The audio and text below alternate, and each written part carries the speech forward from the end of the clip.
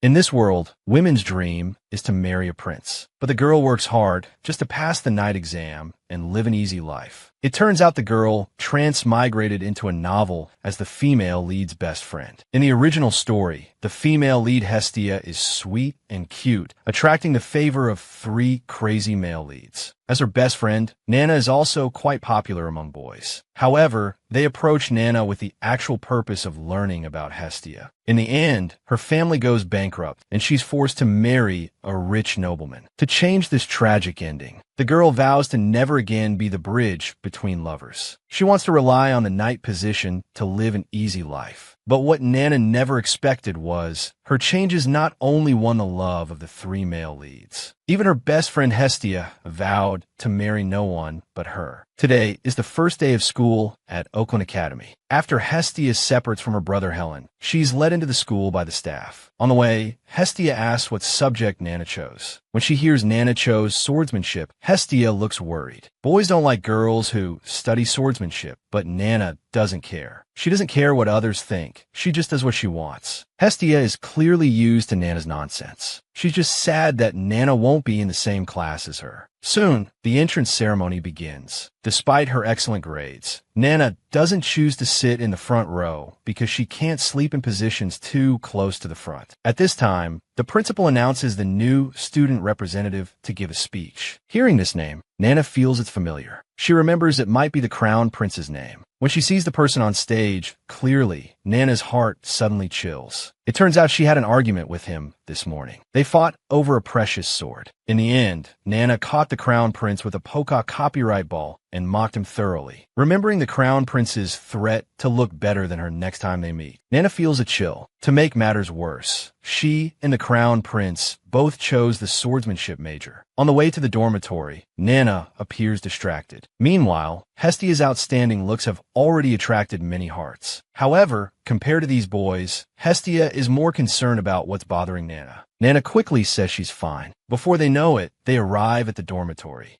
Before parting, Hestia sadly complains, "I thought you'd be upset about not living together. I didn't expect it was all my wishful thinking. Go play with those swordsmanship boys. I'll make lots of friends too." Helpless, Nana can only pat her head to comfort her, promising that Hestia is her only best friend. Hestia is still not satisfied. She wants Nana to promise not to accept confessions for boys. Nana is speechless inside. It's already good enough if she doesn't get into fights with others. Finally managing to send off this clingy person, Nana finds her dormitory. She nervously pushes open the door. On the bed, a girl majoring in beauty casually greets her. Her name is Hazel. Since she's a third-year senior, Nana respectfully greets her. Hazel asks Nana if she knows how it feels to have a single room suddenly become a double. Nana doesn't know how to answer, just as she thinks the senior has a bad personality. Hazel laughs and says it's just a joke. Then she warmly invites Nana to sit down. Nana's anxiety gradually subsides. At this point, Hazel asks about her major. When she hears it's swordsmanship, Hazel's face is full of disbelief. You know, it's hard to get married after becoming a knight. Nana says marriage isn't a guarantee for her. Only a generous income and pension can ensure a good life. Hazel excitedly grabs Nana's hands, saying she likes this kind of independent and cool girl. Nana feels deeply emotional. Whenever she tells others she wants to be a knight, people only have 2 reactions. They either question her decision or encourage her ambition. She understands these reactions. If it were before, she would have thought about marrying well too. But since she had dreams about her past life, her thoughts changed. In her dreams, she knew this was a novel world. She would be married off to a rich noble due to family bankruptcy and ultimately meet a tragic end. Ironically, it all started because of her good friend Hestia. She closely studied the novel, hoping to find useful information. Unexpectedly, she saw that the crown prince Shale in the original story had a crazy love for Hestia. Nana was so scared she jumped out of bed. When it's time for swordsmanship class, to avoid being recognized by the crown prince, Nana completely covers her face with a towel. Seeing the distant crown prince not noticing her at all, the girl secretly sighs in relief. Unexpectedly, the teacher suddenly announces one-on-one practice. Nana happens to be standing right next to the crown prince. She really doesn't want to face the crown prince. Although the 3 male leads in the original story are all mentally unstable, the most obsessive and crazy one is undoubtedly Crown Prince Shale. To get close to Hestia, he deliberately befriended Nana. When things didn't go as planned, he started to torment Nana pathologically, so Nana quickly runs to the teacher. She says her skills are lacking and can't participate in the practice. She hopes the teacher will allow her to practice alone in the back. The teacher frowns after hearing this. Then he firmly rejects Nana's request. He earnestly advises Nana not to run away because of fear. I admire you. For a girl to choose the path of swordsmanship, I will definitely support you with all my effort. Saying this, he asks the crown prince to personally guide Nana in learning swordsmanship. Seeing the crown prince's reluctant face, the teacher threatens to tell his majesty about his truancy if he doesn't help. Nana silently begs the teacher to stop talking. Otherwise, her plan to become a civil servant would be ruined. Ever since Nana started dreaming about her past life, her dreams have changed. While other girls fantasize about marrying a prince, she only wants to become a civil servant and retire comfortably. For this, Nana studies hard every day, encouraging herself in the mirror at night. She persistently trains her physical strength and swordsmanship without any slacking. But if she's found insulting the royal family, she'll spend the rest of her life in prison. At this moment, the crown prince also notices Nana's strange appearance. He asks Nana if she's a criminal. Nana quickly shakes her head. Then take off the towel. Nana shakes her head even more vigorously. The crown prince gets angry seeing her like this. Suddenly, he feels Nana looks somewhat familiar. After staring for a while, he gets the answer. Oh, it's another one of my fangirls. I didn't think you girls would be so persistent. You even enrolled in swordsmanship class just to chase after me. Nana is so shocked she can't speak. She covers her face and denies it. But the crown prince doesn't believe her at all. He even says Nana is wearing a towel on her head to appear weak and attract his attention. Then he arrogantly tells Nana to pack up and get lost, saying such stalker behavior is disgusting. His narcissistic and arrogant attitude greatly angers Nana. She shouts at the crown prince not to make assumptions about others. Her purpose for attending class is for wealth and glory. Only after becoming a knight can she indulge in the government's salary and benefits. So she asks His Highness not to be so full of himself. Until he sees Nana's mocking expression, the crown prince suddenly remembers that the woman who trapped him in a glass ball before had a similar voice and appearance to Nana. Then he grabs the towel off Nana's head. He discovers it's indeed the woman who fought him for the sword that day. Nana takes a step back, retreating 10 meters away. She complains that the crown prince always dwells on small matters. The crown prince immediately becomes furious and charges at her. Just as he's about to catch her, Nana uses a speed magic spell. She instantly runs 50 meters away. Passing by the teacher, she explains that she's going to the bathroom. In the evening, Hestia comes to ask Nana for a walk, but Nana is too tired and just wants to sleep early. Hearing this, Hestia reluctantly hugs her. She tells her to rest well. Back in her room, Nana plunges face first into bed. Suddenly, a voice prompts sound from her bag. Nana thinks it's a call from her family, but it turns out to be a request to repair a magic item. At first, she looks impatient. However, when she hears the other party is willing to add 5 gold coins, she immediately agrees with satisfaction and promises to call back after the repair is done. It turns out that to achieve financial freedom, Nana has found other side jobs to supplement her income. Her other identity outside is called Outdoor, a magician specializing in repairing magical items. This is all thanks to the programming knowledge she learned in her past life. Nana is thinking about quickly fixing the item and getting paid. However, a sudden shout from outside the door startles her, and she stuffs the item back. Turning her head, she sees it's Hazel who has returned. He asks Nana if anything interesting happened during the swordsmanship class. He heard that a girl in the class had severe constipation, left for the bathroom before class ended, and never came back. Nana is instantly thunderstruck. Meanwhile, the crown prince is also throwing a tantrum in his dormitory. He's making so much noise that his roommates can't sleep. The next day, Nana was originally walking with Hestia. Suddenly, the crown prince's arrival scares them both into hiding in the woods. The crown prince angrily shouts for Nana to come out. Seeing no response, he picks up stones and starts attacking indiscriminately. By chance, a stone hits Hestia on the head, causing him to cry out in pain.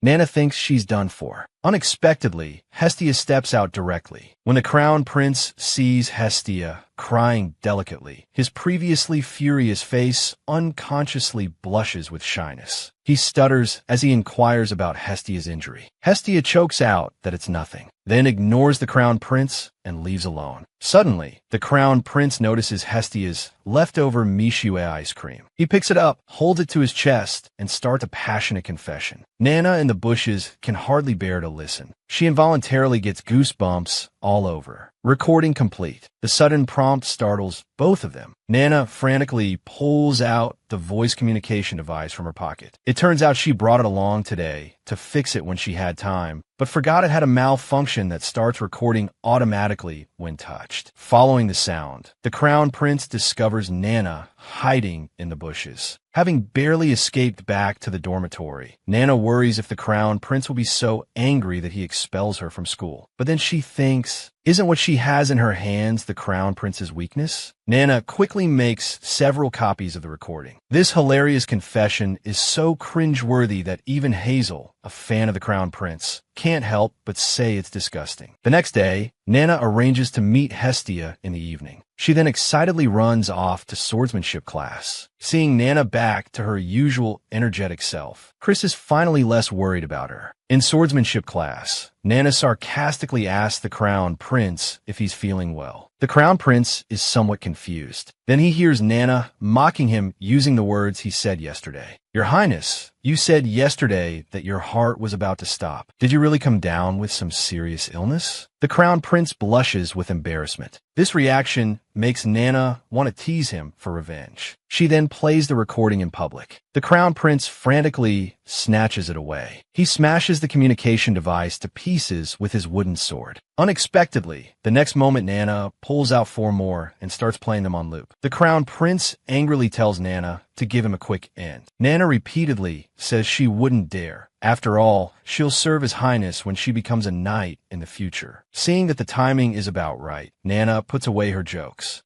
She tells the crown prince that success requires 1% effort and 99% backing. Currently, the royal knights haven't recruited female knights for a long time. So if this continues, even if she meets the qualifications, she'll be eliminated. The crown prince nods noncommittally. He gradually understands what Nana wants him to do. She simply wants a fair and just selection environment, and it's clear she's very confident in herself. The crown prince agrees to Nana's request, but he wants to add one of his own. Hearing that he wants to rely on her to get to know Hestia, Nana flatly refuses. Meanwhile, Chris is heading to the classroom for magic class. A flash of bright pink catches his attention. Hestia's stunningly cute appearance makes it impossible for him to look away. At this moment, a boy approaches Hestia. "Did you see the letter I wrote to you last time? I've been waiting for a reply for a long time." Chris directly delivers a public execution. "I'm sorry, I didn't know. You should reply even to reject. Besides, the only person I like is Nana." Chris, watching from the side, breaks out in a cold sweat. Gentle-looking, but decisive in personality. But who is this Nana he's talking about? The magic class teacher is lecturing on the podium. Below, most of the students are asleep. The only one awake is Nana, seemingly taking notes diligently. In reality, she's doodling in her textbook. In the crown prince's memory, although Hestia and the crown prince didn't meet that early, they should have fallen in love at first sight. But now Hestia is clearly not interested in the crown prince. Nana convinces herself that it must be because the crown prince was more simple when he was younger. Suddenly, a flick hits Nana's forehead. The teacher criticizes her for not paying attention in class and assigns her extra homework. Nana grumbles internally. Everyone else is sleeping, but this bald guy chooses to pick on her. He must be envious and jealous of her intelligence. As soon as the bell rings, Nana rushes to the cafeteria with Hestia. Just as they're about to feast, the crown prince stops them. On the surface, he says he has something to discuss with Nana, but in reality, he wants to take the chance to talk to Hestia. Hearing that the crown prince wants to take Nana away, Hestia looks very reluctant. This extremely delicate expression deeply touches the crown prince's heart, but he doesn't know how to express it, so he pretends to be uninterested in Hestia. After Hestia leaves unwillingly, Nana looks at him like he's a pervert and tells him to get to the point. It turns out that in yesterday's sword practice, Nana defeated the crown prince. Although Nana cheated using magic, the Crown Prince had never seen anyone else use magic so freely. So the two made an agreement. The Crown Prince would help Nana train her physical strength, while Nana would teach the Crown Prince how to use magic. The next day, the Crown Prince made a training plan for Nana. The first item on it was 10,000 push-ups and sit-ups. Nana seriously doubted if he was just messing with her. Little did she know that Nana's plan for the Crown Prince was even more ridiculous. Endure 5,000 hits daily from magically enhanced fists and wooden swords. They both knew the other was deliberately torturing them, but neither was willing to give up. In the evening, Nana finally dragged her tired body back to the dormitory. Seeing her trembling state, Hazel came forward to support Nana. She just said she was fine, then collapsed and lay on the ground. After showering, Hazel helped Nana dry her hair, while advising her not to push herself too hard. Due to the Crown Prince's increasingly intense training, Nana returned every day covered in bruises. Sometimes she almost fell asleep before she could even wash up. Thanks to Hazel's care, she barely managed to function as a person. They had only known each other for a few days, yet Hazel cared for her so attentively. After Hazel fell asleep, Nana finally lay down to rest. A sudden shout instantly woke her up. Looking closely, it was Hestia. She wriggled into Nana's blanket. After asking, Nana learned that Hestia had a nightmare. She dreamed that Nana was in a crowd, laughing with others, but left her behind and ignored her. She couldn't imagine what to do without Nana. Hearing this, Nana felt guilty. She had been busy training these days and neglected Hestia. For a girl experiencing dormitory life for the first time, feeling anxious was normal. The next moment, Hestia snuggled into Nana's arms. She didn't want to grow up, just wanted to be spoiled by Nana forever. Nana didn't know how to comfort such an unrealistic wish. In the end, she patted Hestia to sleep, planning to make up for her recent neglect tomorrow. The next day, Nana showed Hestia the results of her recent training. Although such actions might seem silly to passersby, seeing Hestia smile again, Nana felt it was worth it. After lunch break, they had to go to their respective classes. Before leaving, Nana gave Hestia a popsicle. This was something Hestia had wanted since childhood,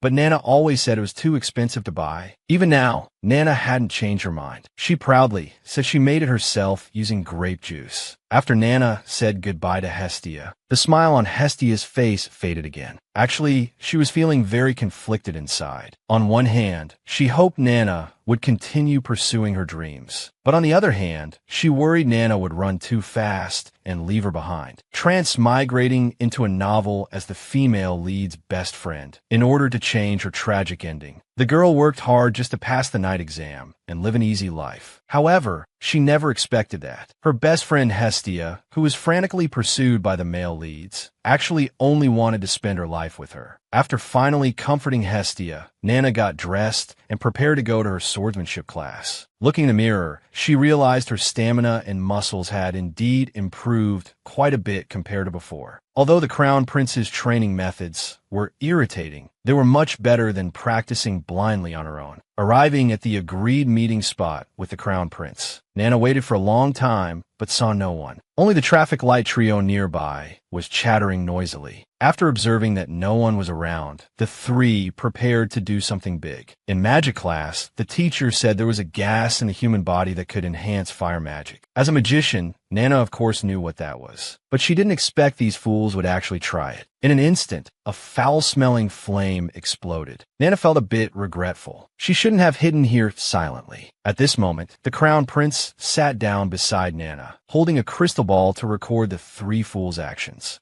So this is how you felt when you were laughing at me last time. Seeing Nana nod, the Crown Prince clenched his fist tightly. It's good you kept your word and deleted the audio. Otherwise, it would have been a big deal. As soon as he said this, Nana felt too guilty to speak. The Crown Prince immediately realized something and angrily chased after Nana again, wanting to teach her a lesson. After class, the Crown Prince returned to his dorm to wash up. Lifting his shirt, he revealed a body covered in bruises. Nana's training for him during this time had left him dizzy with all sorts of magic attacks. Thinking about how he had never been humiliated like this before, the Crown Prince felt both angry and scared. Yet he couldn't do anything about it. She was clearly a magic genius, yet wanted to become a knight just for some money. The Crown Prince somewhat regretted provoking Nana initially, but at this point, he could only make the best of it and train properly. Thinking carefully, Nana was actually quite patient when teaching him. She would occasionally praise or correct his mistakes, but he always had the strange feeling that Nana was treating him like a little brother. Although odd, he didn't dislike it. This peculiar expression was caught by his roommate Corey, the usually imposing crown prince. Why was he smiling so genuinely today? The crown prince immediately stopped smiling and told him to mind his own business. Corey wasn't upset at all and continued lying on the bed eating chips, seeing snack leftovers scattered all over the room. The crown prince couldn't help but frown. Now in his eyes, his roommate was even more annoying than Nana. At this moment, Corey suddenly asked if he had seen anyone named Nana in swordsmanship class. Since he always used the nickname Blondie, he didn't know Nana was Shlena's nickname. He told Corey he didn't know her. Hearing this, Corey lay on the bed listlessly, lost in thought. The next day, Nana established a magic operation club and wanted Hestia to join. Although Hestia didn't want to disappoint Nana, she still declined Nana's invitation because she couldn't do any magic at all. Originally, Nana wanted to create a club with just 2 people. As long as they could produce results, wouldn't be disbanded, and they could get a large sponsorship from the school. Just as Hestia left for another class, Corey walked in. He asked Nana if there was a classmate named Nana in this class, and if he was now attending swordsmanship class. Hearing this, Nana was certain this boy was referring to herself, but she didn't remember knowing this handsome boy with a fierce look. Nana didn't want her quiet and stable life to be disrupted. She cautiously asked who he was and what business he had with Nana. Suddenly, Corey rummaged in his pocket for a lollipop, unwrapped it, put it in his mouth, and said it was nothing. He just wanted to see what he looked like. Nana was shocked by this absurd reason.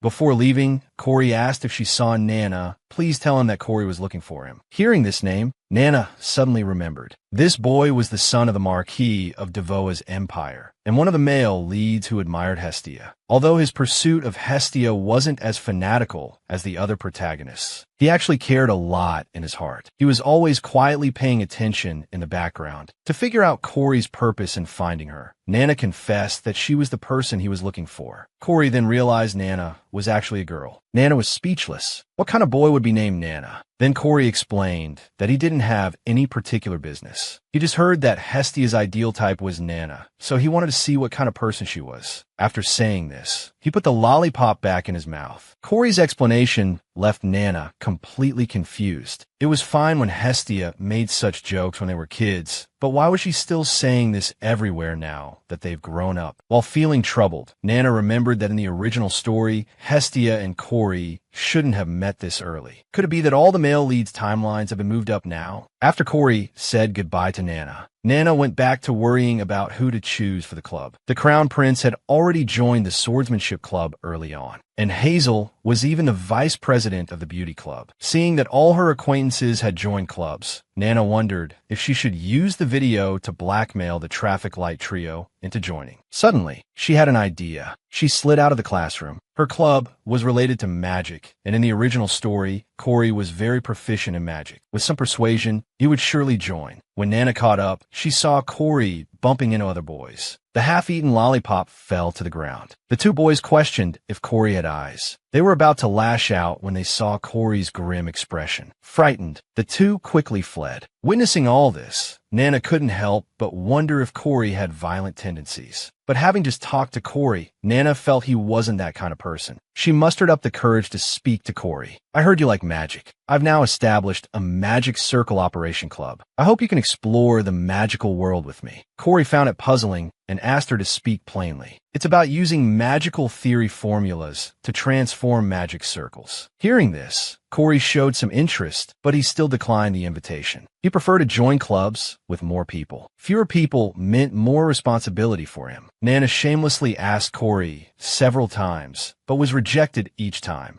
At this moment, a teacher coming to class saw the situation and scolded Corey for bullying Shlena. Corey felt helpless as he hadn't done anything. Nana guessed that Corey's appearance led to many misunderstandings, so she asked Corey to smile. Corey warned her she would regret it, but Nana still said it was fine. The moment Corey smiled, it was as if he was possessed by a demon. The chilling appearance scared Nana so much her hair stood on end. Nana thought to herself that it would be strange if people didn't misunderstand with such a ghastly look. Thinking that Corey must not have any friends, Nana kept persuading him, saying that even if he joined a club with many people, it wouldn't be useful. It would be better to join her club and pass the time together. Then she took out the application form and waved it in front of him. Sure enough, Corey was tricked by Nana's sweet talk. After joining, Nana moved all the necessary equipment into the club room. Even though their club had only 2 people, the school still gave them a large room. Just as Nana was about to get to work, Corey walked in. He only brought a small box. Inside, apart from a blanket, the rest was all snacks. He said these things were enough for him. If Nana wanted any snacks, she could just take them. After saying this, he covered himself with the blanket and started sleeping. After all, Corey was just there to make up the numbers. Nana couldn't be bothered to manage him. Unexpectedly, Corey on the sofa exclaimed excitedly. He calculated that now he not only had a spacious room to sleep in, but he also had a reduced class time due to club activities. It was truly a win-win situation. Seeing this, Nana said, "Corey-san, I'm glad you're happy." Unexpectedly, this form of address displeased Corey. "Can't you drop the honorifics? Call me like a friend, can you?" But Nana didn't want to have too much connection with Corey. Corey noticed her expression. Just as Nana was about to refuse, a cookie stuffed her mouth. Corey impatiently asked again. Nana still looked uncomfortable and said, "Corey-san." To her surprise, the next moment, all kinds of snacks came flying at her. Corey smirked and threatened that if she didn't agree, he would keep feeding her snacks like this. She was dressed as the novel's female lead's best friend. Originally wanting to stay away from the male lead's drama and just take it easy, she had unknowingly become acquainted with 2 male leads. What's more, he never expected that his best friend Hestia actually wanted to talk to him. A childhood joke. Today was music class day. Nana found it boring and just blended in with the crowd. If it weren't for Hestia's love for music class, she would have preferred to go back to the club and work on her inventions. Students from other classes had already finished and were gathered at the classroom door. At the front were Corey and the Crown Prince. Seeing this, Nana felt annoyed. How could the teacher drag on even for a music class? Suddenly, the teacher's call startled Nana. He immediately noticed that Nana was just mouthing the words without really singing. So he demanded that she sing a song solo. Otherwise, no one would be allowed to leave. In an instant, all the students' eyes were on Nana. Pressured by so many people, Nana had no choice but to comply. She tried her best to keep up with the volume of the song, but just after finishing the first line, the students present could barely hold back their laughter. Nana also knew her singing was terrible. She simply let herself go and started singing freely. Everyone couldn't hold it anymore and burst out laughing. Except for Hestia, who like a fangirl, praised Nana's singing. After that, whether in class or during breaks, whenever someone saw Nana, they would mock her. Nana grew increasingly angry about this. But in the end, she accepted reality, praying that time would quickly erase her embarrassing history. Nana thought about hiding in the club room. As she entered, she saw Corey sleeping on the sofa. Nana wondered why he had wrapped himself up. Suddenly, she noticed some snacks and a note on the table. The note said Nana could help herself. It was then that Nana realized all the food on the table was meant to protect the throat. She lifted the blanket to make Corey explain. Unexpectedly, she saw Corey hiding under the blanket, shaking with laughter, his face all red. Perhaps he had started to consider Nana a friend. Or maybe he felt sorry. After that, Corey would deliberately bring snacks for Nana every day. Including new candy products, he would specially deliver them. Hestia wondered why Corey kept giving Nana snacks. However, Nana thought he just wanted to get closer to Hestia. She asked Hestia what she thought of Corey. Although he's fierce, he takes good care of Nana. He shouldn't be a bad person. Most importantly, there are snacks every day. Speak of the devil. Corey happened to come to deliver today's snacks. This time he handed the snacks to Hestia. Looking at the perfect match they made, Nana became more convinced of her guess. In the afternoon, Corey and Nana went back for club activities, because only by producing results could they maintain the club's operation. So Nana's hands were never idle. To protect the club, Corey told Nana to dismantle things whenever needed. Although Corey expressed his willingness to learn, Nana felt he probably wouldn't understand the theoretical knowledge from her previous life. But after spending time together, she found Corey to be a good person. He was already a magic prodigy, yet he was humble and eager to learn, and and would listen attentively when she spoke. Nana thought it would be best if Hestia and Corey became a couple. As for that immature crown prince, he wasn't quite up to par. So Nana asked Corey if he liked Hestia. When you first came to find me, you also wanted to know Hestia's ideal type. Corey didn't know why Nana suddenly asked this. He frankly said that was correct. After saying this, he pondered for a moment. Finally, sitting back on the sofa, he admitted that he was indeed attracted to Hestia at first, but since they hadn't talked much, it couldn't be called liking. Thinking about it now, he probably thought Hestia looked like candy, and he was happy that Hestia wasn't afraid of him. Nana was speechless. She couldn't tell if this counted as liking or not liking Corey. Seeing Nana silent for a while, Corey picked up his cup and said, "I came to find you, not to see Hestia." Nana was momentarily shocked by Corey's words. After coming to her senses, she retorted, "Of course I know. You came to find me because you have no friends." Corey stood up excitedly to argue. "How could I have no friends? Don't I have a crown prince in you?" Seeing him anxious over such a small matter, Nana actually found Corey somewhat cute. That night, Nana was awakened by a nightmare. As a result, she had little energy the next day. Hestia was very worried seeing Nana's complexion and hoped she would talk to her if something was bothering her. But Nana couldn't possibly tell Hestia about this. Actually, these days, Nana's dreams about her previous life were becoming clearer, to the extent that those distant and difficult memories could make her feel physical pain. In the afternoon, the Dark Circle duo carried on with their club activities as usual. Under Nana's guidance, Corey successfully merged two different magic circles into one. Corey admired Nana's deep understanding of magic circles. Hearing this, Nana humbly responded, saying it wasn't actually that difficult. After reacting, she noticed Corey staring at her. He wondered why Nana, who was so good at magic, chose swordsmanship. Nana chuckled, because being a magician doesn't discriminate against making money. Corey was skeptical of her answer. "If that's the case, why are you so fixated on the club's incentive money? As far as I know, your family shouldn't be in dire financial straits."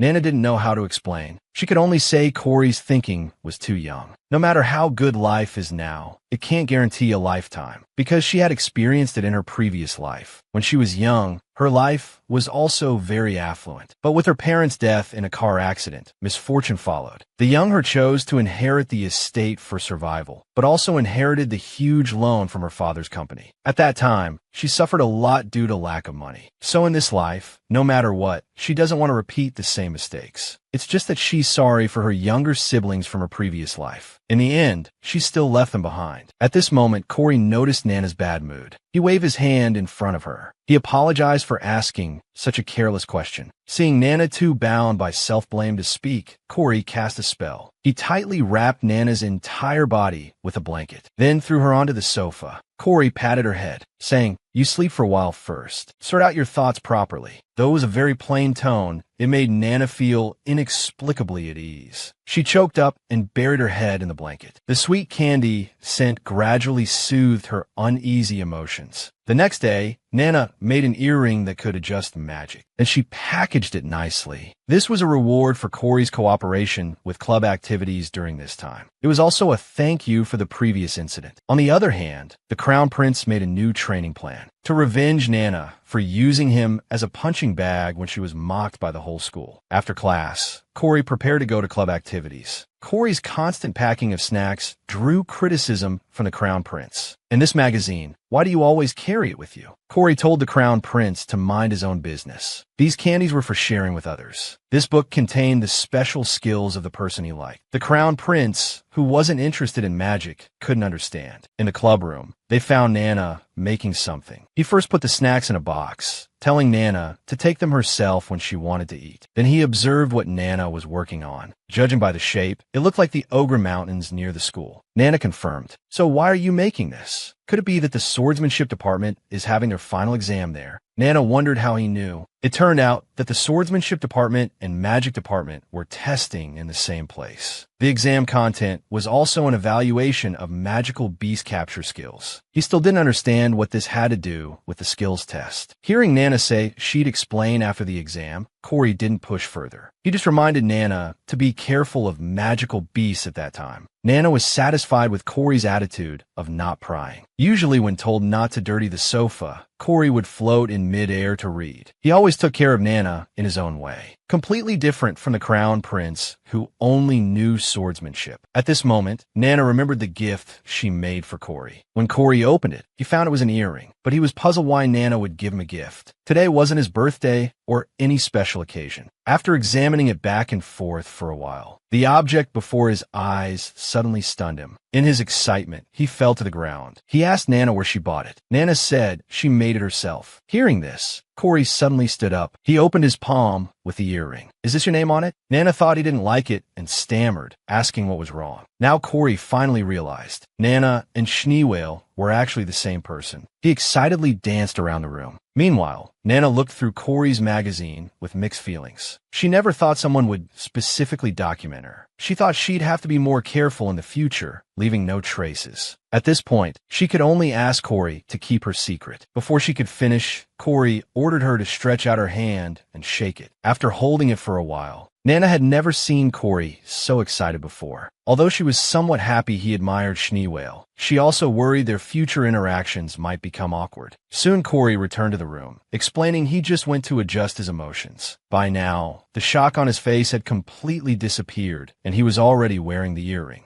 Just as Nana was feeling relieved, the next moment, she saw Corey's ear start bleeding because the piercing was too big. Still transmigrating as the novel's female lead's best friend, she originally wanted to stay away from the male leads to make money and live an easy life. But unknowingly, she became increasingly familiar with two male leads. During class break, Hestia was focused on writing something in her notebook. Nana thought she was reviewing lessons. Unexpectedly, just as she was about to approach, Hestia hurriedly closed the notebook, explaining she was just doodling. Nana didn't pay much attention. "If you need any knowledge points, I can give them all to you." For the scholarship, she had made ample preparations early on. At this moment, a curly-haired girl approached Nana. She demanded Nana tell her the secret. The girl's name was Rose, known as the class chatterbox. But Nana usually had no interaction with her. She wondered why Rose came over saying such strange things. "I'll only tell these knowledge points to Hestia. Why should I give them to you?" Rose impatiently said, "I don't care about that. I just want to know why Corey can get along with you so well." Yet every time he went to find Corey, he would be completely ignored. Nana was speechless at his question. She explained that although Corey looked scary, he was actually very kind. Rose immediately refuted Nana. He clearly saw Corey with a murderous look in his eyes at that time. Although Nana felt a bit sorry that Corey was misunderstood, she didn't want to waste her breath arguing with this chatterbox. She pulled Hestia along to buy snacks, hoping to avoid the situation. Unexpectedly, Rose persisted, saying, "Just because Corey pampers you, you think you can disregard everyone else?" Hearing this, Nana finally lost her patience. She stomped over to Rose. "Since you want to know, I'll tell you." When Rose leaned her ear closer, Nana blew a gentle breath into it. Rose was startled and got goosebumps all over. By the time Rose reacted, Nana had already fled with Hestia. On the way, Nana complained to Hestia about Rose's intentions. How could someone who's scared still want to get close to the other person? Unexpectedly, she got a surprising answer from Hestia. It turned out that although Corey looked scary, he was actually very popular among girls. Not only was he handsome and from a good family, but he was also a talented top student in a magic class. Hearing this, Nana suddenly felt that she and Corey were quite incompatible. In the afternoon, the skills test was to be held at Mount Ogren. As soon as they arrived, Nana stared intently at Corey. Corey was confused by her strange behavior. In Nana's heart, Corey was a traitor. She had pitted him for having no friends and took him in. But in reality, he was an extremely popular campus heartthrob. Looking at Corey's dazzling features in the sunlight, Nana, though jealous, had to accept reality. After all, he was a male protagonist in the novel. But why did she look so plain? She was even often mistaken for a boy when she was younger. Corey, seeing Nana staring at him, asked if she had something to say. Nana casually shrugged. "Nothing, just thinking you're very handsome." As soon as she said this, Corey's face turned red. He nervously covered his face and turned his head away. In a tiny voice, he begged Nana not to say such things. Nana then remembered that Corey was her fan. Her self-doubt turned into mockery, thinking Corey was cute for being shy when complimented on his looks. To regain her self-esteem, Nana even chased after Corey, inviting this fan to shake hands and hug her. The scene of them tugging back and forth was witnessed by the crown prince who had just arrived. He couldn't understand why Nana was so relaxed when the exam was about to start. Nana explained with a mischievous smile that she was figuring out how to tease someone. However, the crown prince, having been tricked by Nana many times, was already immune to this. Soon it was time for the exam to begin. Students needed to hunt enough magical beasts within 30 minutes, and their scores would be recorded based on the number caught. Nana seemed eager about this. To prevent students from getting hurt, their clothes were equipped with teleportation magic that would automatically transfer them to the school infirmary. The crown prince wondered why there were so few people in the magic department. Corey explained, since the skills assessment wasn't a compulsory subject for magicians, this time, only students focusing on offensive magic participated in the exam. The crown prince suddenly understood. No wonder he hadn't seen. The name Sva made Nana fall into deep thought. Listening to the discussion between Corey and the crown prince, Nana increasingly suspected if it was the Sva she knew. Finally, the name and a figure in her mind overlapped. Nana's expression turned sour. In her memory, he always told her to get lost. She seemed to have never cared much about him in this life, even though in her impression, his appearance was like an angel. But Nana didn't know why she couldn't remember clearly. From the conversation between the crown prince and Corey, it seemed they knew Sva from before. Moreover, the crown prince particularly disliked him. Seemingly noticing that Nana hadn't spoken for a long time, the crown prince turned and asked. As far as he knew, the Blanchy and Vester families were closely associated. Didn't Nana know Sva well? Nana stated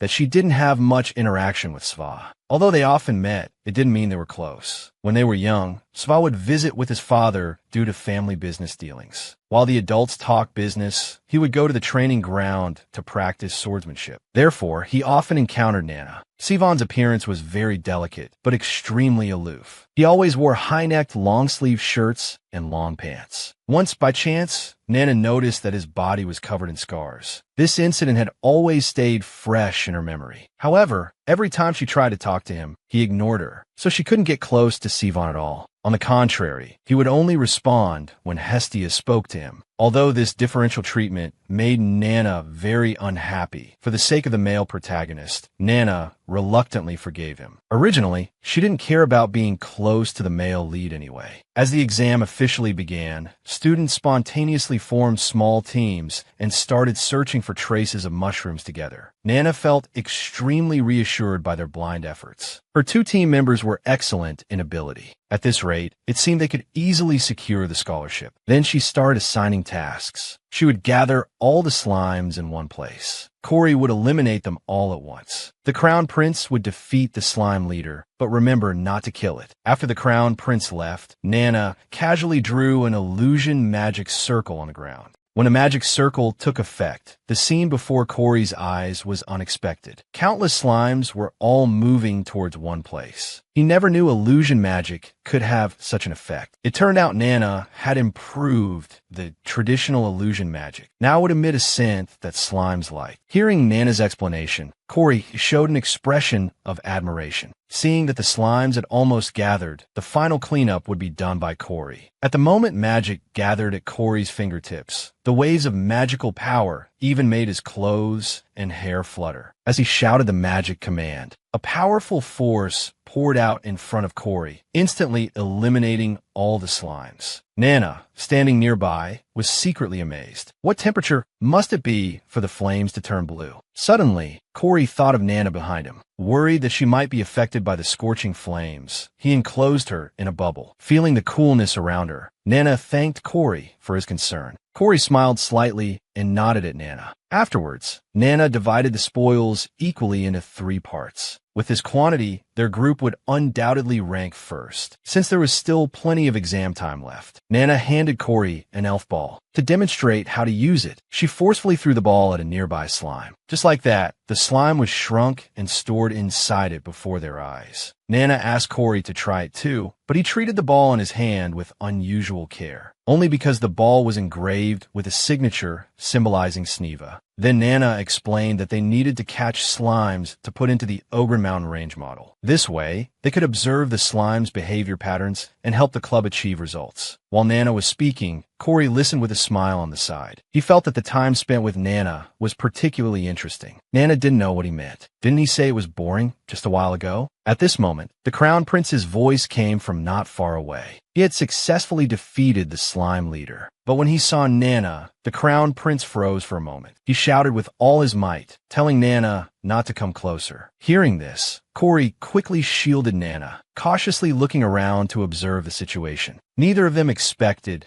that what the Crown Prince feared was actually Nana. Nana didn't know what had gotten into the Crown Prince. Looking in the direction he was pointing, she realized it was the elf ball in his hand. The Crown Prince was still excitedly accusing Nana's behavior from afar. "What did I do wrong to make you treat me like this?" But when he met Nana's gaze, the Crown Prince was too scared to speak. Nana couldn't be bothered to waste words with him. An elf ball flew straight towards the Crown Prince. The Crown Prince came to his senses and found that nothing had happened. There was just an additional elf ball containing the slime leader at his feet. Nana leisurely picked up the ball from the ground. In a soft and intimate tone, she reassured the Crown Prince, "Don't worry, now that I know you're of royal status, I won't do that kind of thing anymore." The Crown Prince awkwardly apologized for his misunderstanding, but saw Nana still smiling. He immediately realized that Nana had secretly recorded everything. However, the Crown Prince didn't back down. He also had a recording of Nana singing at that time. The two were at a stalemate, threatening each other to delete the recordings. Corey remarked that they had such a good relationship, which was immediately denied by both. But looking at the Crown Prince and Nana's confrontation, he couldn't help but feel a bit lonely. Still dressed as the novel's female lead's best friend, he had planned to stay away from the male lead, become a knight, earn money, and live an easy life. But he never expected that. His best friend Hestia only wanted to spend her life with him. However, Nana treated this as a childhood joke, unintentionally hurting Hestia's feelings. Today, the class had their final exams. Other classmates looked worried seeing their scores, but Nana appeared smug. It turned out that not long ago, the teacher had informed him that he had achieved excellent results in the exam and received the Academy's highest level scholarship. Although Nana had anticipated this, he still couldn't contain his joy. After the exam, Hestia eagerly came to find Nana. Both were in good spirits. The end of the semester meant they could go home for a break. Moreover, when at home, Hestia could come to play with Nana all day. As usual, Hestia asked Nana to help pack her luggage, but this time Nana hesitated. He wanted to break Hestia's bad habit of relying too much on others. Nana felt that Hestia's behavior was his own fault. When they were young, whether it was reading fairy tales or anything else, Nana would fulfill any request Hestia made. After some thought, Nana made up his mind. He advised Hestia to learn to pack her own luggage in the future. Because we're not children anymore. We need to find ways to be independent and not rely on others. If there's something you want to do next time, you should try to handle it yourself first. Hearing independent, Hestia looked confused. She didn't understand what Nana meant by this. But Nana didn't notice Hestia's unease.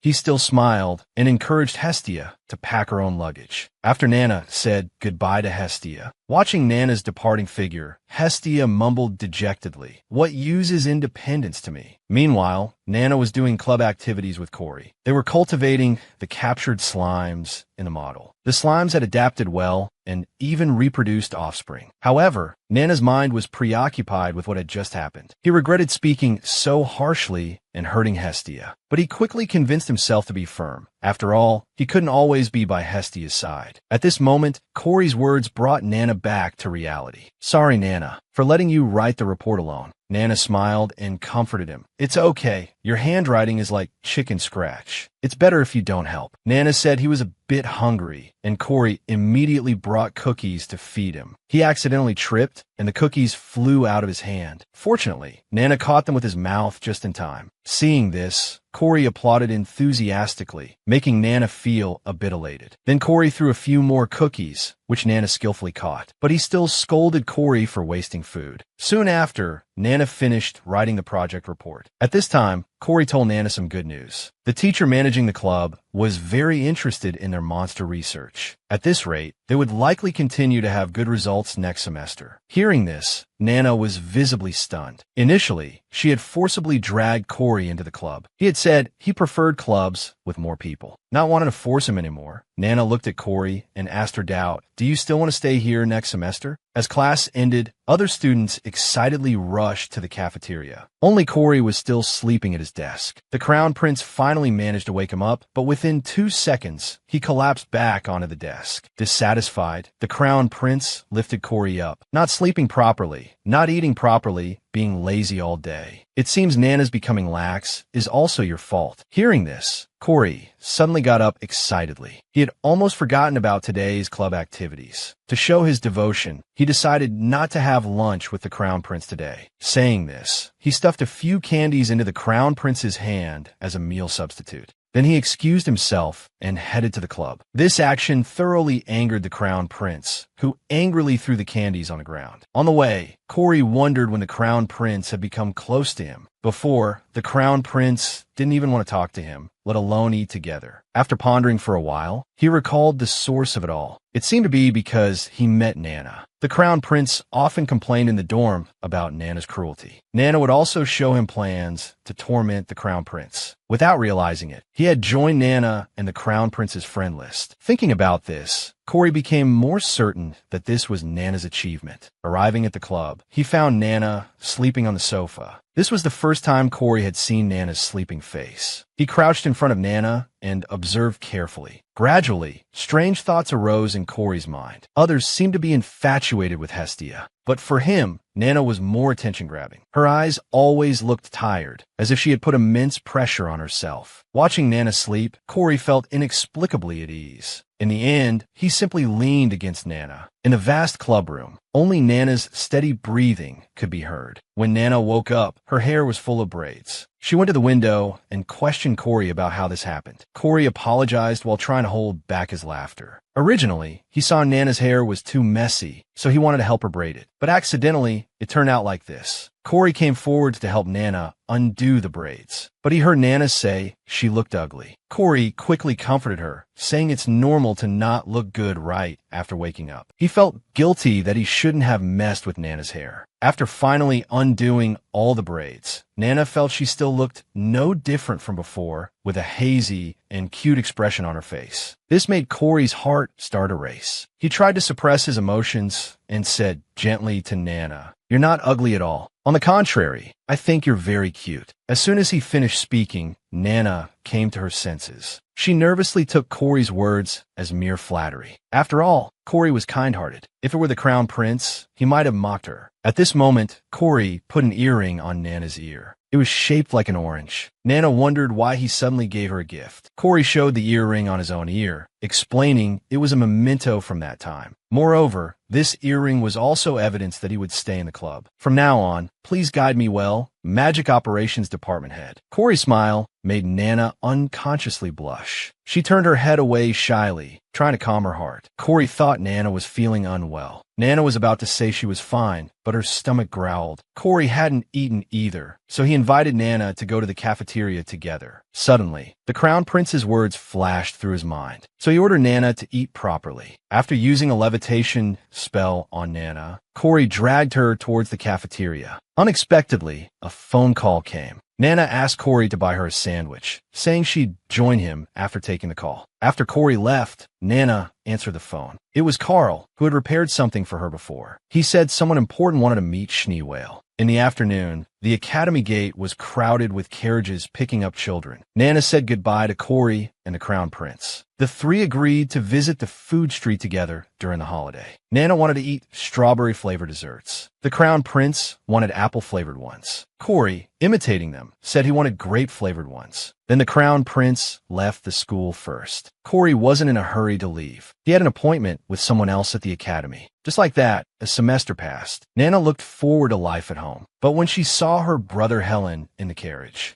Nana's expression immediately soured. His uninvited presence almost left no room for Nana's luggage. Fortunately, even if the luggage fell, it wouldn't reach Nana and Hestia. In the carriage, Helen complained about Nana's coldness. He said he had been going crazy missing his sister at home. Yet every time he came to the academy to find Nana, she was nowhere to be seen. He strongly suspected Nana was deliberately avoiding him. Nana was about to make excuses when Hestia dealt Helen a blow, saying Nana found her brother annoying all day long. Unexpectedly, Helen didn't mind at all, saying that whatever his sister did was cute to him. He then reached out to hug Nana. Nana immediately pushed Helen away with a slap. Helen looked regretful, saying if he couldn't hug her a few more times now, he wouldn't be able to after she got married. Just thinking about a pack of hungry wolves eyeing his sister made her brother feel uneasy. Nana was annoyed by Helen's unnecessary worrying. She believed her looks and personality ensured she had no chance of getting married in this lifetime. In her previous life, she hadn't even experienced the simplest romance. This life was destined to be spent as Hestia's matchmaker. Just as Nana was sighing, Hestia seemed extremely happy. "Brother Helen, did you hear that?" Nana said she doesn't want to get married. "I'll live happily with Nana in the future." The first semester finally came to a successful end. After parting with Nana, Corey didn't choose to go home. Instead, he returned to the classroom. There, the senior student Ivnis had been waiting for a long time. The two had been conducting transactions for a while. Corey helped Ivnis process magic stones, while the other searched for Schneewale's items as payment. Ivnis expressed satisfaction with Corey's processing skills, but Corey couldn't be bothered to continue the small talk. Before leaving, Ivnis called out to Corey, saying he had some good news to tell him. Corey didn't immediately respond. He suspected Ivnis wanted to trick him into doing hard work with a bunch of useless things again. Although the other person always wore a smile, Corey knew it was a facade from years in business, so he firmly refused. After Corey left, Ivnis's previous gentle smile disappeared, replaced by a sinister and mocking expression. He had originally planned to tell him about his meeting with Schneewale, but seeing his reaction,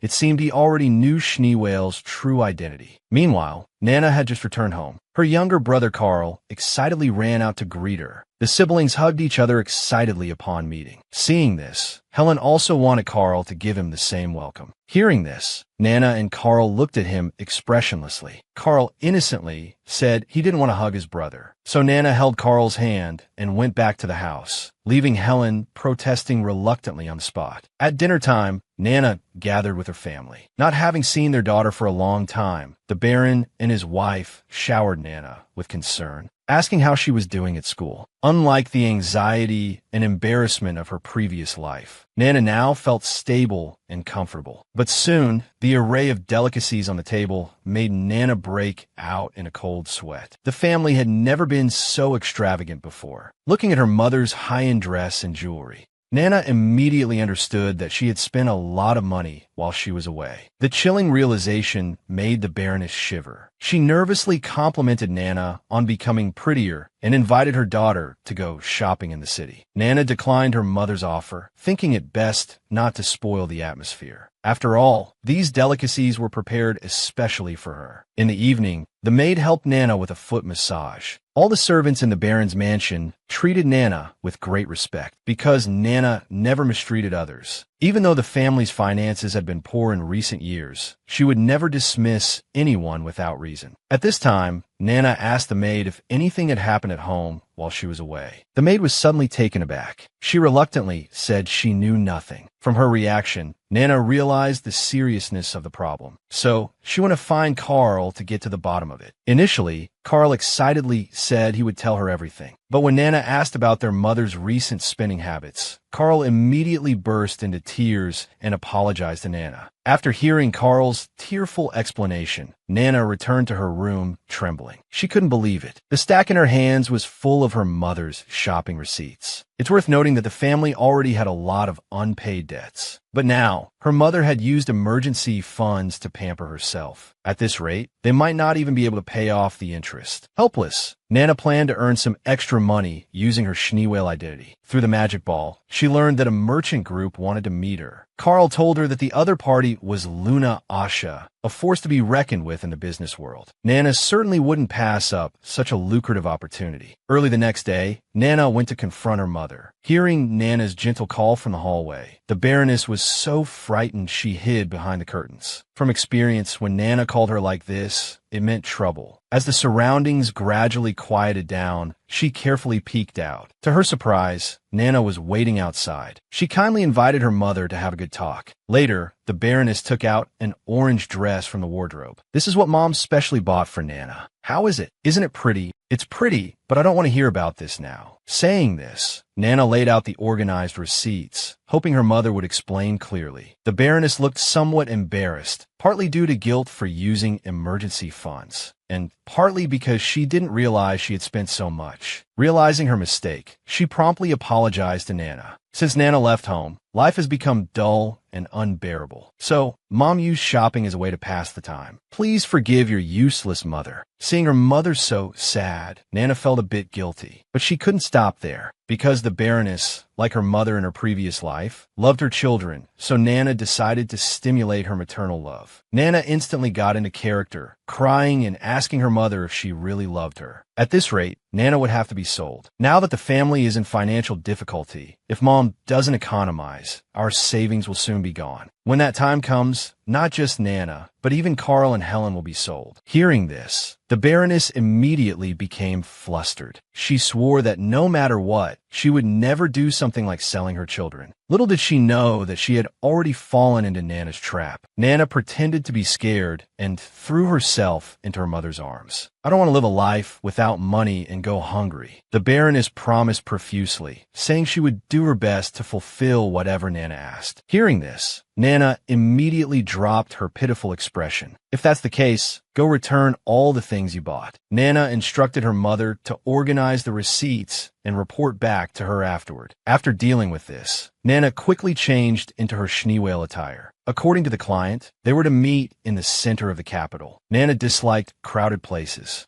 Although it was unlikely anyone would recognize her, she still wore a magic cloak for safety. Then Nana was led by staff into the conference room at Luna Asha's headquarters. Luna Asha was the most powerful merchant group in the empire. It gathered talents from all fields across the country. Its wealth even accounted for half of the empire's treasury. And all this success was attributed to the merchant group's newly appointed agent. Nana had tried to investigate the agent's identity, but to no avail. She once suspected that her actions had been discovered, but she convinced herself not to overthink it. The other party might just be a client who could make her rich. At this moment, Nana felt the room was a bit stuffy. But being in Luna Asha's headquarters, Nana didn't want to expose herself. She knew there were numerous hidden cameras in the room. But as time passed, Nana could no longer bear it. Thinking no one would notice her for a while, Nana took off her heavy magic cloak. The next moment, someone walked in. Her other identity had been exposed. This time, the person wasn't as easy to deal with as Corey. The other party even used various means to force Nana to comply. Not long ago, Nana had agreed to meet the client at Luna Asha's headquarters. But after waiting for a long time, no one showed up. So, feeling hot and uncomfortable, Nana took off her magic cloak. Unexpectedly, Eve entered the reception room the next second. Nana couldn't help but suspect that the other party had been waiting for this moment. Having her carefully hidden identity so easily exposed, Nana felt a bit annoyed. She regretted not spending money on transformation magic potions. But was this person really the merchant group's agent? Seemingly aware of Nana's doubts, Eve Nis revealed her identity and introduced herself.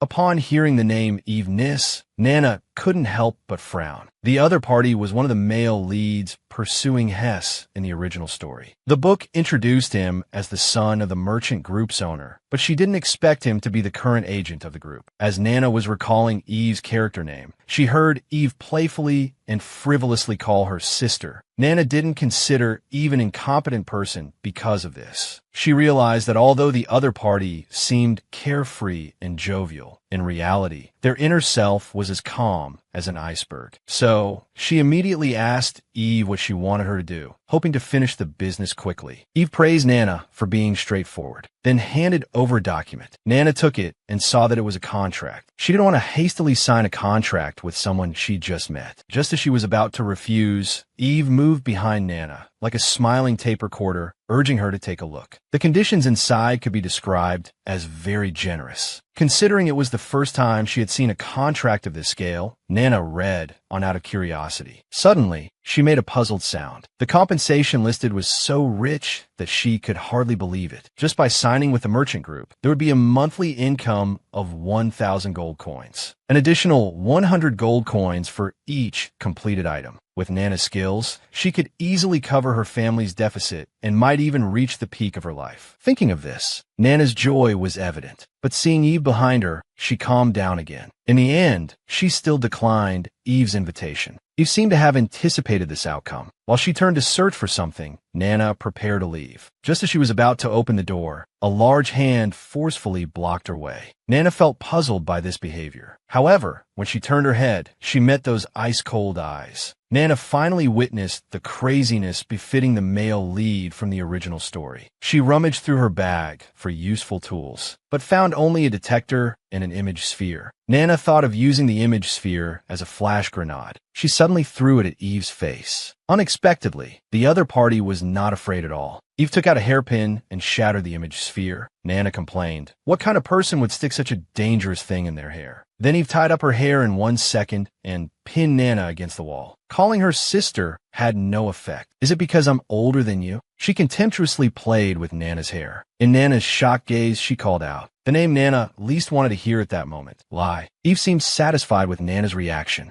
As for Nana, she pondered the other party's purpose in investigating her. Logically, it should be easy for Luna Asha Merchant Group to find someone. They had strong financial power and no worries. So no matter how much the client offered, Nana didn't want to accept. She might provoke Luna Asha by taking on their commission. Or had she accidentally accepted an alert? Unable to figure out, Nana decided to run. She suddenly made a move, rushing towards Eve beside her. Then she ran towards the door with quick steps, but she found that the door wouldn't open. Eve explained with a smile that currently only he could open this door. Being toyed with like this, Nana decided to teach him a lesson. She pulled out Eve's hairpin, then kicked him to the ground. Finally, she held the hairpin against his neck, threatening him to open the door quickly. Even though it was a life or death situation, the man still grinned, saying he'd open the door only if she signed the contract first. Nana increasingly felt this person was mentally unstable. She continued to press with the hairpin, but seeing that he truly wasn't moved, Nana gradually calmed down. If she really ran away like this, the other party might directly hire assassins for revenge, or broadcast it throughout the school with a loudspeaker. Neither outcome was what she wanted to see, so Nana extended her hand to apologize to Eve. Whatever your purpose is, or what you want to say, I'll listen. It turned out that everything started because of Hestia. Eve noticed Nana unintentionally because he liked Hestia. Hearing this, Nana's face darkened. She subconsciously thought the other party wanted to use her to get close to Hestia. But when Nana asked what Eve's plans were, he said he had no plans, because now he was more satisfied with the person in front of him. Nana was now 100% sure this person was mentally unstable. Then Eve gave Nana 2 choices. Either sign the contract to work for the merchant group, or leave as if nothing had happened. However, he guaranteed that if she didn't sign, Nana would be in constant danger. After saying this, he tore the contract to shreds in front of Nana. It turned out that once signed, a mark would appear on the body. Then, one would have to devote their whole life to Luna Asha, accepting all dirty deeds no matter what. Eve was very satisfied with Nana and didn't want her to be bound like this. In other words, Nana only needed to pretend to sign the contract and complete Eve's commission. But Nana didn't let her guard down because of his few words. She remembered that in the original story, Eve was best at backstabbing. Just then, the mark on Eve's neck suddenly flared up. Intense pain forced him to kneel on the ground. Eve gasped and called out to Nana for help. Meanwhile, Hestia called Nana's home. Helen told Hestia that Nana wasn't home, and if she was bored, her brother could play with her. Hestia hung up the phone directly. She didn't know when it started, but her communication with Nana was no longer smooth. She wanted to know what Nana was doing alone and how they could go back to how things were before. It was really embarrassing. Nana had really messed up this time. It turned out that not only was his singing terribly off-key, but his dancing was also hard to describe. Today, Nana had afternoon tea with Hestia in the city after a long time. Hestia complained to Nana, asking why she was never home even during the holidays. She even suspected Nana was secretly meeting Corey and the Crown Prince. But Nana kept looking around, distracted. Finally, Hestia shouted in frustration, bringing her back to reality. Seeing Hestia pouting in front of her, Nana felt sorry too. But she really didn't have time to play with Hestia. Even today, Nana was following someone on Eve's orders. Not long ago, Nana was forced to sign a secret contract with Eve, because if she didn't agree, Luna Asha would either interfere with her family's business, starving her to death, or simply hire assassins to stab her death. Moreover, she really couldn't bring herself to ignore Eve's request. According to Eve, it was because he leaked the merchant group's secrets that the poison in the tattoo was triggered. Although Eve carried the antidote, Nana still couldn't understand. After all, the boss of the merchant group was Eve's father. How cruel must he be to give such a tattoo to his own son? Compared to such a person, the oath Nana proposed was nothing. To be safe, Nana and Eve signed an additional oath. If Eve betrayed Nana, the orange pattern on his buttocks would burn like a red-hot mace, scorching his behind. Just then, the target they were following stood up to leave. To avoid losing the target, Nana invited Hestia to take a walk with her. A few days later, the target finally showed a weakness. Nana hadn't had time to eat all day due to the surveillance. She offered Eve a sandwich. He declined Nana's kindness and turned to look at the information Nana had gathered. He was surprised that Nana had completed the task in such a short time. Nana's gaze fell on Eve, stating that she was just doing her job for money. She noticed that Eve's facial expressions were becoming fewer, and she could hardly see him smile. This was clearly his true face. But what could have happened to make him want to take revenge on his own father? Nana couldn't help but ask her question out loud. How do you plan to take revenge on the merchant group's boss? Eve told her to mind her own business. Nana felt annoyed. After all, they had signed a contract, so it was reasonable to understand the specifics of the case in advance. Eve's ears hurt from Nana's constant chatter. He explained that he would establish a company and trick his father into investing. Then, using fake projects as a trigger, combined with his past illegal activities, he would send him to prison. He knew his father wouldn't be trapped there forever, so he would take the opportunity to seize everything from his father. This way, even if he got out of prison, no one would be willing to help him start over. Nana, listening to all this, could clearly feel Eve's malice. Just then, the target left the office. Nana packed up her things, preparing to follow. But she found Eve staring in the direction the target left, unmoved. The next moment, he suddenly picked Nana up in a princess carry. We can't catch up using the stairs. Hearing this, Nana was immediately scared stiff. It's worth noting that the building they were in was a full 20 stories high. Bear with it for a moment. It'll be over soon, Eve said expressionlessly, trying to comfort her. Holding Nana, he directly made a leap of faith. In her panic, Nana could no longer think and could only clasp her hands tightly in prayer. At this moment, Eve actually let go with his left hand. Nana's lower body instantly lost its sense of security and began to sway uncontrollably. Eve ignored Nana and took out a small piece of paper. After tearing it open with water, a gentle magic instantly surrounded them both, and their falling speed gradually slowed down. However, even after landing steadily, Nana was still so scared her legs went weak. Eve had no choice but to carry Nana on his back and continue the pursuit. After turning the corner, the target had already disappeared. Nana advised Eve to come back another day, but Eve refused. Ahead, 3 older women were gossiping. Eve told Nana to pretend to be asleep quickly. Then he greeted the 3 women. "Beautiful ladies, could you help me with something?" The 3 women were delighted by Eve's compliment and asked how they could help. Eve put on a pitiful act and started lying. "My sister is drunk and unconscious. But our father didn't give us the house key. I don't want my sister to sleep on the street. I just saw our father walking this way. He's wearing a black hat and a red coat." After getting specific directions from the women, Nana and Eve arrived at a bar. It was similar to the nightclubs in Nana's previous life. The lights were dim, the music was loud, and the smell of alcohol was everywhere. It didn't take long for Eve to find a target, but there were others with him. Eve ordered Nana to create some commotion to attract attention. Nana wanted to refuse. In a place like this, a small disturbance wouldn't have any effect. But she had taken Eve's money. Seeing the dance floor nearby, Nana had an idea. However, because this was very damaging to her self-esteem, Nana hoped Eve could give her some extra help. After getting his agreement, Nana reluctantly began to execute her plan. On the dance floor, Nana went straight to the center position. she shouted. "Everyone look at me." Then Nana took off her coat and started dancing. But every move Nana made was beyond people's expectations. Like a fish thrown on shore, she flailed about wildly. Seeing this, the audience below couldn't help but burst into laughter. Although Nana was both embarrassed and angry, for the sake of money, she could only persist. Before she knew it, Nana's dance had lifted the mood of the entire venue. Watching Nana dance and cheer on stage, Eve finally showed a genuine smile that had been long absent. After completing the mission, Nana hid in a corner. She couldn't believe she had done such an embarrassing thing. In her previous life, even when working part-time in a mascot costume, she was afraid of being recognized. Eve called Nana to prepare to leave. But as soon as she stood up, Nana fell to the ground. It must be because her legs were weak from dancing. Eve bent down for her to climb on, but Nana was determined not to do anything more embarrassing. During the struggle, she accidentally twisted her leg, and so Nana shamefully ended up on Eve's back again. At this time, they passed by a skewer stand. It had many varieties with all kinds of meat. When he saw the fish, Eve, who had been quiet until now, suddenly reacted. For a brief moment, he associated it with Nana's dance moves. Seeing this, Nana tightened her grip around his neck. Eve quickly returned to normal and asked Nana if she wanted some skewers. Nana was about to refuse, but her stomach growled. So Eve bought 2 chicken skewers for Nana. Nana wondered why he bought 2, thinking Eve couldn't free his hands and wanted her to feed him. But when Nana held the chicken skewer in front of him, Eve said both were for Nana, because he felt Nana needed 2 to barely be enough, and eating more would help her grow taller. Nana hated it most when people implied she was short, so she was determined to make Eve eat one too. In the end, Nana even made a big fuss on Eve's back. Helpless, Eve had to put Nana down on a box. Without giving Nana time to apologize, Eve suddenly leaned close to Nana's face. Holding Nana's shoulders, he took a bite. This action completely caught Nana off guard. After eating, he coldly wiped his mouth. Nana's heart was racing uncontrollably from embarrassment. As Nana ate the skewer, she marveled that, as expected of the novel's male lead, even eating a skewer almost caused her to die of cardiac arrest. But she wondered why Eve deliberately chose to eat vegetables. Thinking carefully, Nana had never seen Eve eat properly. Every time, he would just mix powder with water or milk.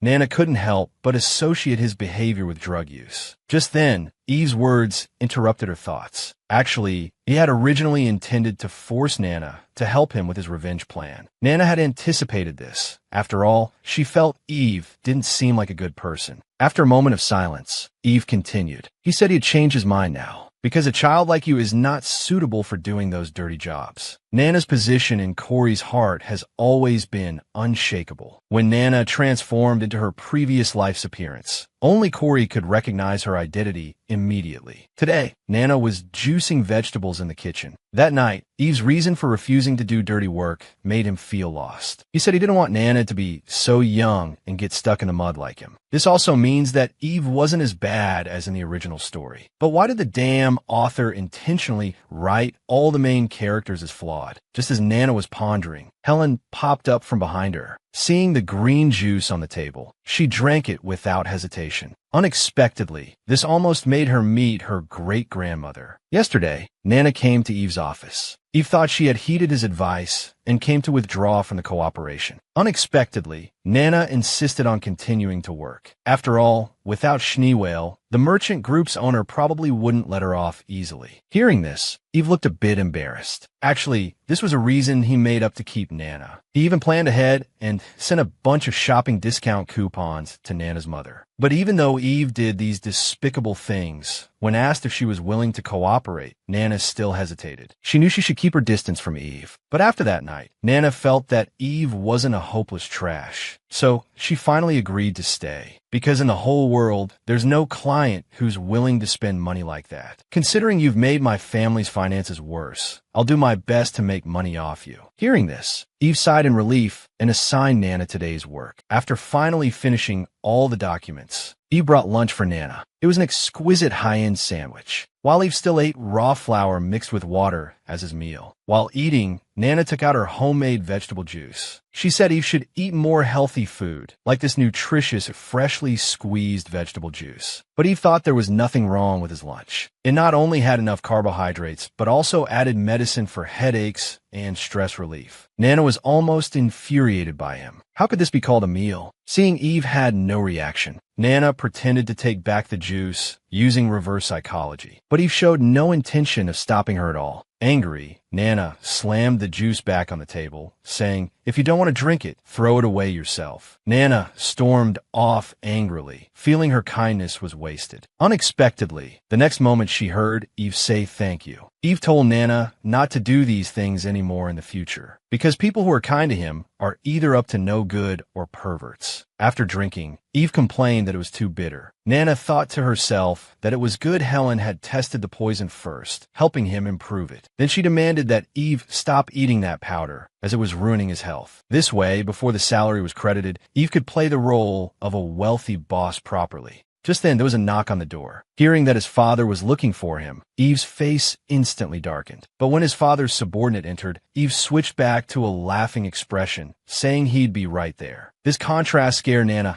so much she almost got goosebumps all over. Before leaving, Eve quietly instructed Nana to lock the door and not go out. With nothing to do, Nana looked for a book on the bookshelf. A book titled The Origin of Tragedy caught her attention. She thought it was a romantic novel, but finding it unsuitable, she boredly read the first few pages. Eve's sudden approach startled Nana into a scream. After a brief apology, Eve embraced Nana. Although this action was unexpected, she didn't resist. She knew that at this moment, Eve's heart was intertwined with pain and sorrow. The next moment, he pushed Nana away, his facial expression returning to normal. He went back to his seat to work as if nothing had happened. Nana suddenly noticed that Eve's hands were covered in scars. Seeing Eve trying to continue working even while shaking in pain, Nana directly felt for the first time the cruelty of the merchant group's boss. Over the next few days, Eve's attitude towards Nana changed. Since the day he was injured, whenever he saw Nana, Eve would excitedly come over or lean on Nana, seeking comfort. To be honest, if it were the crown prince, he would have lashed out long ago. But Nana didn't mind much with Eve, because the usually cold and cruel Eve becoming like this was enough to show his inner exhaustion. Eve's expression was sometimes full of murderous intent, and sometimes like a child. Nana convinced herself that this stemmed from Eve's trust. What troubled Nana was, whenever Eve felt anxious, he would do some inexplicable things to release his emotions. This time he stroked Nana's hair like dog fur.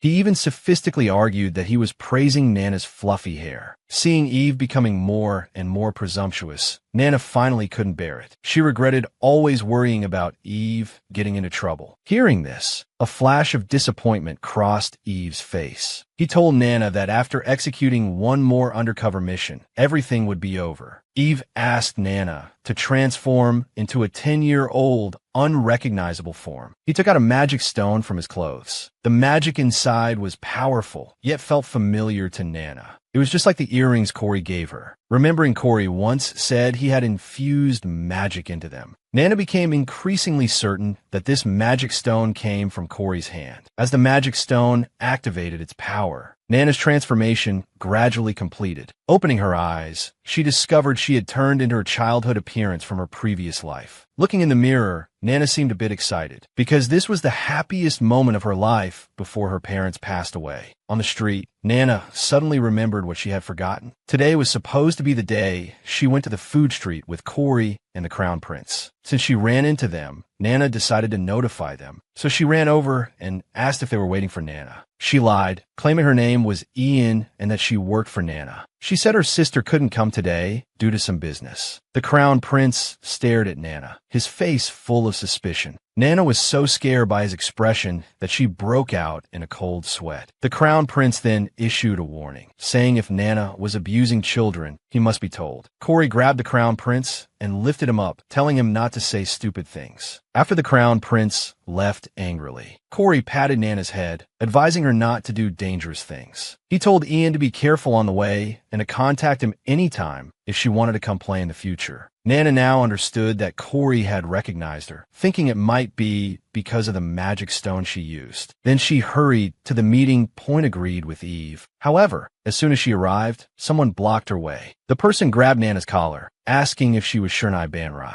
Nana panicked immediately. Had Eve's plan been exposed? Nana had a quick idea. She pretended to be pitiful to get away. I'm just running an errand for my dad. If I'm late, my dad will scold me. Hearing this, the other person simply let go. Oh, so it's not Nana after all. I thought it was that long-haired little girl who likes to squeeze healthy juice. Nana finally realized the person was Eve. Furious, she wanted to punch him twice. When Eve learned that Nana had unconsciously transformed into this appearance, he fell into deep thought. For the transformation to succeed in this situation, it can only mean this person is especially important to you. The reflection in the water carried Nana's beautiful wishes from her previous life. Finally, she smiled and told Eve, although he's no longer here, he is indeed the most important person to me. The final battle with the merchant group's boss finally began. At the moment when Nana's life was in danger, Eve, disregarding the curse brought by the tattoo, resolutely ended his own father's life. Not long ago, Nana and Eve intercepted a merchant group's carriage. According to intelligence, the carriage was said to hide confidential documents of the merchant group. But after searching thoroughly, they found nothing. The documents contained records of the merchant group's investments in the slave trade guild. It's worth noting that the empire was a country of etiquette that strongly opposed slave trading. Nana didn't understand why the merchant group would take such a risk. Hearing this, Eve suddenly smiled innocently. It was he who had established the company and induced the boss to invest in the slave market. He just didn't expect the other side to become alert so quickly. Has her plan been discovered? Eve told Nana not to worry. The other side had only moved the documents and didn't suspect him. Even the beating last time was just to vent anger. After saying this, Eve's face darkened. It must be that the boss didn't trust others and took it himself. Learning that Nana had never seen a dead person, Eve took out a hairpin and told Nana to sit back in the carriage. These staff will eventually be tortured to death. I need to let them die comfortably. Eve's words made Nana feel utterly unfamiliar. She clearly realized that she and Eve were not the same kind of people. Perhaps the world Eve lived in was just this cruel. Nana covered her ears, trying her best not to hear the screams from outside. Then the two rode in the carriage and smoothly arrived at the boss's villa. Nana felt something was off. Even if they were in a merchant group's carriage, it shouldn't be so easy to let two children in. Eve didn't explain much, chuckling that they would know the answer soon. Along the way, Eve seemed to know everything, leading Nana forward. But what puzzled Nana was he never said what was in these places. Soon they came to the entrance of the basement. Eve told Nana that there were many unspeakable filthy things down there. There was still room to back out now. The serious expression on his face showed he was genuinely concerned for Nana. However, Nana still pretended not to care and told him to hurry up and lead the way. As the two went deeper, even the air became eerie. Nana suddenly felt like she was going to an underground city to kill a boss. Hearing a strange sound, Nana turned her head. The scene before her eyes shocked her. A group of severely injured children were caged like livestock. Their ages, some even looked less than 10 years old. Faced with Nana's confusion, Eve fell silent. After much self-restraint, he hesitantly spoke. This was the true headquarters of Luna Asha Group, and these children were prospective members from all over the country. They needed to pass tests to become official members. Saying it was a test, in fact, this was just to satisfy the merchant group boss's perverted desires. They had to kill each other for survival until only 3 children remained. Eve was even sent here from birth. At that time, the boss would force her to take poison at will. This led to her inability to eat food. Before Eve finished speaking, Nana covered her mouth. Nana was angry. She spoke as if nothing had happened. Actually, she was worried that Nana would fear her, so she explained in this indifferent tone. After all, she was one of those who survived to the end. The blood on her hands was already countless. Although everything Eve said was true, Nana didn't want to attribute all the mistakes to her. He couldn't tolerate this deliberate act of forcing a son to become a demon. At this moment, Nana finally understood the hatred in Eve's heart and vowed to help him seek justice personally. Eve slightly curled his lips. Nana's righteous words made him feel apologetic instead, because behind that door ahead, something horrific might happen. He suddenly regretted bringing Nana this deep. Looking at Eve's serious expression, Nana didn't want to become a burden. He asked Eve for a pair of glasses and cast magic on them. Now, whenever bloody scenes occur, the glasses would automatically replace them with cute scenes. Before entering, Eve said he would attract attention while Nana used magic to find the documents. As soon as they entered, the merchant group boss treated them as new candidate members. But he hadn't witnessed any recently. Were they introduced by someone? Eve immediately played along with his guess and explained. Someone introduced a job here that provided food and lodging with a monthly salary over $10,000. Taking this opportunity, Nana used magic to search for the document's location. When he found them, a loud noise suddenly caught his attention. The merchant group boss was kicking Eve's body again and again. Despite this, Eve still told Nana to find the documents first. But just as he was about to open the drawer, the merchant group boss suddenly locked his gaze on Nana. Nana nervously turned his head. The scene before him almost made him laugh out loud. Unexpectedly, the glasses had replaced the boss with a simple-minded teddy bear. Nana secretly breathed a sigh of relief. However, seeing Nana's unique black hair and eyes, the teddy bear threatened to turn him into a specimen with a magic wand. As for that chattering brat, he was useless. Saying this, he raised the magic wand and struck Eve hard. At the critical moment, Nana kicked the teddy bear in the face. The massive impact instantly knocked the teddy bear to the ground, but he quickly stood up again. By now, the merchant group boss had realized Nana was no ordinary child. When he got serious, he emitted a strong sense of pressure. The magic wand swung down heavily. Nana quickly drew his sword to block. Despite Nana's diligent sword practice at the academy, he was ultimately no match for someone who lived by the blade. The moment Nana was knocked flying by the merchant group boss, Eve became frightened. He begged the boss to spare Nana's life. However, his desperate pleas only aroused the boss's perverted nature. He threatened to dismember Nana in front of Eve. Invisible anger forced Eve to clench his fists.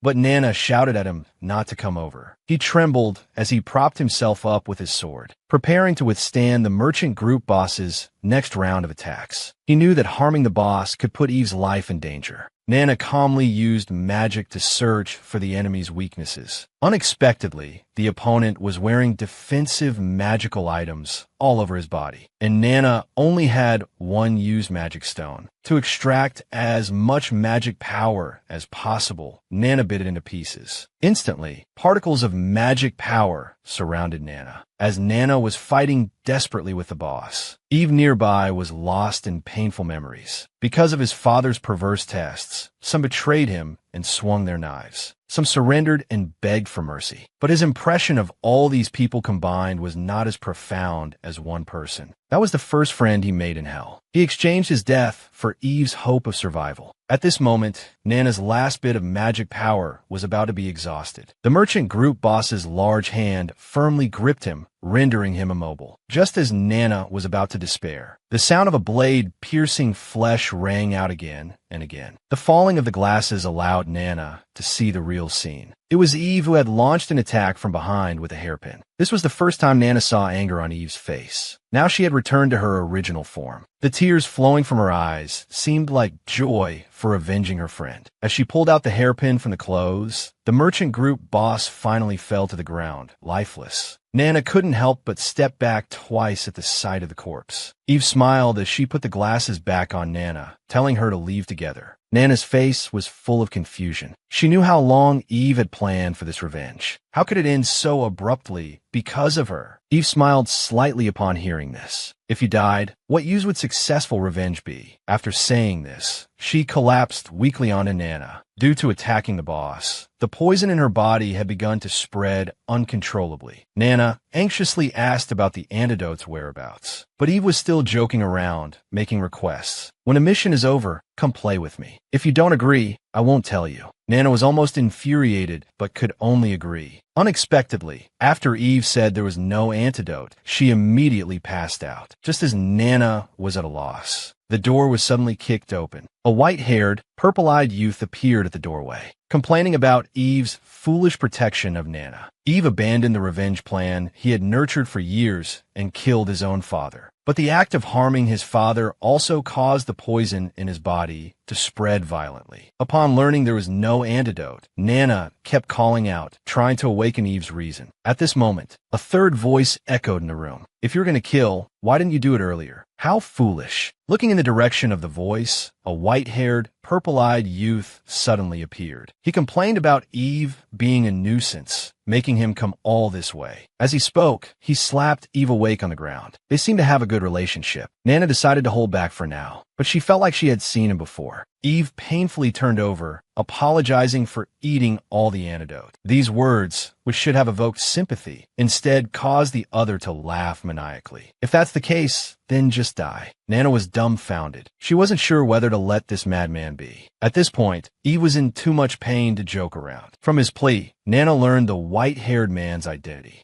It turned out he was Svahedon, whom he had met as a child. Sva sighed, asking what was the point of living. This was a phrase Sivan often said since childhood. What Nana didn't expect was, Sivan, who barely spoke and was always cold as a child, had now become so talkative. The only things unchanged were her arrogant personality and her angelic, intoxicating beauty. As Sivan's palm released magic power, the toxins in Eve's body were quickly neutralized. In this world, there are 3 types of magic: black magic, ordinary magic, and holy magic. Sivan and her father, Duke Blanche, were famous for their holy magic. The protagonist's halo forged by angelic looks and holy magic made Nana a bit jealous. At this time, Eve's body recovered, and he got up from the ground. Sivan asked Eve if he remembered what she wanted. The two seemed to have reached some kind of agreement. Moreover, Sivan knew about Eve's engine. She looked at the merchant group boss's corpse, consoling that this disgusting person's death was a good outcome. But letting him go to hell like this was a bit wasteful. How about preserving the body and sending it to the pervert? By the way, because of inheriting the Duke's title, this matter went very smoothly. He told Eve about his early admission to school. But don't greet me at school, it'll be annoying. Lastly, one more thing. I provoked the guards when I came in just now, so escape quickly while you can. After saying this, Sivan bid farewell and prepared to leave. Before leaving, he stopped in his tracks. He turned his gaze towards Nana. The moment he saw Nana clearly, a flash of shock appeared in his eyes. A moment later, he resumed his arrogant attitude and gave Nana a contemptuous look. After Sivan left, the sound of guards pursuing reminded the two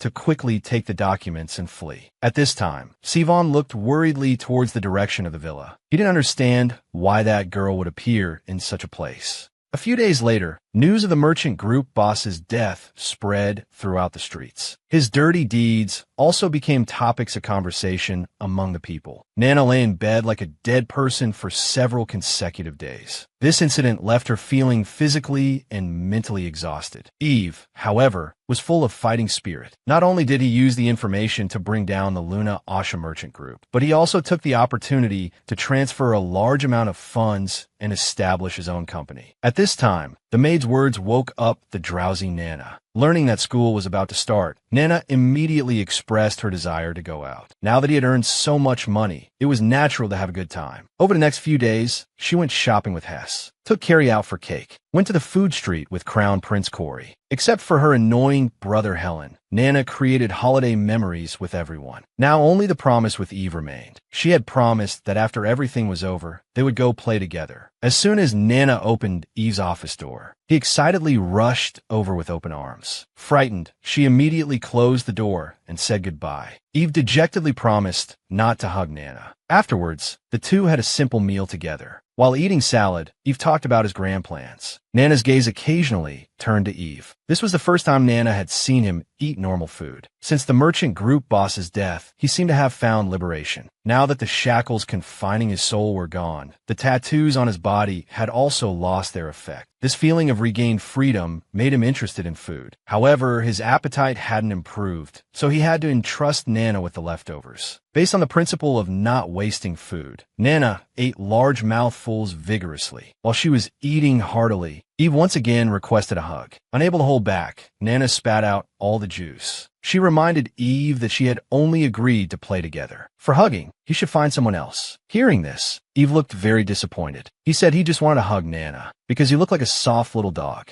Nana was fed up with his nonsense. She told him to go get a dog then. Unexpectedly, Eve actually intended to do so. He He wanted to find a dog and name it Nana. Nana immediately warned him to give up this ridiculous idea. Besides, why should she accept Eve's hugs anyway? What if it prevented her from finding a partner? Eve shook his head confidently, telling her not to date. Nana suppressed her anger and asked why. Because after noble ladies get married, they can no longer move around freely. This will cause your talents to be restricted and unable to develop. Hearing the explanation, Nana slightly calmed down, but she didn't think marriage could defeat someone as talented as herself. As soon as she finished speaking, Eve slammed the table and stood up. If that's the case, then find someone decent. The person's strength must at least match a divine dragon to gain his approval. Eve's unreasonable demands left Nana at a loss for words, so she said goodbye and fled. Nana felt that Eve's current unreasonable behavior was just like Helen's. Although it was a bit annoying, at least she had returned to normal life. Everything was back to peace, which made Nana feel at ease. Suddenly, Corey called Nana. He invited her to watch fireworks together that night. Since experiencing Eve's incident, Nana's attitude towards life had changed. Perhaps she had deeply realized the fear of death. She was determined to accompany her companions and enjoy their carefree student days together. After all, no one could be certain what would happen in the future. Even if she planned everything step by step, if something unexpected occurred, it would be a great loss. The four of them rode Corey's magic carpet and flew into the sky. The fireworks were within reach, blooming brilliantly in front of them. Nana prayed in her heart, hoping that before she was ready, everything that happened in the future would be as peaceful and smooth as it was now. Her academy life finally entered its second semester. But what she didn't expect was, after just a short 6-month holiday, not only the Crown Prince and Corey, even Hess had grown much taller. Only Nana remained like a little bean, without any change. Looking at the two tall and straight figures in front of her, Nana felt like crying but had no tears. After returning to the dorm and unpacking, Nana accidentally saw herself in the mirror. She rubbed her chest back and forth in disbelief, trying to find signs of secondary development. She usually ate a lot. Why wasn't she growing taller? It made Hess look like an older sister next to her. In her memory, Corey used to be the same height as her, but now he was a head taller, and the Crown Prince had to look down to talk to her. Thinking about the future,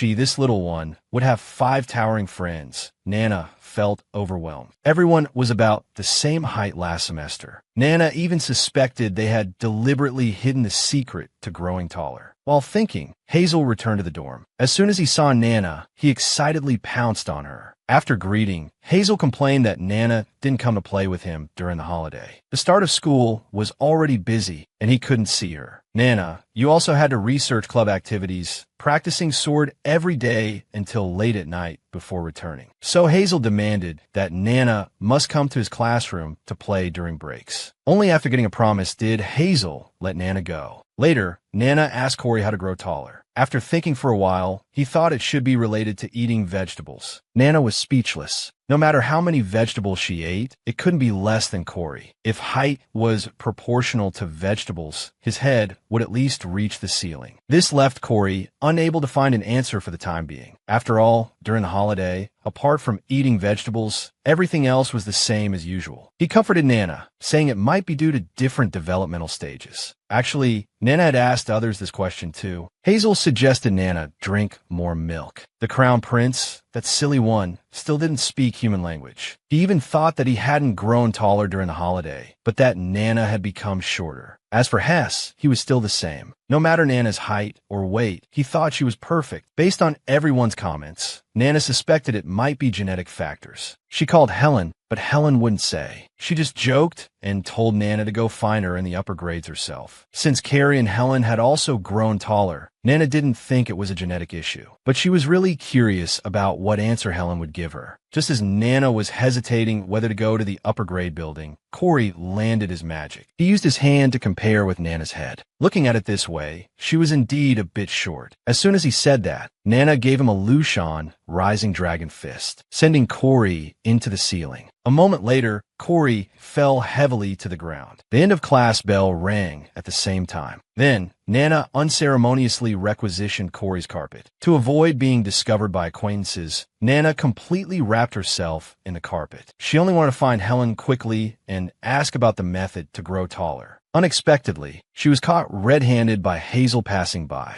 Excited, he immediately introduced his little cutie to several good sisters. Nana was hugged and rubbed like a doll by several people. Learning that Nana came to find Helen, Hazel was about to take her there, but an uninvited guest interrupted him. It was Eve. While Nis greeted Nana, he took on the task of helping to find Helen. Little did he know that Nana was hiding her identity precisely because she didn't want to see him. Before he could agree, Hazel left with his little sisters. Seeing Eve approaching step by step, Nana frowned and threatened not to say nonsense like hugging. But Eve was even more greasy than Nana thought. She gently stroked Nana's cheek, telling her to forget about Helen. The one standing here now is also your brother. Then she leaned in front of her, promising not to tell anyone about this. The falling strands of hair inadvertently stirred Nana's heart. Suddenly, a voice interrupted the two. Helen saw Eve touching her sister and clenched her fists in anger. Unexpectedly, Eve didn't take Helen seriously at all. She smiled and said she was more suitable to be Nana's brother, and asked Helen how much money she wanted. She was willing to buy the rights of being a brother from him, because what Nana needed now was a handsome brother. Moreover, my blonde hair looks more like Nana's. We look like siblings. During their argument,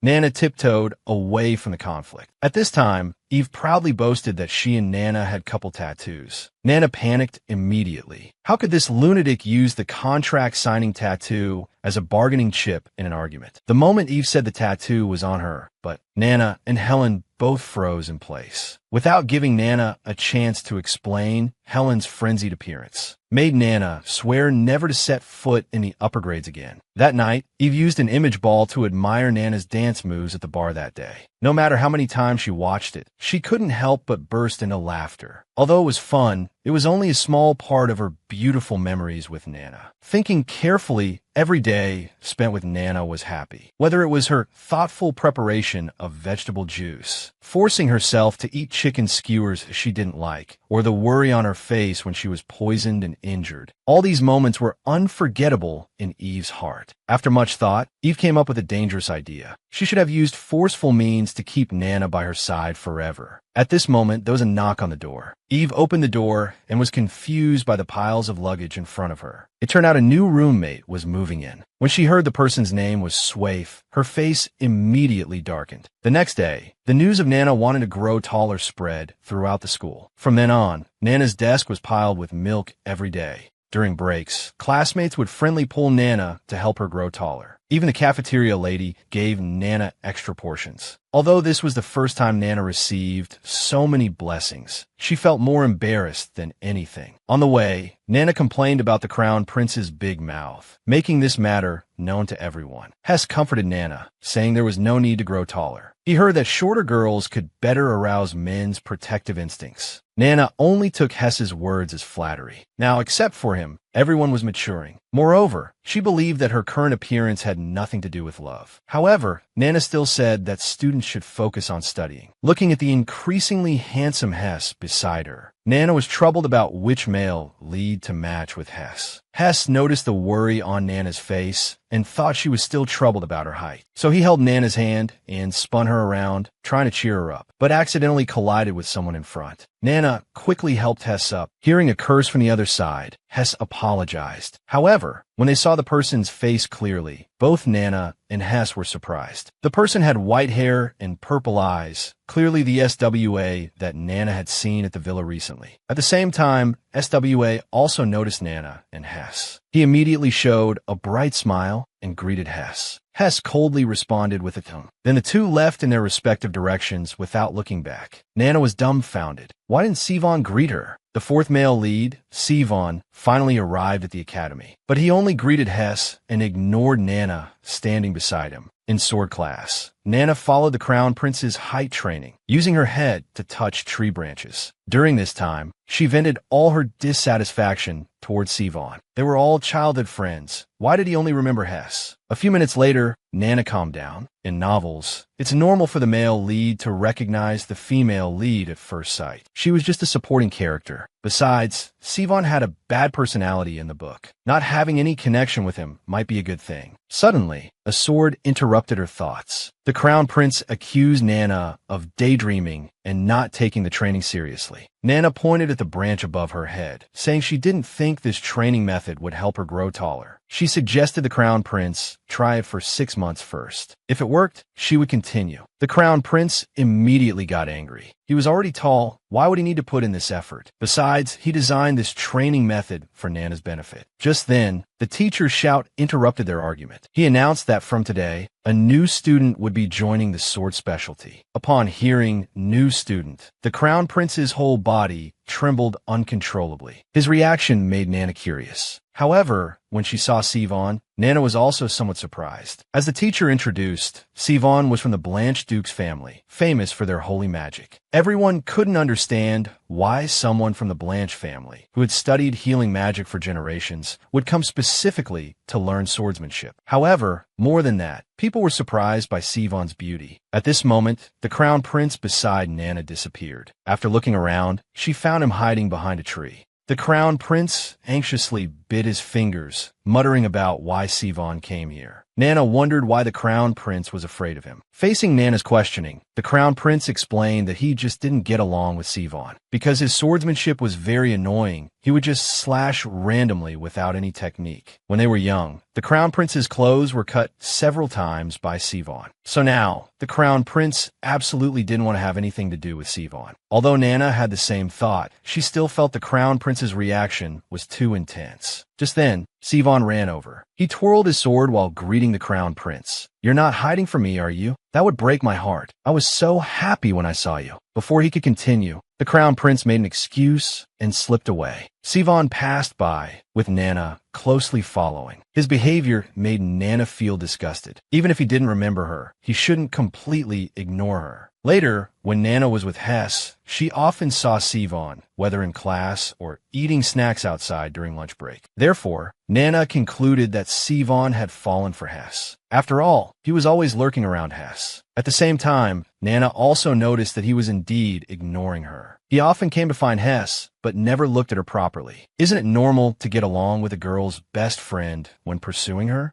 With resentment, Nana went to sword class. As soon as she arrived at the training ground, she saw the traffic light trio angrily chasing Sivan. Sivan had poked several holes in the trio's fencing uniforms. It turned out that Red Hair was planning to confess to a girl after class. The traffic light trio always followed him like shadows. So Sivan took it upon himself to make pure love battle suits for all three of them. Seeing the hearts on their chests, Nana almost couldn't hold back her laughter. However, this also confirmed Sivan's terrible personality. Meanwhile, Sivan went to the teacher for help. He looked pitiful, holding the teacher's hand tightly, complaining that the traffic light trio was bullying him. The teacher fell for it, scolding the trio for lacking perspective and bullying a new student who had only been here for a few days. When the teacher took the three away to lecture them, Nana realized that only Sivan and herself were left on the field. She glared at him, thinking, "Let's see how you ignore me now." The moment Sivan and Nana's eyes met, the malicious smile on his face instantly disappeared, replaced by a look of difficulty and confusion. He gritted his teeth and muttered, "Damn it." Then he immediately turned and fled from the sword class. Watching Sivan's retreating figure, Nana suspected that he wasn't ignoring her, but simply disliked her. In the following days, Nana didn't see Sivan again. She became more certain of her guess. At this time, Hess suggested they go to the shop together to buy drinks. Actually, Nana had always wanted to help set up Hess with a certain male lead. Thinking about how obsessed Sivan was with Hess, Nana was curious about Hess's thoughts. However, the moment she mentioned Sivan's name, Hess's expression suddenly became rigid.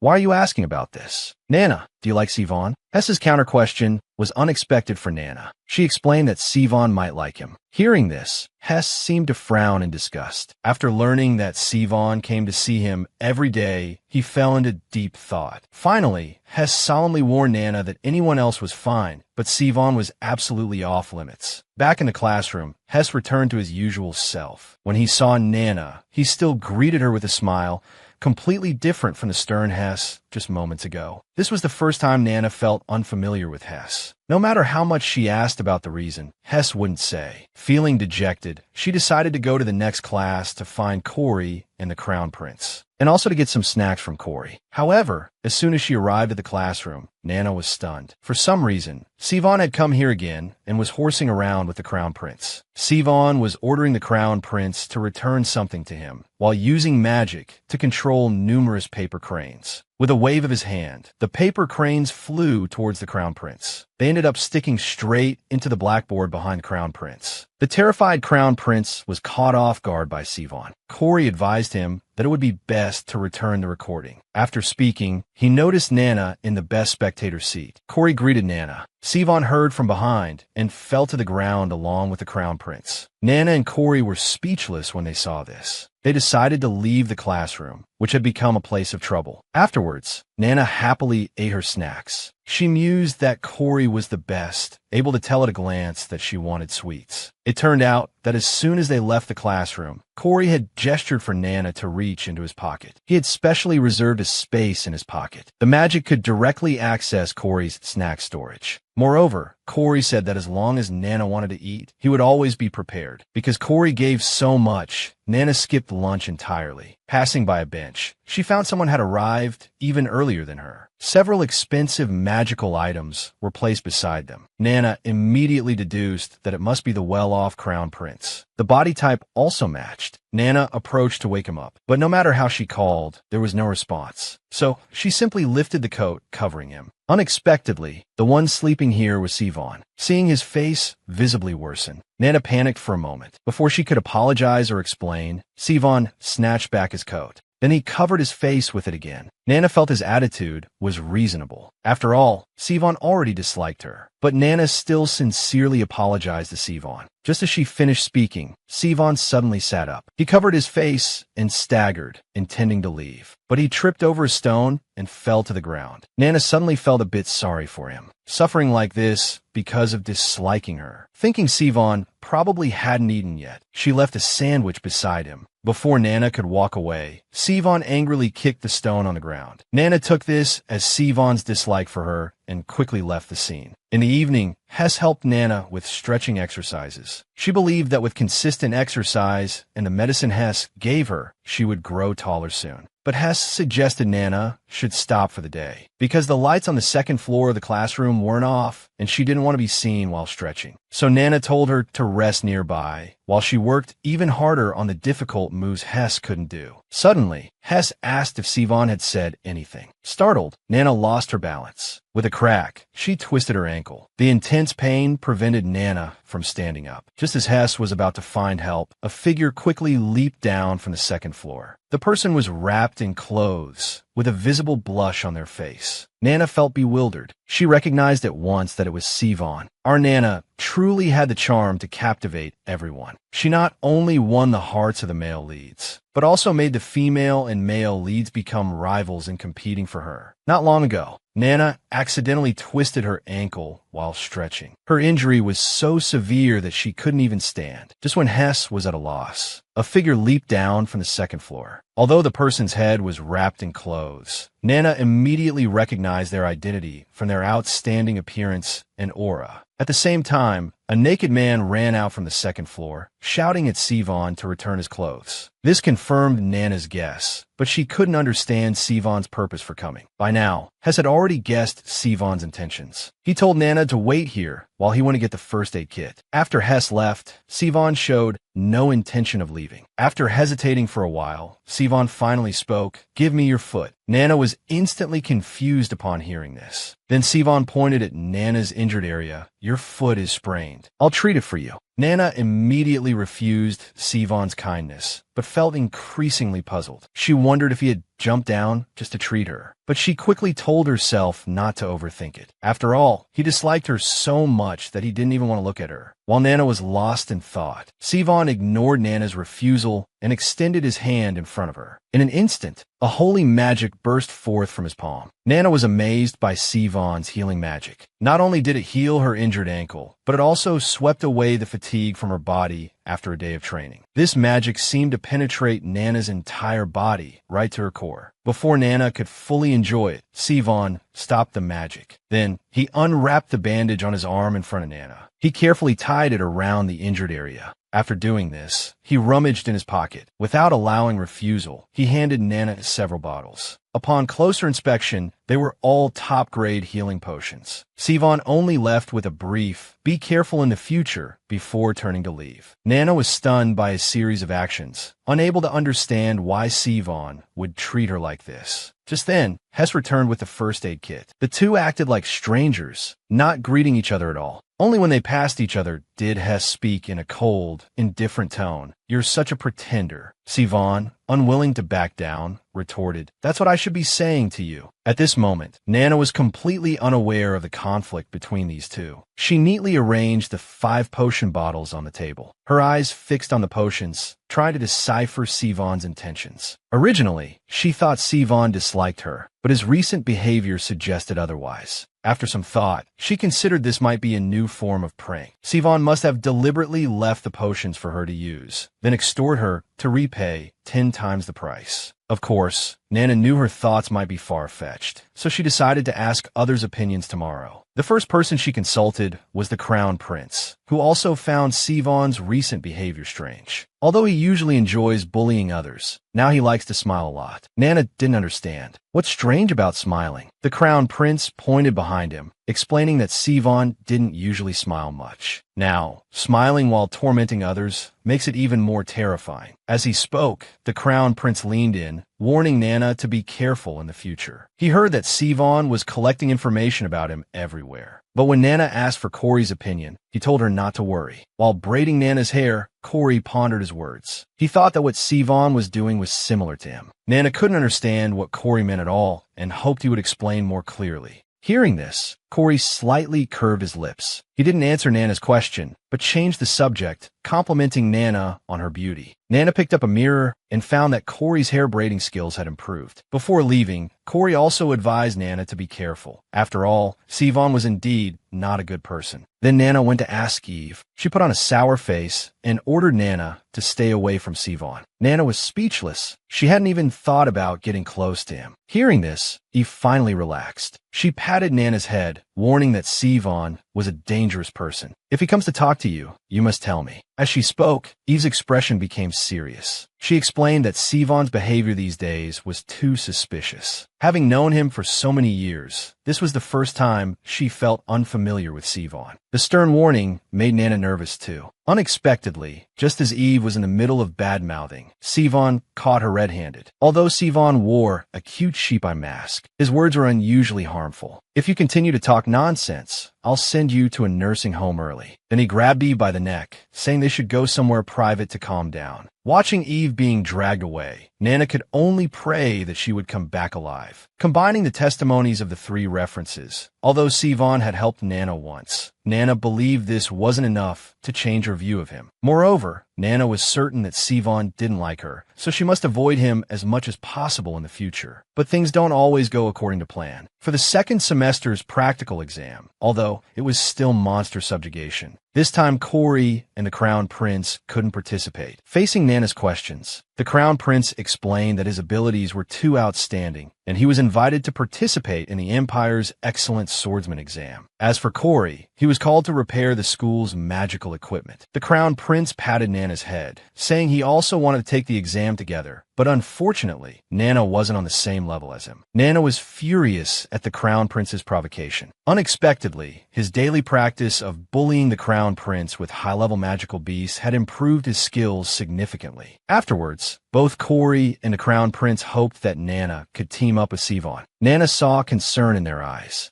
She verbally agreed to try inviting Sivan, but in her heart, she thought Sivan wouldn't want to team up with her. Soon, the practical exam officially began. Everyone formed small groups to deal with the monsters, but Nana was all alone. As Nana swung her sharp sword, a high-level magical beast fell to the ground. Obtaining the monster's core meant that Nana's performance in this exam wouldn't be too bad. She put the magic box in her pocket, feeling that the Crown Prince and Corey had underestimated her. Then Nana squatted down to relieve the pain. These days, she had some stomach pain due to her period. To make matters worse, she had also caught a cold, making her body feel cold. So Nana decided to rest on the spot and wait for the exam to end. At this moment, a sudden scream caught her attention. Following the sound, Nana found 3 people surrounded by monsters. These 3 girls were newcomers who had just joined the sword department this year. Although Nana complained about why newbies would participate in the monster exam, she still resolutely drew her sword and attacked the monsters. Due to her illness, Nana tried to concentrate her magic power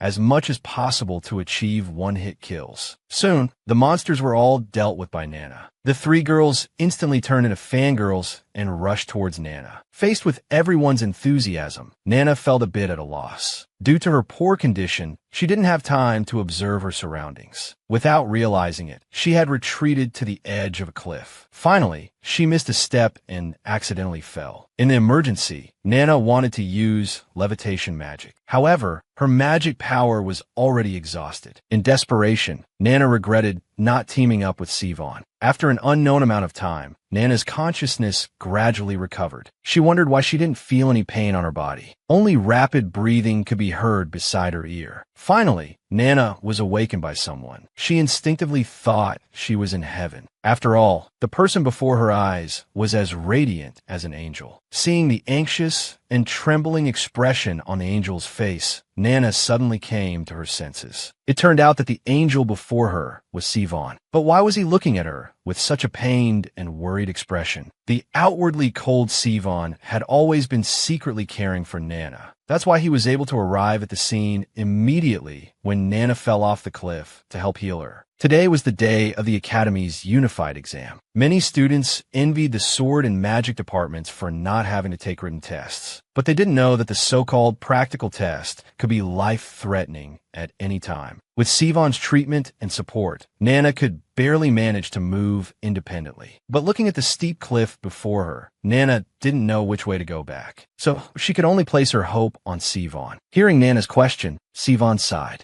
He told Nana to follow him, then turned and left on his own. Nana couldn't understand what his inconsistent attitude meant. He seemed so worried when he saved her just now. If he disliked her, why did he keep helping her over and over again? After walking for a few minutes, Nana's body was already struggling to keep up. Her entire body was in pain now. Nana's unusual condition raised Sivan's concern. "Are you feeling unwell?" Nana stubbornly said she was fine. She didn't want to accept any more help from Sivan. But Sivan clearly realized her stubbornness. He quickly walked towards Nana, his handsome face suddenly very close to hers. "You say you're fine, but you look terrible," he said, placing his hand on Nana's forehead to check her temperature. He found that Nana had symptoms of fever. "How are you going to get back in this condition?" The next moment, Sivan said in a worried voice, "Silly girl, you should tell me when you're not feeling well." Nana couldn't tell if it was intimacy or fever. Perhaps her heart was truly racing because of Sivan's gentle tone. But now she wanted to know more about Sivan's thoughts. So Nana tugged at Sivan's sleeve and asked the question in her heart, "Do you remember me? We should have met a few times when we were young." Hearing this question, Sivan was startled. His eyes seemed to show a hint of guilt. After thinking for a while, he answered Nana, "We played well together when we were young." Now, it was Nana's turn to be surprised.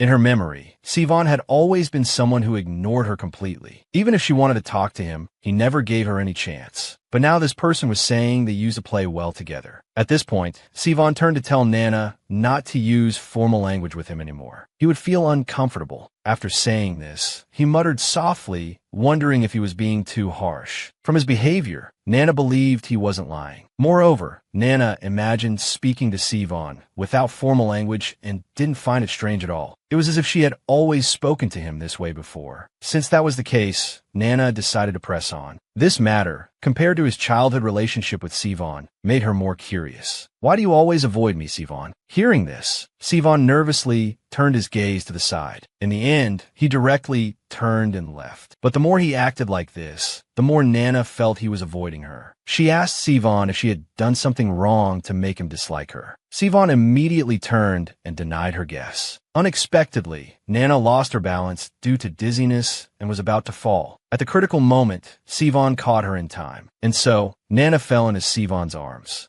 At this moment, Sivan could no longer maintain his usual aloof and cold demeanor. The blush on his face indicated his inner shyness and timidity. Suddenly, Nana heard a faint cry for help. She saw Sivan's right hand frantically pulling grass, while his left hand was helplessly pounding the ground. Nana shakily propped herself up, only to see that Sivan was also blushing. So, she reached out her hand to check if Sivan was sick. Seeing this, Sivan struggled continuously to resist. He pleaded with Nana to get off him quickly, but Nana was having difficulty maintaining consciousness, let alone getting up from Sivan. In the end, she simply passed out in Sivan's arms. When Nana woke up, she found herself lying in the school's infirmary. She vaguely remembered that Sivan had brought her here. After confirming with the teacher that she was fine, Nana left the room. As soon as she stepped out, she saw Sivan sitting on the ground. Before she could greet him, he took the initiative to embrace her. His hug started gently and gradually became tighter. Then, in a faint voice, he begged Nana not to fall ill. His eyes were still moist, revealing worry and sadness. Although she had never seen such an expression on Sivan before, his every action made Nana feel familiar and close. Yet Nana couldn't remember anything no matter how hard she tried. Afterwards, Sivan handed Nana a large pile of vitamin supplements. He insisted that she must take them every day without fail. If you run out, come to me for more. And absolutely do not get sick again. Nana agreed to everything. Seeing that Sivan still looked on the verge of tears, Nana took the initiative to hug Sivan, reassuring him that she would be fine. Unexpectedly, this action nearly caused Sivan to lose emotional control. He abruptly pushed Nana away, and then quickly fled the scene. Nana found this familiar scene somewhat amusing. After Sivan left, others came running over. The Crown Prince and Corey, upon hearing that Nana was injured, both pulled out their weapons, ready to make the monsters pay. Even Hess, who had no combat ability, was holding a small shovel with a worried face. Seeing everyone's indignant expressions, Nana didn't know where to begin explaining. Fortunately, Nana managed to brush it off as a cold. She then told everyone not to worry and to go about their own business. As soon as she finished speaking, everyone stared at Nana with suspicious looks. They unanimously agreed that even if it was just a cold, she should return to the infirmary to rest. With a command from the Crown Prince, Corey and Hess instinctively lifted Nana up. Just then, Helen and Eve rushed over upon hearing the commotion. Nana pleaded with them, insisting she was healthy and didn't need hospitalization. Unexpectedly, Eve kicked the corridor wall and instructed Helen to quickly arrange a leave of absence for Nana. Nana's heart sank instantly. Over the next few days, Hess brought various books every day to keep Nana entertained. To prevent Nana from falling ill again, Eve thoroughly cleaned every corner of the room daily. Because she slept too much during the day, the Crown Prince and Corey would play games with her when she couldn't sleep at night. Finally, the day of discharge arrived without notice. Initially, Nana thought this period would be boring, but unexpectedly, time flew by quickly in the company of her friends. She even discovered unexpectedly that Eve was an expert in cleaning. At this moment, a phone call came in. As soon as she answered, she heard her mother's anxious voice. Although Nana assured her that she had fully recovered and there was no need to worry, but the Baroness still cautioned Nana to be careful. From childhood until now, you don't know how many times you've broken my heart. In the past, you'd touch insects and then rub your eyes, causing eye infections. You'd practice swordsmanship daily until you were covered in injuries without resting. Nana was tired of hearing these stories, but her mother's next words made her suddenly feel chilled to the bone. It turned out that in the past, Nana had suddenly disappeared one day. No matter how they searched, they couldn't find any trace of her. But in the end, Nana inexplicably returned to her own room. However, this incident her mother spoke of had never appeared in Nana's memory from beginning to end. When asked if he liked her, the innocent puppy's cheeks turned red and he couldn't speak. During sword practice class, Nana sat in a tree, slacking off. He had planned to go straight to the practice field after eating, but a question gradually took root in his mind. In the morning, Nana learned from Hess that the pen he had used for many years was actually a gift from her. But Nana had absolutely no memory of giving the pen. Yet his name was indeed engraved on the pen. All along, Nana had believed she knew her past life and childhood memories like the back of her hand. She even remembered clearly that Helen wet the bed at age 7. But she couldn't remember giving Hess a gift. Nana instinctively suspected this was related to her disappearance. Just then, a shout caught Nana's attention. It turned out someone wanted to duel Sivan. Faced with the challenge, Sivan showed no interest at all. Every attack from the opponent was easily dodged by Sivan.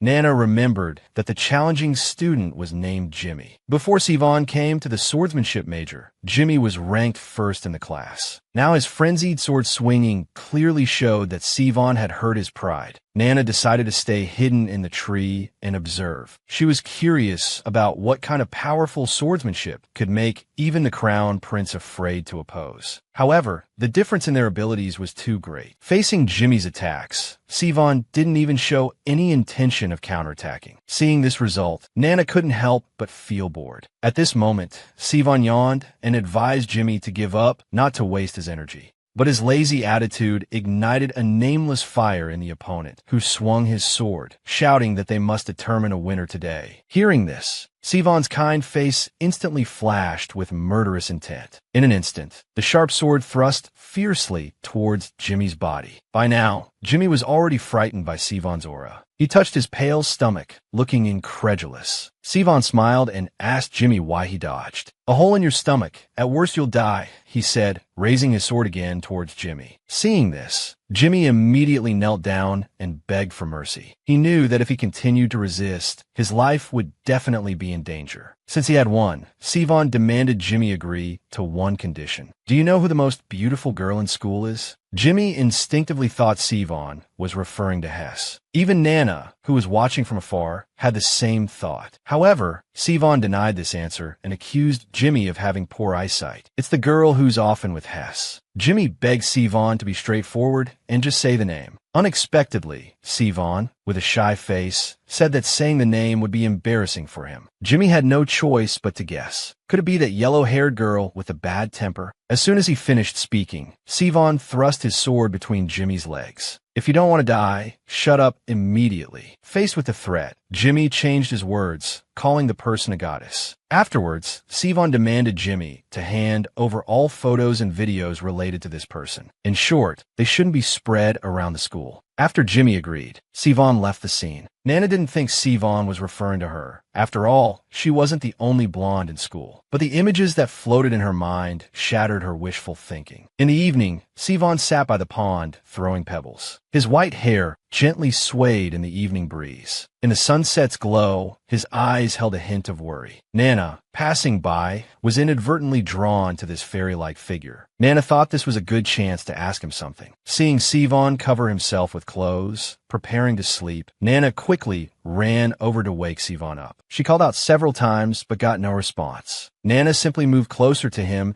and softly asked Sivan, "Do you like me?" As soon as she finished speaking, Sivan sprang up. By now his face was completely flushed. With an almost trembling voice, he asked Nana what she had just said. Because he dared not look directly at Nana, Sivan pulled his clothes over his head, stuttering and flustered, and asked again. Sivan's mouth opened and closed, trying to say something, but no sound came out for a long time. Seeing his stiff expression, Nana thought she had made him very angry. She said that she was just joking earlier to wake him up. Hearing this, Sivan calmed down slightly. Under his questioning, Nana first expressed her gratitude to Sivan, whether it was the help when she sprained her ankle or the first aid during the practical exam. She apologized for misunderstanding that Sivan disliked her, which is why she hadn't been able to say thank you. Sivan shyly took off his clothes and told Nana not to worry about it. Seeing his hair a bit messy from static electricity, Nana reached out to smooth it. This simple action, however, caused an intense reaction from Sivan. Just as Nana thought she had been too rash, Sivan suddenly spoke up, saying he wasn't a suspicious person. "You don't need to be wary of me," his face half buried in his arms, "because I have no resistance to you." and when you weren't around, I tried my best. So can you praise me a little? The evening wind was blowing hard. The leaves rustled in the wind, and Nana's hair was also blown about. But her gaze remained fixed on the young man in front of her. After hearing Sivan's statement, Nana became even more doubtful about her past. He didn't know how to respond, because everything Sivan said was related to those forgotten memories. He had to interrupt Sivan, although it sounded a bit cruel, but I can't remember how close we were before. I don't understand what you're talking about at all. Sivan was slightly stunned. Then he turned his head and gave a bitter laugh. From his reaction, Nana felt that Sivan must know the reason. The moment Nana asked why, Sivan shuddered. He seemed to be hesitating whether to tell the truth. Actually, since Nana learned about her memory loss, she had been collecting information about the Blanche family. Their holy magic could not only be applied to the body, but also to the nerves. So Nana once suspected that her memory was erased by holy magic. Suddenly, Sivan's brain overloaded, and he grabbed his hair. Finally, he used being late for class as an excuse to leave. Before leaving, he said he wouldn't tell Nana, because even if she remembered, it wouldn't do any good. You just need to live in the present. Sivan's expression revealed sadness, making Nana feel uncomfortable to continue asking. But soon, Sivan laughed and asked Nana to get along well in the future. Just like today, talk to me every day. Nana asked back, why can't it be you finding me? Hearing this, Sivan turned his head shyly. Because I'm too shy to speak up, and I can't look you in the eye either. His attitude made Nana feel puzzled. Weren't they close as children? How could he still be shy after knowing each other for so long? So Sivan waved goodbye to Nana. But after this inquiry, Nana became even more curious. What exactly happened that Sivan was hiding? On the other side, Sivan returned to his room and sighed with relief. He was glad he didn't tell the truth. The heart-wrenching screams from back then still echoed in his ears. After a painful recollection, Sivan was determined to keep this matter hidden forever. The childhood memories of Nana and Sivan were finally revealed. It turns out they weren't simply friends. In the despair so dark that no light could be seen, Nana became Sivan's only salvation. Not long ago, under Nana's questioning, Sivan had fled back to the dormitory, still shaken. In her panic, she didn't even notice there was someone else in the room.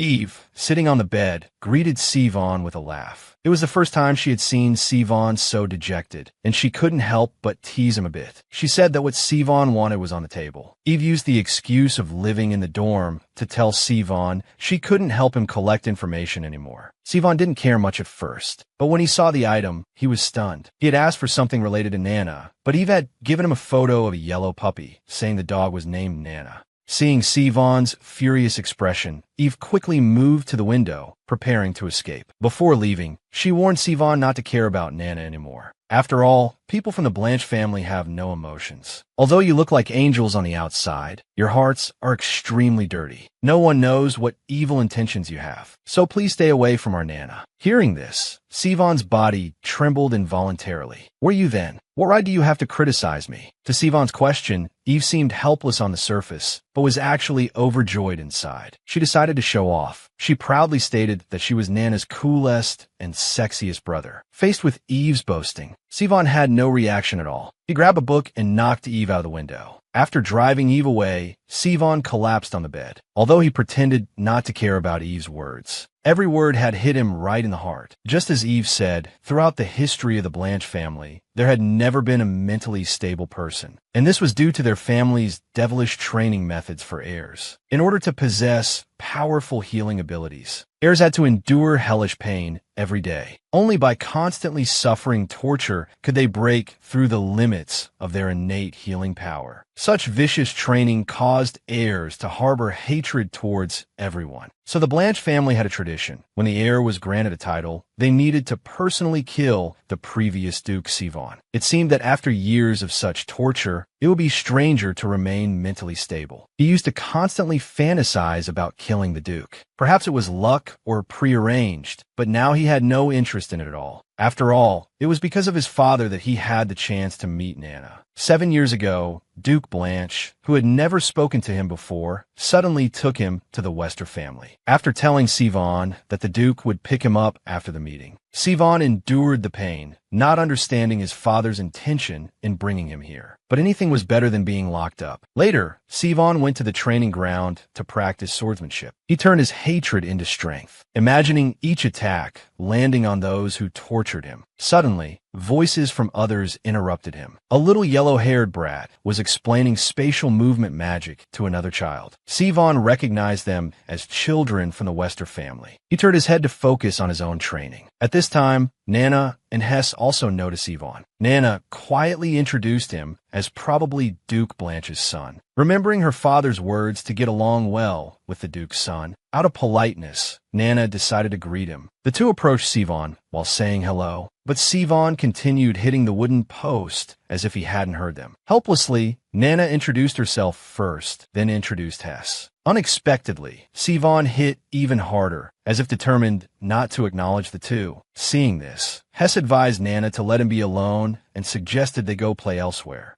So Nana pulled Hess aside and began explaining magic circles on the ground. Although Hess couldn't understand at all, he still praised Nana for being smart. Sivan curiously observed the two. Seeing them playing happily by themselves, he felt irritated. Others lived so carefree. Why did he have to endure such torture for no reason? Due to his dispersed magic power, Sivan's healing magic couldn't be maintained. Blood continuously seeped out from his body. Nana happened to see this scene. Anxiously, she immediately ran over to check the situation. Discovering Sivan was injured, Nana advised him to stop practicing swordsmanship. At that moment, Sivan spoke his first words to Nana, words he would regret for a lifetime. "Get lost." The hoarse roar frightened Nana into silence. Later, every time they visited the Wester family, the Duke would have Sivan prepare in advance. Sivan was extremely reluctant, because even if he went, the Duke would just leave him at the training ground to practice swordsmanship. Helplessly, the Duke sighed and ordered him to go even if he didn't want to. "Because I say so. If you don't want to listen to the family head, then hurry up and inherit the title." Sivan was immediately speechless, so he was left alone at the training ground again. Sivan seriously doubted if the Duke was conducting an obedience test on him. However, more than the Duke, he couldn't understand Nana. Every time he came, she would deliberately seek him out, sometimes to play with him, sometimes to give him cookies, or to recklessly challenge him in swordsmanship. Actually, Nana was also annoyed by him, but she was following her father's instructions to treat guests kindly. But Sivan had enough of this child who would come to find him no matter how he lost his temper. Until one day, Sivan's attitude towards Nana changed. That day, Sivan's condition was worse than ever because the training intensity had increased daily. He couldn't perfectly control the magic power in his body. Just as he was thinking about resting well today, Nana approached him again. Sivan immediately bristled like an angry cat, glaring at Nana hostilely. Hess was immediately frightened by Sivan and hid behind Nana. He didn't want Nana to talk to this fierce person anymore. So Nana decided to show Hess her teleportation magic today. While Nana was drawing the magic circle,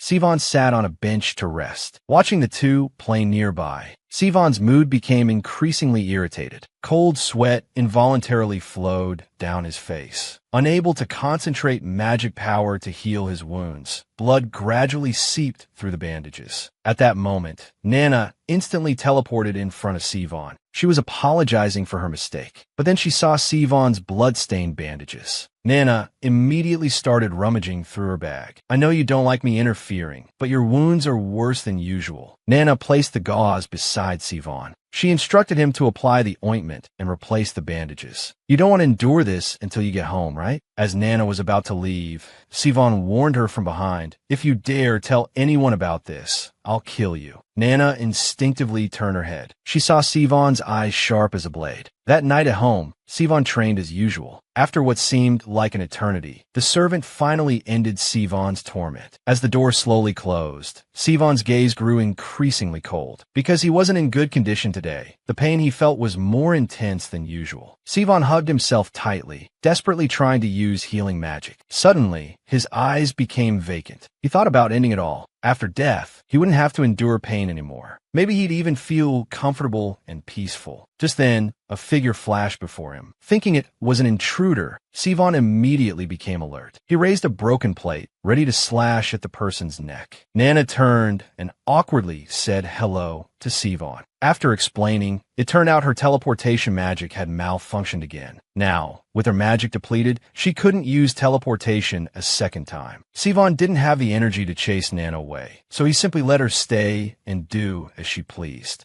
Seeing that Sivon's condition was worse than usual, Nana advised him to lie down on the bed. No energy, and I don't need you to take care of me. Nana didn't want to care either, but she felt Sivon might faint at any moment. So she grabbed Sivon's clothes and hauled him onto the bed. She also helped change his bandages to clean ones. Seeing those horrific wounds, Nana couldn't help but throw up. So she grabbed a cloth to clean the floor, explaining that her dinner hadn't agreed with her. Seeing Nana looking like she might vomit again at any moment, Sivon tossed her a magic stone, telling her to use it quickly. If you dare come to my room again when you get home, I'll tear you apart. He believed this perfect threat would surely deter Nana. However, just a few days later, Nana showed up again, bringing a bunch of magical items. The childhood memories with Sivon were finally revealed. In the endless prison of pain, Nana became Sivon's only salvation. After Nana's first teleportation to Sivon's house, Sivon warned that if she came again, he'd tear her apart. Who would have thought the very next day, Nana showed up with a bunch of magical items. Seeing her smug expression, Sivon was at a loss for words. Do you think these will stop me from dealing with you? Nana ignored Sivon's warning. Are you hungry? I brought snacks. Seeing Nana disregard him, Sivon gritted his teeth in anger. He shouted and lunged at Nana, but she easily dodged with a quick move. Instead, Sivon fell flat on his face. Having just finished training, Sivon didn't even have the strength to get up from the floor. At this moment, Nana, forgetting past grievances, extended a helping hand. She smiled brightly as she pulled Sivon up. After changing the bandages, let's play together. Since then, Nana often came to Sivon's room. At first, Sivon found it annoying, but Nana always brought him sweets. She would feed him by hand, help change his bandages, and tuck him into bed. Under Nana's tireless care, Sivon's healing ability improved visibly. Now, small wounds could heal completely in an instant. Just then, Nana teleported into Sivon's room. They exchanged brief greetings. Sivon then voluntarily extended his arm. Since I can't resist anyway, if you're going to change the bandages, do it quickly. Nana was quite satisfied with his compliance. While changing the bandages, Nana noticed that Sivon's wounds weren't as severe as before. It seemed her care had led to an improvement in Sivon's healing ability. Sivon's sudden question caught her off guard. Do you like pretending to be kind? Is that why you come to take care of me? Nana, of course, denied this answer, but Sivon kept pressing the issue. Nana simply ignored his questions, quickly changing Sivon's bandages in a few swift moves. Then she took out some snacks she had brought from home. Finally, she produced a chess set for entertainment. All right, now let's start playing. This clumsy attempt to change the subject was almost too much for Sivon to bear. So Nana made up an excuse, saying her chess skills were unmatched, so she just wanted to find someone to defeat her. Sivon's loud shout interrupted her nonsense. Startled, Nana explained honestly. Actually, she simply felt that Sivon being confined to his room alone was pitiful. Generally, when someone is sick, it's better to have someone by their side. Plus, she couldn't stand to see children hurt and sad. Sivon was puzzled. Is this why you treat your pink-haired girlfriend like a little sister? Besides, aren't you a child too? Why act so mature? Hearing Nana's explanation, Sivon suddenly felt disinterested. So you visit me every day just out of pity. Although Nana tried to avoid using that word, the fact was indeed, as Sivon said. To prevent the atmosphere from becoming awkward, Nana immediately challenged Sivon to a chess match to the death. As the chess game concluded, Sivon let out a sneer. You lose every day, yet you're still so boastful. Nana angrily flipped the chessboard, insisting she hadn't lost. Seeing it was getting late, Nana prepared to leave using teleportation magic. Sivon watched quietly, showing no intention of asking her to stay. Suddenly, he reminded Nana to come at the same time next time, and absolutely not earlier. Nana nodded, agreeing and saying, "See you tomorrow, friend." Sivon didn't like the word friend. Nana explained that playing together every day and knowing each other's secrets made them friends. Sivon, sipping tea, retorted, "I've never known any of your secrets." Nana thought he had a point. "Well then, I'll tell you one. Actually, I'm a girl." Hearing this, Sivon couldn't help but spit out all his tea. His mind was in chaos. In his understanding, except for his perverted father, anyone with long hair was a girl, and those with short hair were boys. After collecting his thoughts, he calmed down. As long as he knew Nana was a girl and he was a boy, that was enough. Unknowingly, Sivon had opened his heart to Nana. It was thanks to Nana's companionship that he could endure the cruel abuse. At that time, he even thought he could withstand any pain. Reality, however, was vastly different from fantasy. That day, Nana teleported to Sivon's room as usual. But she found him crawling on the ground in agony. Nana rushed forward to ask about Sivan's condition. This was the first time she had seen Sivan so severely injured. Then she heard Sivan, tears streaming down his face, mumbling in a trembling voice. "Why do I have to suffer this pain? I want to kill them all." After saying this, Sivan collapsed and fainted in front of Nana. When Sivan regained consciousness and opened his eyes, he saw Nana sitting by his bed. He sat up, wanted to check his injuries. Expecting to see many scars, he was surprised to find his skin remarkably clean. Although Nana had helped treat the wounds, there shouldn't have been no trace at all. Suddenly, he noticed the injury on Nana's shoulder. Faced with Sivan's inquiry, Nana seemed distracted. From her reaction, Sivan guessed he had caused it. He reached out to heal Nana, but Nana was startled by his movement. She slapped Sivan's hand away, stating that she didn't need healing magic. As soon as she said this, Sivan was stunned. Could Nana know the true meaning of healing magic? Then a memory flooded into his mind. Before he fainted earlier, he had hysterically poured out his heart to Nana. He resented being like a trash can, bearing others' pain. Since no one cared whether he lived or died, why should he be anyone's scapegoat? He swore to make those people feel what it was like to be abused. It was then that he had unintentionally hurt Nana. And now Nana was refusing his healing magic. This meant the Blanche family's secret had been exposed. Sivan urged Nana to let him see the wound before erasing her memory. Seeing Nana's persistent refusal, Sivan felt as if his filth had been exposed. He shouted at Nana in despair. "Our family exists for this purpose." So this was the reason Sivan was covered in scars every day. As Nana's wound was transferred to Sivan's body, it quickly disappeared. The Blanche family's healing magic was actually just a way to transfer wounds. They transferred others' wounds to themselves, then used their healing ability to cure themselves. Therefore, the family's heirs needed to endure daily abuse to improve their healing abilities. To save patients on the brink of death, the heirs had to train countless times on the edge of life and death. Sivan possessed the most powerful magic in Blanche family history, so he started training earlier than anyone else. Seeing Nana seemed somewhat shocked, Sivan said he had a question.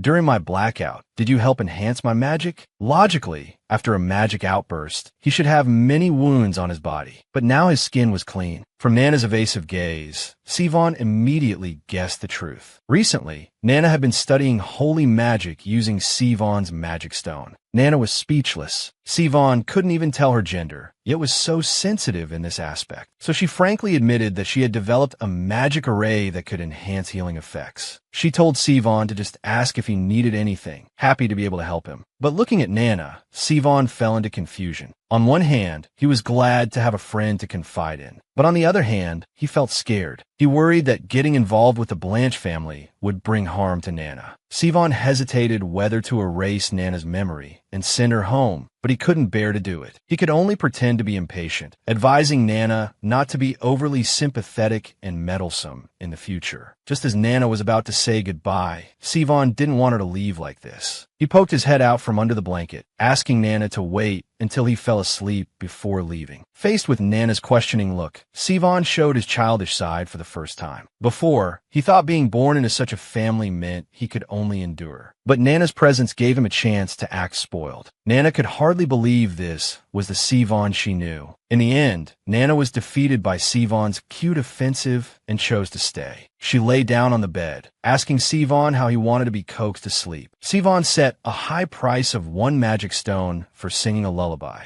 However, Nana's singing made Sivan wonder if her vocal cords were damaged. Before long, Nana herself fell into a deep sleep. Sivan stared blankly at Nana's sleeping face. He reached out and gently pinched Nana's sleeve. In the end, he couldn't bring himself to erase Nana's memories. He didn't want Nana to forget the time they spent together. The truth about the lost memories was finally about to surface. After Nana learned the secret of the Blanche family's healing magic, her memory should have been erased on the spot. But Sivan had always held onto a glimmer of hope. He couldn't bear to let Nana forget the time they spent together. He thought he could selfishly enjoy Nana's kindness forever. However, it wasn't long before he regretted it. That day, Duke Blanche ordered Sivan to prepare for a visit to the Wester family. Unlike his usual protests, Sivan agreed readily. Seeing this, the Duke stared at Sivan, pausing before saying, "You agreed so quickly. You weren't just waiting for me to take you, were you?" Soon, Sivan arrived at the Wester house. At that time, Nana was practicing swordsmanship in a training ground. Hess sat nearby, tried to persuade Nana to come play at his house. When Nana mentioned Sidon was coming, he looked puzzled. Nana explained that Sidon was Saiwa Hayden. At this moment, Sivan also arrived at the training ground. As soon as he saw Sivan, Hess became hostile. "Why do you get a nickname from Nana?" He hugged Nana, declaring, "I'm the one closest to Nana." Sivan impatiently waved his hand. "It's not even raining, yet you're always carrying an umbrella. I want to practice dancing with Nana. Please leave." Hearing this, Hess immediately told Nana he didn't agree. Sivan absolutely couldn't. Due to rarely going out, Sivan lacked the ability to judge gender. He subconsciously assumed Hess, who said this, was a boy. Hearing this, Hess was petrified, frozen in place. He choked up, demanding Nana choose between them. Unable to find a solution that pleased both, Nana escaped using the excuse of going to the bathroom. To get a response, Hess followed closely behind. Watching their retreating figures, Sivan couldn't help but smile. Although he didn't like the pink-haired one, they had fun together during this time. Suddenly, Sivan felt a sharp pain in his neck. He touched the wound with his hand. The blood on his hand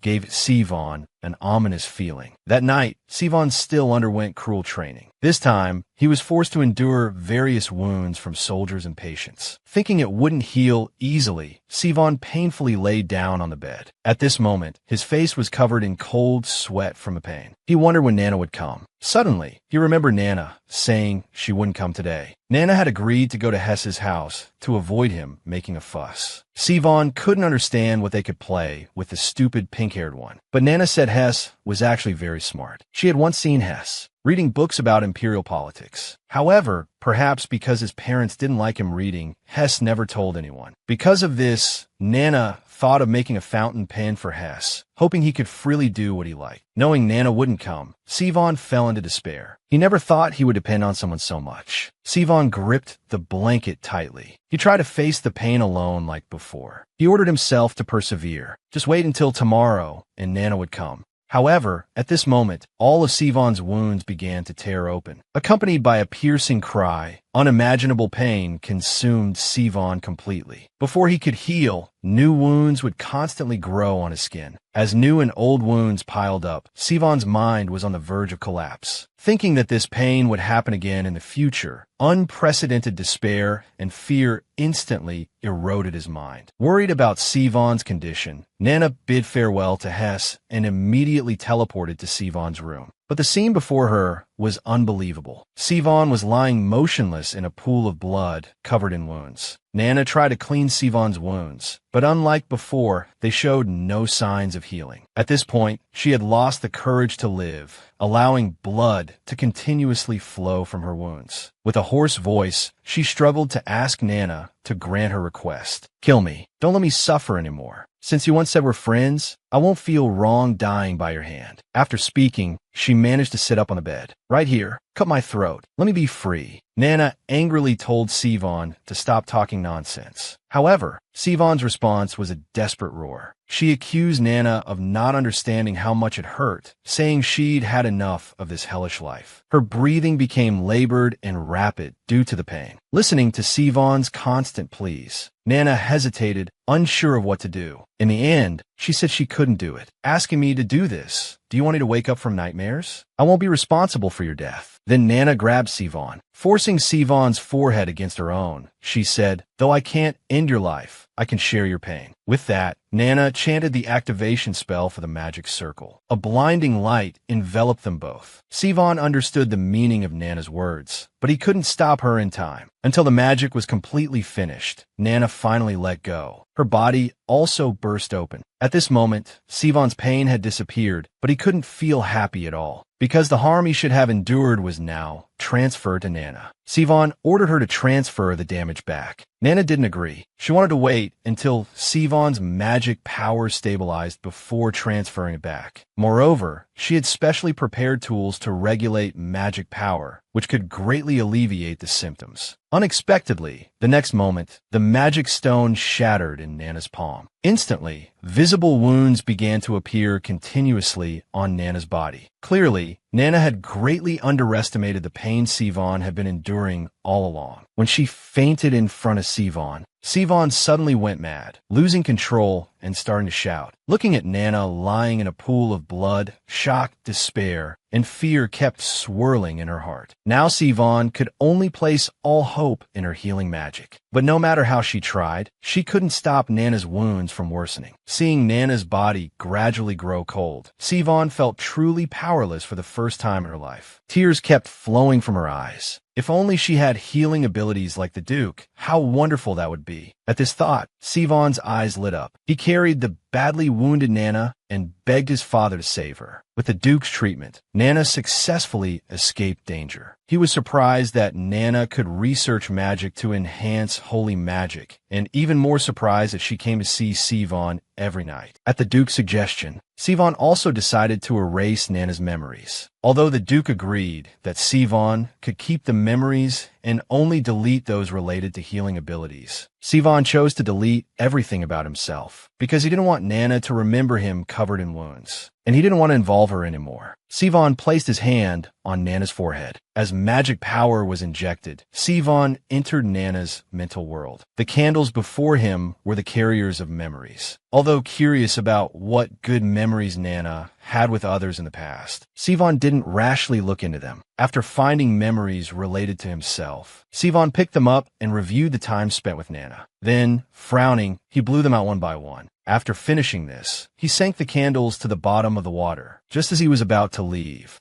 he suddenly thought, since he had destroyed one of Nana's memories, he might as well help heal one of her bad memories. In the mental world, wine red represents painful memories. Sivan looked around but couldn't find a single wine red candle. At this moment, he looked up and discovered, in a place far out of his reach, countless wine red memories were densely tangled together. Sivan couldn't believe that Nana had so many painful memories. In those memories, he saw a black-haired girl he had never seen before. When Sivan was desperate enough to give up on himself, Nana voluntarily used magic to transfer his pain. However, this action nearly cost her life. In the critical moment, Sivan asked the Duke to save Nana and went to the mental world to erase Nana's memories of him. After doing all this, Sivan stayed by Nana's bedside all night, but Nana showed no signs of waking up. Out of concern, Sivan went to the Duke to inquire about Nana's condition. The Duke was annoyed by Sivan, as he had just been called to check an hour ago. He bluntly stated that it was probably Sivan who was holding Nana back. Hearing this, Sivan angrily called the Duke a quack and turned to go back to his room. At this moment, the Duke called out to Sivan. His power had now reached the level of inspection. The Duke wanted to hear if Sivan was interested in participating. This was a necessary experience for each generation of heirs of the Blanchy family. It was also a necessary condition for inheriting the title. Healing countless wounded soldiers on the battlefield to hone oneself as a general heir. It usually requires staying there for 10 years or more. But the Duke believed that with Sivan's talent, he could complete it in just 3 years. After saying this, he pointed to the mountain of documents behind him, hoping Sivan would return soon to inherit the title. For this, he promised Sivan that no matter which academy Nana would attend in the future, he would buy it. Sivan was speechless about the Duke's reason for giving up the title. Suddenly, he thought of a question that had puzzled him for a long time. Why, as a magic family, did the Duke require him to learn swordsmanship? Why did he deliberately take him to the Wester family back then? The Duke explained casually. He just wanted to take Sivan out for some fresh air. Before he inherited the title, the Duke kept him confined in his room for training until he went out for inspection. So he did this simply because he wanted Sivan not to torture too much when taking action, preferably to cleanly cut off his neck. Although Sivan was full of disdain for the Duke's answer, he felt closer to the Duke in his heart. He clearly remembered wanting to kill him at every moment before. Now, after talking with him, he no longer had that thought. Not just the Duke, Sivan didn't hate others as much either. And this was thanks to having a friend willing to share the pain with him. Looking at the unconscious Nana on the bed, Sivan seriously doubted that the Duke was lying. Unexpectedly, the next moment Nana woke up. Faced with Nana's gaze, Sivan felt a bit at a loss. Hearing Nana ask about his identity, Sivan's whole body couldn't help but tremble. He persuaded himself that he must be ruthless. To make Nana completely forget him, he planned to erase even this moment of memory. Just as Nana was confused, Sivan placed his hand on Nana's forehead and released magic. With his blessing, Nana fell into a deep sleep again. Now all he had to do was send Nana home, and everything would be fine. As a farewell, Sivan gently left a kiss on Nana's forehead. After this incident, Sivan and the Duke opened up to each other. But what gave the Duke a headache was that Sivan kept mentioning Nana all the time. He even beat up the Crown Prince because of this, which made the Duke consider erasing Sivan's memory. Not long after, Sivan voluntarily went to the battlefield. He didn't want to meet Nana again and pretend nothing had happened. He didn't want Nana to be hurt again because of his incompetence, so Sivan gave his all at every moment, just to be qualified to stand in front of Nana in the future, even though this process was extremely painful. But he gritted his teeth and endured again and again, just hoping to meet Nana again. Back to the present. Sivan was worrying in the classroom about how to greet Nana. Just thinking about Nana made his heart uncontrollably excited. He originally thought Nana would still be like a boy as in the past. Unexpectedly, she had become so beautiful now. In his eyes, Nana was as beautiful as an elf, too dazzling for him to look at directly. That's why he didn't dare to greet her the first time they met. At that time, when moving luggage on the road, he had already noticed Nana. Because he was nervous and not prepared, he planned to pretend not to see her. Unexpectedly, he accidentally bumped into that damn pink cat. Seeing the person he had been thinking about appear before him, Sivan couldn't say a word. Now, thinking back to this scene, he felt embarrassed. Other classmates in the class gave him strange looks. In an instant, a scene flashed through Sivan's mind. His first meeting with Nana should have been at the villa. Although they were in the form of children, he was certain. This was the person he saw when deleting memories. At that time, he had tried to heal Nana, but the pain was too deep. He couldn't even get close. Sivan guessed in his heart about the relationship between Nana and that woman. Why did Nana deliberately change into that appearance? Nana was already cute enough. He was clumsily drawing Nana's portrait on paper. Unexpectedly, the pink-haired one came looking for him at this time. Interrupted in his drawing, Sivan was very unhappy. However, Hess surprisingly didn't argue with Sivan. After all, in his view, everything about Nana was of first importance. He reminded Sivan to go to the red spot to be a person after the transformation. Hearing that person confess to Nana and mock her for being just a baroness, Sivan broke his pencil in anger on the spot. She pulled out her killing intent, threatening to let that guy know what karma means. The surrounding classmates were all trembling in fear. Only Hess expressionlessly helped Sivan lead the way, and Sivan was also very happy in his heart. Now it was finally his turn to protect Nana. To meet Nana at the academy as soon as possible, Sivan gave his all and completed the family training at the fastest speed. But when he saw Nana, Sivan didn't have the confidence to greet her face to face, because in his eyes, Nana was just too beautiful, as dazzling as an elf fallen into the mortal world. After returning home, Sivan played chess with the Duke. This was the game Nana had taught him hands-on back then. He also hoped that one day he could play chess with Nana like before. After winning several games in a row, the Duke's face looked quite unpleasant. Although he still had a pile of work to deal with, he still declared that even if he had to work overtime, he would definitely win a game. However, Sivan showed no mercy to the Duke. With Sivan's move, the game was quickly decided. He got up skillfully to get high-grade potions. Only because Nana looked too thin and often got sick, Sivan repeatedly brought medicine from home for her. This operation made the Duke click his tongue. If you want potions, just take them. Why bother playing chess with me? Suddenly, he guessed that Sivan must have something troubling him. Because in the past, whenever something happened to Nana, Sivan would find him to play chess to vent. It seemed that seeing him lose at chess made Sivan feel happy. Seeing the Duke speak the truth, Sivan didn't refute. He told the Duke it was because during his absence, several annoying bugs had appeared around Nana. Hearing his son worry about such a small matter, the Duke couldn't help but show a disdainful expression. To this, Sivan said the Duke didn't need to worry too much. After all, an old man like you wouldn't understand. In Sivan's heart, what he found most repulsive was the one stuck between him and Nana. He remembered before he joined the inspection. He had met Nana at a noble's banquet before. Since Nana's memory had been erased at that time, that damn pink-haired guy took the opportunity to brainwash Nana frantically, saying he had a terrible personality and was especially disrespectful to adults. Worried about being disliked when meeting Nana again, Sivan specially studied ethics and etiquette. At this moment, Sivan saw Nana walking towards him. Indeed, Nana was still so beautiful today. Every strand of her hair seemed to tug at Sivan's heart, making it beat uncontrollably. Although cute, Sivan thought Nana was too thin and frail. He thought about giving her a few more bottles of high-grade potions later. Suddenly, a familiar yet nauseating voice rang out. The one appearing beside Nana was none other than the disgusting pink cat. Seeing it made Sivan feel angry, so he decided to give Nana the potions next time. Just as he was quickly passing by the two, Nana's greeting made him stop in his tracks. Sivan stiffly nodded in response. Watching Sivan's departing figure,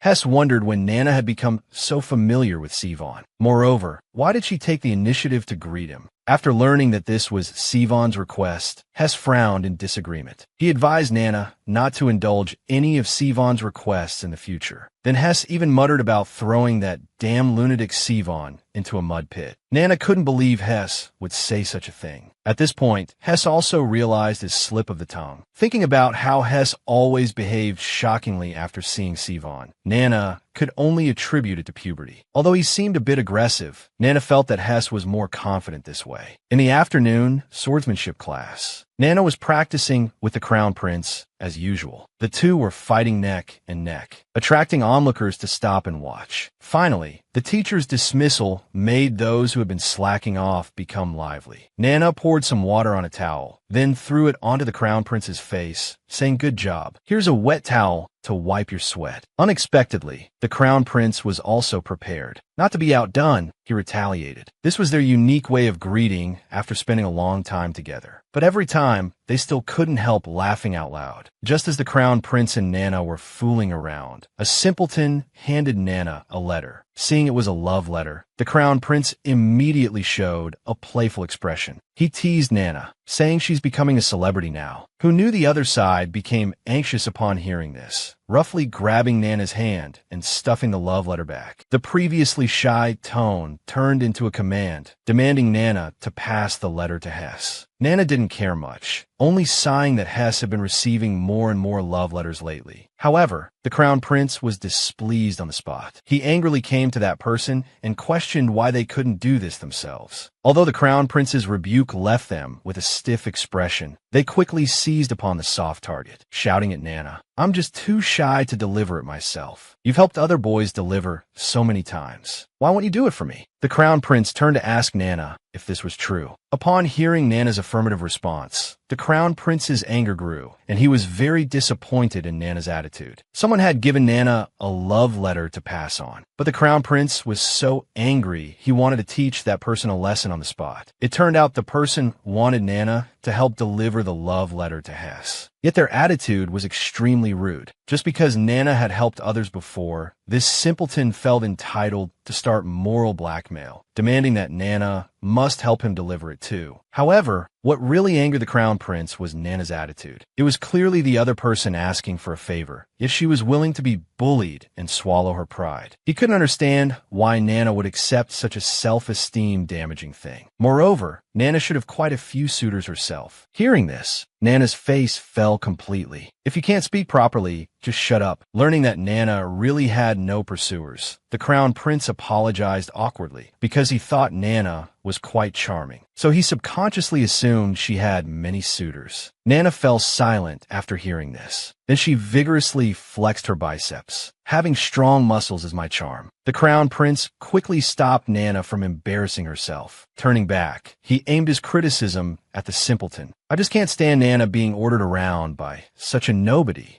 With that, he snatched the love letter. He stuffed it into the person's collar, leaving no room for refusal. "If you want to deliver it, do it yourself. If you don't dare, then forget it." Nana guessed that the crown prince probably didn't want to see others confessing to Hess. Unexpectedly, he immediately started lecturing on how to behave, scolding the simpleton that when asking for favors, one should have the right attitude. Although Nana looks short and doesn't give a good impression, she's a foodie. He should have brought more snacks and cookies to bribe her. Suddenly, Nana's cold threat came from behind. Do you want to die at the hands of a short, gluttonous girl? Just as the crown prince was anxiously trying to find an excuse, janitor Sivan ran up to them to pick up plastic bottles, reminding them not to litter. It turned out Sivan was often caught bullying classmates, so he was punished to stay after school to clean up. At this point, Sivan came to the simpleton and ordered him to open his mouth. Seeing no response, Sivan lost patience. Before I tear your stinking mouth apart, hurry up and open it. Then Sivan picked up the love letter from the person's body and forcefully stuffed it into his mouth. Trash can only be put in the trash can.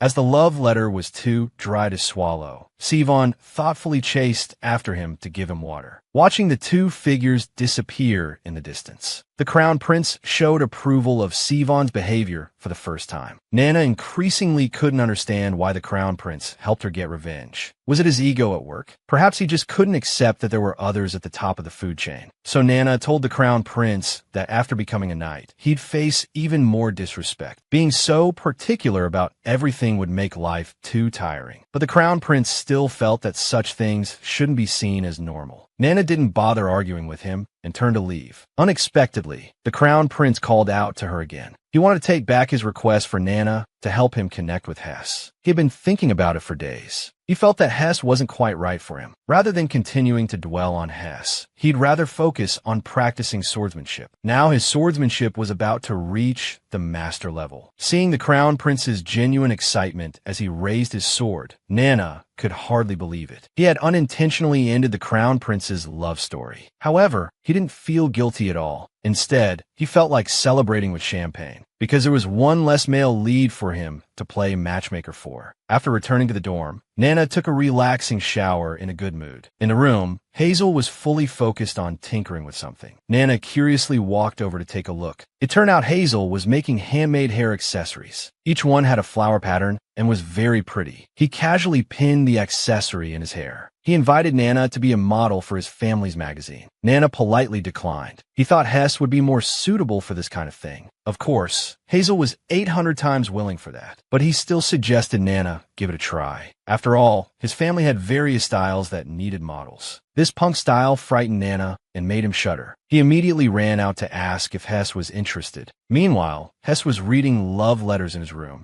Without realizing it, 300 letters had piled up on the bed. However, Hess's gaze toward these love letters was full of disdain and disgust. At this moment, the doorbell rang. Hearing it was Nana, Hess immediately put on a different expression. As soon as Nana opened the door, Hess rushed over and gave her a big hug. They had just seen each other during the day, so Nana didn't understand why Hess was so happy. To this, Hess just explained with a grin that he was just thinking of going to find Nana, and unexpectedly, Nana came to him instead. Nana was speechless. Was it necessary for the female lead's halo to work on her? Nana wanted to ask if Hess was busy. Then her gaze fell on that thick stack of love letters. Hess, embarrassed, asked Nana to wait a moment while he went to throw away this trash. However, Nana was quite sharp-eyed and asked Hess if he had taken a liking to any of them. Hearing this, Hess didn't answer. He casually picked up one and handed it to Nana, hoping she could read it to him. Nana was suddenly flattered. Was this something he could casually look at? Hess's expression was a bit tired, but he still smiled. If it's Nana, it's okay. From Hess's expression, Nana sensed something was off. It's like a popular girl showing her love letters to her best friend. Nana suddenly felt honored, but seeing the tired, forced smile on Hess's face as a close friend, Nana immediately sensed something was wrong. She had thought the love letters would be full of cheesy romantic words, but after just a glance, her blood rushed to her head. Nana's hands trembled, wishing she could tear those scumbags apart. Some accused Hess of seducing them first. Others wanted to use their vast wealth to exploit him.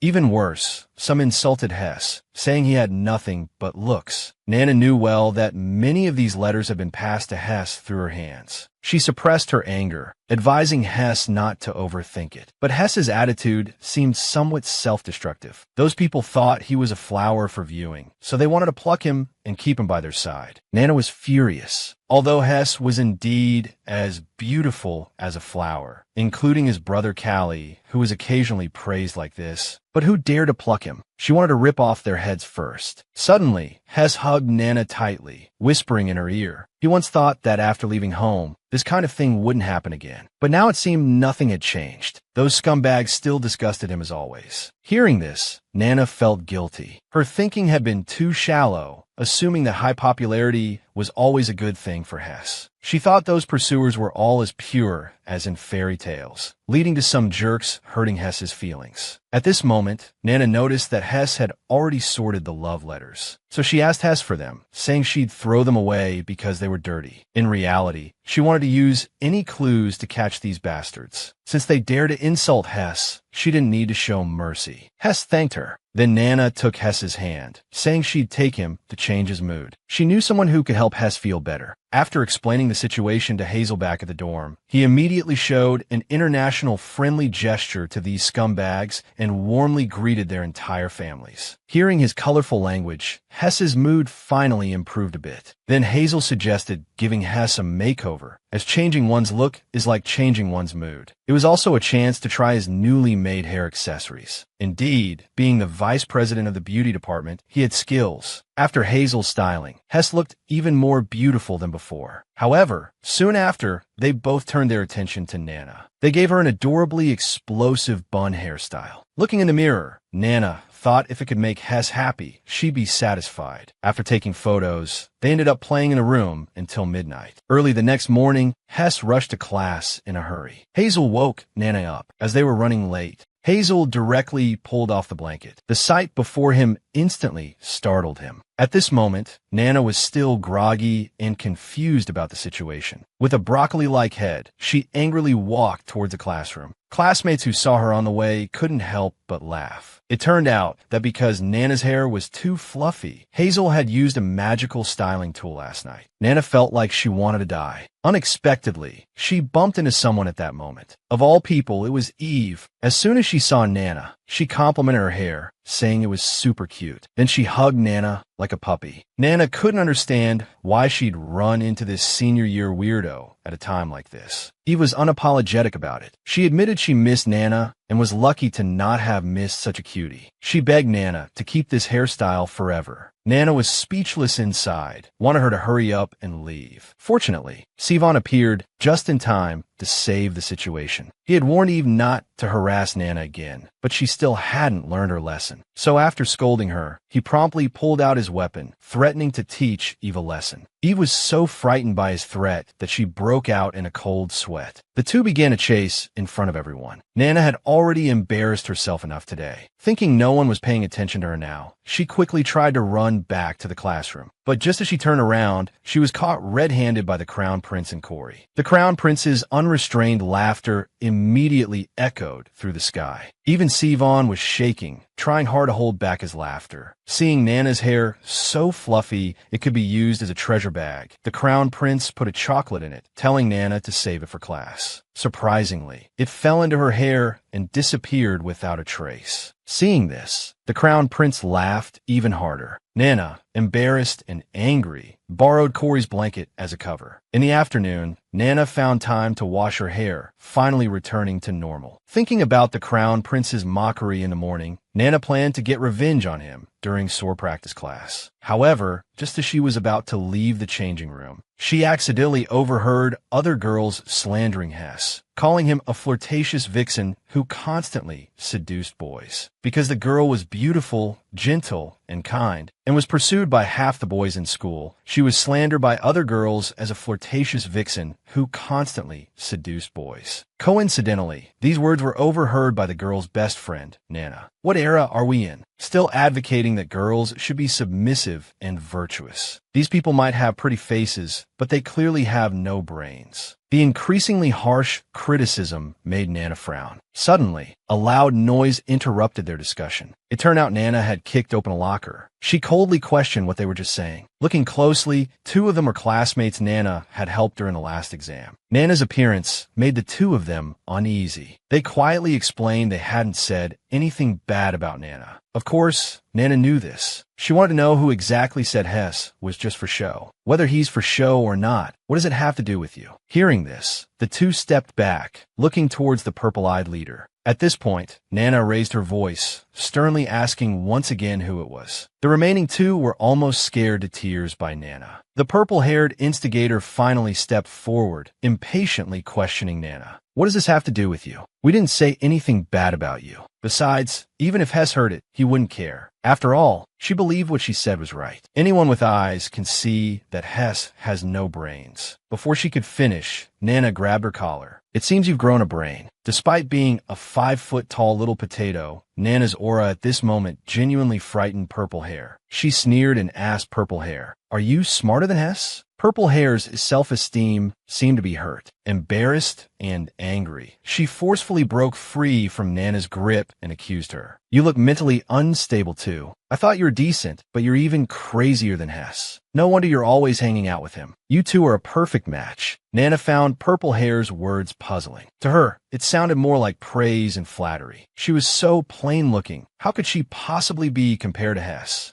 So she sarcastically thanked Purple Hair in a highly insulting manner. Meanwhile, the Crown Prince had already changed his clothes. He was curious why Nana hadn't come out yet, as class was about to start. He had wanted to tease that broccoli head a bit more. Suddenly, a commotion erupted from the changing room. Soon, curious students gathered around. The noise clearly indicated a fight was happening. Seeing this, the Crown Prince immediately ordered several people to find a teacher. Finally, the situation was resolved. The Crown Prince, seeing Nana's state, held back his laughter and brought Corey's blanket to cover her. It turned out that during the fight, Purple Hair had suddenly ambushed her, causing a lock of Nana's hair to be pulled out by the roots. Now you could even see her exposed scalp. After avenging Hess, Nana felt satisfied inside, but her scalp also felt very cool. After some thought, Nana decided to quickly research a hair growth spell. In the afternoon, Nana was punished with confinement in the dormitory. She sat bored on her bed, lost in thought. Thinking Hess would return to the dorm after lunch, Nana decided to check on him. Arriving at his room, she found the door unlocked. His backpack and uniform were there, so he must have already come back once. Usually, Hess was very neat, but now he had left without even folding his uniform. He must have encountered something urgent. Nana decided to tidy up for Hess. Suddenly, she noticed the fountain pen she had given Hess on the table. Now Nana remembered why she had given him this gift. When they were young, Nana was invited to play at Hess's house. Her room was decorated like a princess's room. While Hess was called away by his mother to talk, Nana accidentally discovered some books hidden under the desk. They were all about imperial history and politics, books that children couldn't understand. At first, Nana wondered if Hess was reading them. It wasn't until later, when she saw Hess's ideas written in his notebook, that it was confirmed to be him. Just like this secret notebook in front of her now. From then on, Nana learned Hess's true face. He had always lived a passive life, trying his best to present himself in a way that met his parents' needs. In reality, the young Hess harbored grand dreams deep inside. To encourage Hess, Nana chose to give him this fountain pen. Unable to resist, Nana started reading Hess's notebook again. Hess's writing technique was very engaging, always drawing Nana in unconsciously. Thinking about Hess constantly striving alone for his goals, Nana felt a bit melancholic. She couldn't imagine how repressed Hess's life must be. Despite having such a brilliant mind, his talent was forced to be confined to this notebook. Just then, heavy footsteps were heard from outside the door. Nana quickly looked around for a place to hide. Outside, Hess was cursing. He threatened to shave the heads of those girls who bullied Nana this morning and throw them into a monastery. If he couldn't handle it alone, he'd ask the mortal Sivan to do the dirty work for him. Just as Hess returned triumphantly with a few strands of hair, he suddenly noticed Nana in the corner. seeing Nana awkwardly waving at him. Hess was immediately shocked and pale. He said Nana had a lock of hair pulled out, and Hess became furious on the spot. He vowed to shave those people's heads and throw them into a monastery. Little did he know that his hysterical cursing was witnessed by Nana. Hess was immediately shocked and pale. Then Hess tenderly applied medicine to Nana's scalp, asking if it hurt while applying it. Nana having scars made it impossible for Hess to forgive Purple Eyes. Even when Nana said she was fine, it didn't help. Nana was used to this. From childhood to adulthood, no matter what happened, Hess always stood by her side. He never thought Nana could do anything wrong. Suddenly, Hess shyly asked Nana to forget what he had just said. To Hess, being caught cursing and raging by Nana was humiliating. Nana thought cursing wasn't a big deal at all, but Hess still quietly defended himself, saying he only said those things instinctively after hearing Nana was insulted and hurt. That wasn't him. Looking at Hess's wavering gaze, Nana fell into deep thought. You say that wasn't you then. So who do you think you should be? The sharp question made Hess's heart tremble. He stammered, unable to say anything coherent. His eyes became unsettled. Seeing this, Nana decided not to press further. She simply lay down on the bed, saying she wanted to sleep well before the teacher took attendance. Then she patted the empty space beside her, gesturing for Hess to lie down too. Within 0.1 seconds, Hess agreed and kept inching towards Nana's direction. Hess's unblinking stare made it impossible for Nana to fall asleep. But Nana just found this Hess very cute. She had felt this way since they were very young. No matter where they went, Hess would always follow behind, clutching the hem of her clothes. Many people mistook Hess for her little sister because of this. Thinking about it now, Hess had already started pretending to be someone else back then. Nana didn't want Hess to be afraid of showing his true self because of others' opinions. Besides, she couldn't always stand up for Hess. Nana reached out to stroke Hess's hair, then pinched his cheeks. Hess, you should know I've always considered you family, right? In your eyes, what kind of person am I? Without hesitation, Hess expressed that he admired Nana very much, because Nana was very capable and would always help him no matter what happened. However, Hess's praise made Nana feel ashamed. She wasn't actually as perfect as Hess imagined. She often made heartbreaking choices too. Now Hess's dependence was putting a lot of pressure on Nana. If this continued unchecked,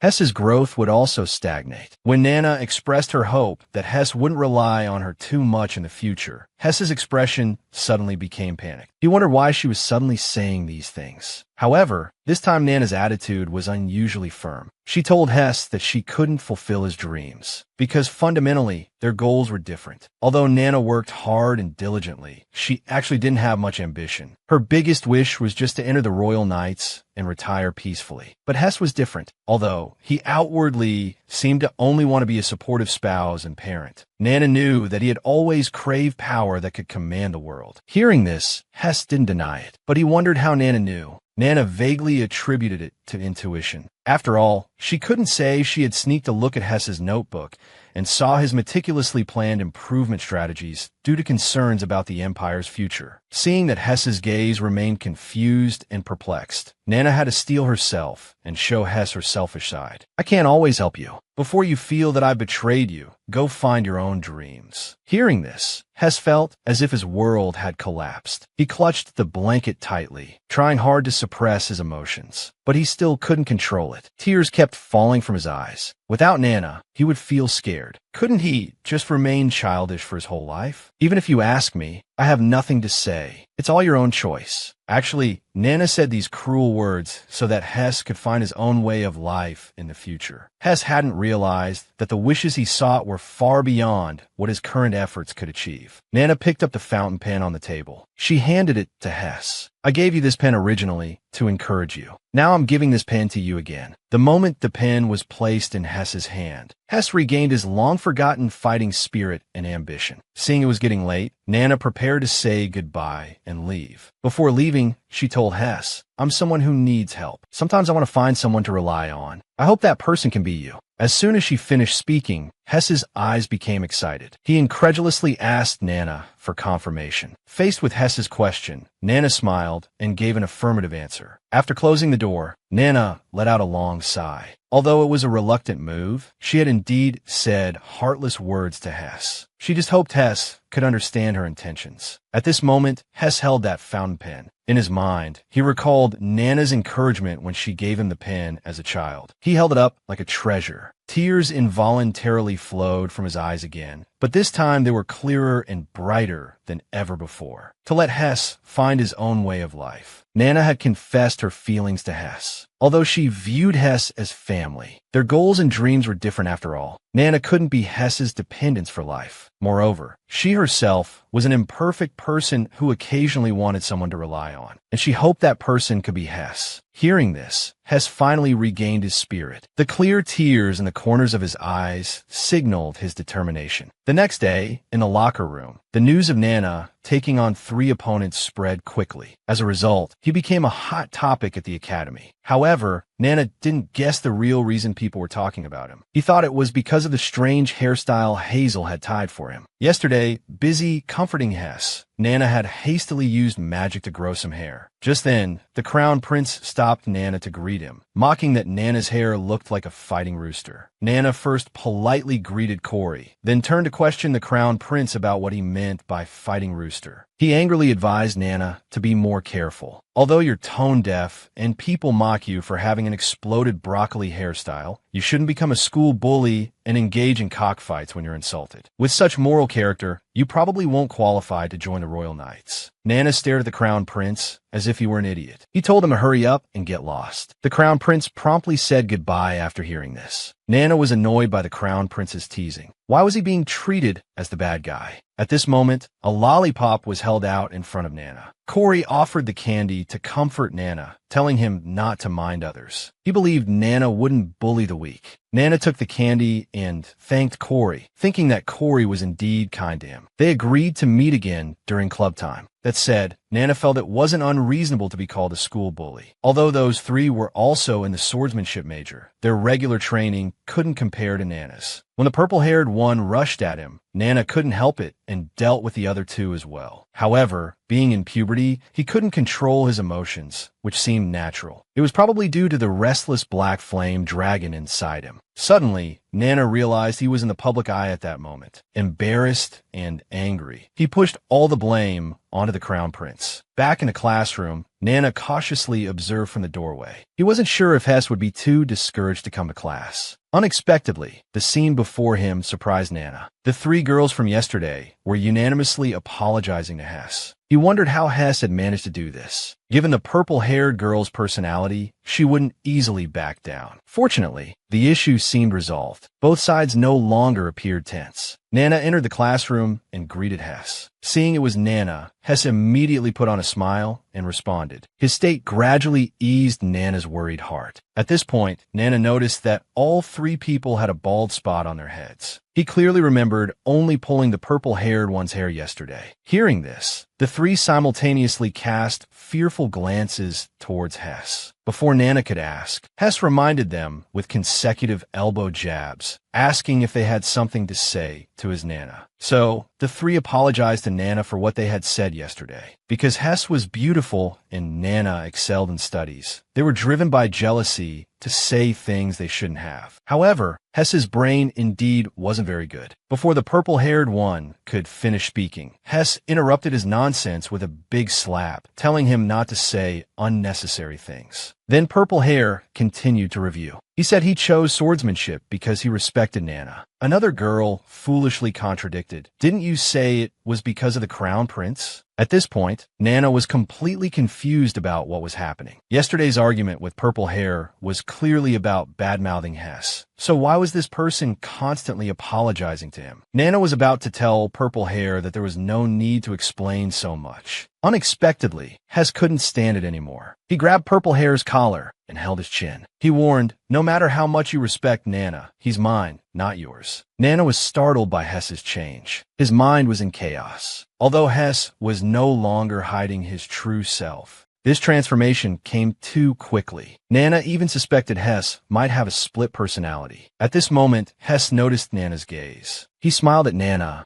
as usual, even though Hess was the biggest victim in this incident. Just because the bad-mouthing involved Nana, he single-handedly forced 3 people to apologize to Nana. Seeing this, Nana decided not to dwell on it. After all, Hess's smile was still as beautiful as ever. He immediately announced that he would use hair growth magic on the 3 to commemorate their reconciliation. Just as Nana was about to cast the spell, surrounding classmates, annoyed by their noise, started complaining. Nana instinctively thought of his recent nickname. As the magic was completed, a broccoli grew on each of the 3 people's heads. The atmosphere became awkward for a moment. After fixing it for them, Nana went to the club. Regarding Hess's transformation, Corey was curious if Nana would feel anxious about it. Nana said this level was within his expectations, but sometimes he was also surprised. Hess now dared to challenge him. Despite being a poor student who usually slept in class, he claimed he would surpass Nana in history and language in the next exam. Nana felt he had to teach Hess a lesson for peaking at rankings. Despite saying this, Nana's face was full of smiles. He was genuinely happy about Hess's change. Because Nana had confessed his feelings to Hess, Hess underwent an unprecedented transformation. Not only did he tame the 3 swordsmanship girls to apologize to Nana, but he also claimed he would surpass Nana in history and language in the next exam. Nana was glad that Hess could become cheerful and energetic. Facing Hess's challenge, Nana's competitive spirit was aroused, so he suggested a bet based on their exam results, with the loser granting 1 wish to the winner. Hearing this reward, Hess appeared extremely happy. Seeing the joyful expression on Hess's face, Nana was a bit confused. It was just a very cliche copyright bet. But Hess didn't think so, because Nana was excellent in all aspects. Having the chance to bet with Nana was his honor. At the same time, he also looked forward to the moment of making a wish to Nana. Since Hess was so confident, Nana also decided to give it his all in response. As an observer, Corey predicted a tragedy would occur after learning about the bet. In the following days, Hess was more eager than ever to achieve self-breakthrough. His desk was filled with notes taken in class. He kept mumbling, trying to memorize all the knowledge. Other classmates also noticed Hess's transformation. He not only became more outspoken, but also particularly hardworking. Even history, which was known as a sleeping pill, he could focus on studying. At this moment, Nana walked into the classroom and heard the discussions. Facing everyone's confusion, Nana understood. After all, as his desk mate, he occasionally felt unfamiliar with Hess too. The current Hess was even more hardworking and diligent compared to the one in the original novel. On one hand, Nana was satisfied with Hess's change, but on the other hand, he worried that Hess might gradually become a threat. So Nana suggested that Hess shouldn't study too hard and should go out more to relax. Hess smiled and refused, saying he wouldn't be able to beat Nana that way. Nana didn't expect that Hess, in order to win, would even neglect his usually most important appearance. Realizing Hess's determination, Nana also worked hard and studied diligently. Later, both of them were reading books while walking. They were also reading while eating. Even at night, they were still reading while washing up. In the end, Nana got so tired that his nose started bleeding. At this moment, in the library, Corey saw Hess and Nana's complexion and advised them to rest for a day. Both of them had heavy dark circles under their eyes, and their hair was a mess. But even so, Nana still said he was fine. To make them realize the seriousness of the problem, Corey took out a ruler and put on his face, saying he would measure the size of their dark circles. After measuring, Hess's dark circles were a full 4 centimeters, while Nana's were 3.45 centimeters. It's worth noting that even Corey's own dark circles were only 3 centimeters. This data was enough to show how bad their condition was, because through Corey's observation, he found that anyone with darker circles than his would eventually faint. For a moment, Nana and Hess were speechless. Neither of them took Corey's superstition seriously. Seeing that he was being ignored, Corey simply joined this reckless study group. He sat on the side, waiting for them to faint. Nana had no objection to Corey joining, but just reminded him to be quiet. During this period, Hess didn't ask Corey for any help with studying. Instead, he watched him vigilantly. Suddenly, he arrogantly began to declare his ownership. Honestly, at first, he didn't have a good impression of Corey, but after actually interacting, he felt the person wasn't bad. Corey was pondering what this sentence meant. The next moment, Hess glared at Corey, stating that he was the closest person to Nana. Corey didn't refute immediately. After thinking for a while, he showed the earring on his ear. See this? Nana made it himself. Then he quickly moved moved to Nana's side. He revealed the earring he gave to Nana as well. "And this is the friendship token I made for Nana." Seeing this scene, Hess felt like the sky was falling. Then he sobbed and asked Nana where her share was. Nana had to comfort him by saying they would go get matching accessories after the exam. A few days later, the midterm exam arrived as scheduled. Many poor students crammed at the last minute, looking for people to copy answers from. Corey immediately found Nana to inquire about the competition results. Although Nana won in the end, he didn't feel happy about it, perhaps because Hess had never seriously sat down to take an exam before. Being too nervous, he collapsed on the desk midway through and fell ill. Unexpectedly, his dark circle curse came true at that moment. Later, Nana went to the infirmary to visit Hess. Seeing his own report card, Hess was full of disappointment. He had tried so hard, yet failed at the crucial moment. Facing Hess's self-blame, Nana felt sorry for him. He comforted Hess, saying it was his responsibility for not considering Hess's health. And thanks to Hess, he was able to improve further in his weakest subject, history. Suddenly, Hess remembered the bet and asked Nana what wish he wanted. Nana didn't answer immediately. Hess. Instead, he gave him a mysterious smile. Hess and Nana had bet on their exam scores. They agreed that the loser would fulfill a wish for the winner. For this, Hess studied desperately, cramming class notes. However, he became too nervous during the exam and fell ill at his desk. In the end, unsurprisingly, Nana won the competition. When Hess asked Nana what wish he wanted, Nana's face showed a mischievous grin. Under Hess's puzzled gaze, Nana took out a form for Hess to fill out. It was an application for the school's news department for next semester. He hoped Hess could join the news department to promote his club. After all, for such a long time, his club only had 2 members. Then Nana threw out a pile of books from his bag.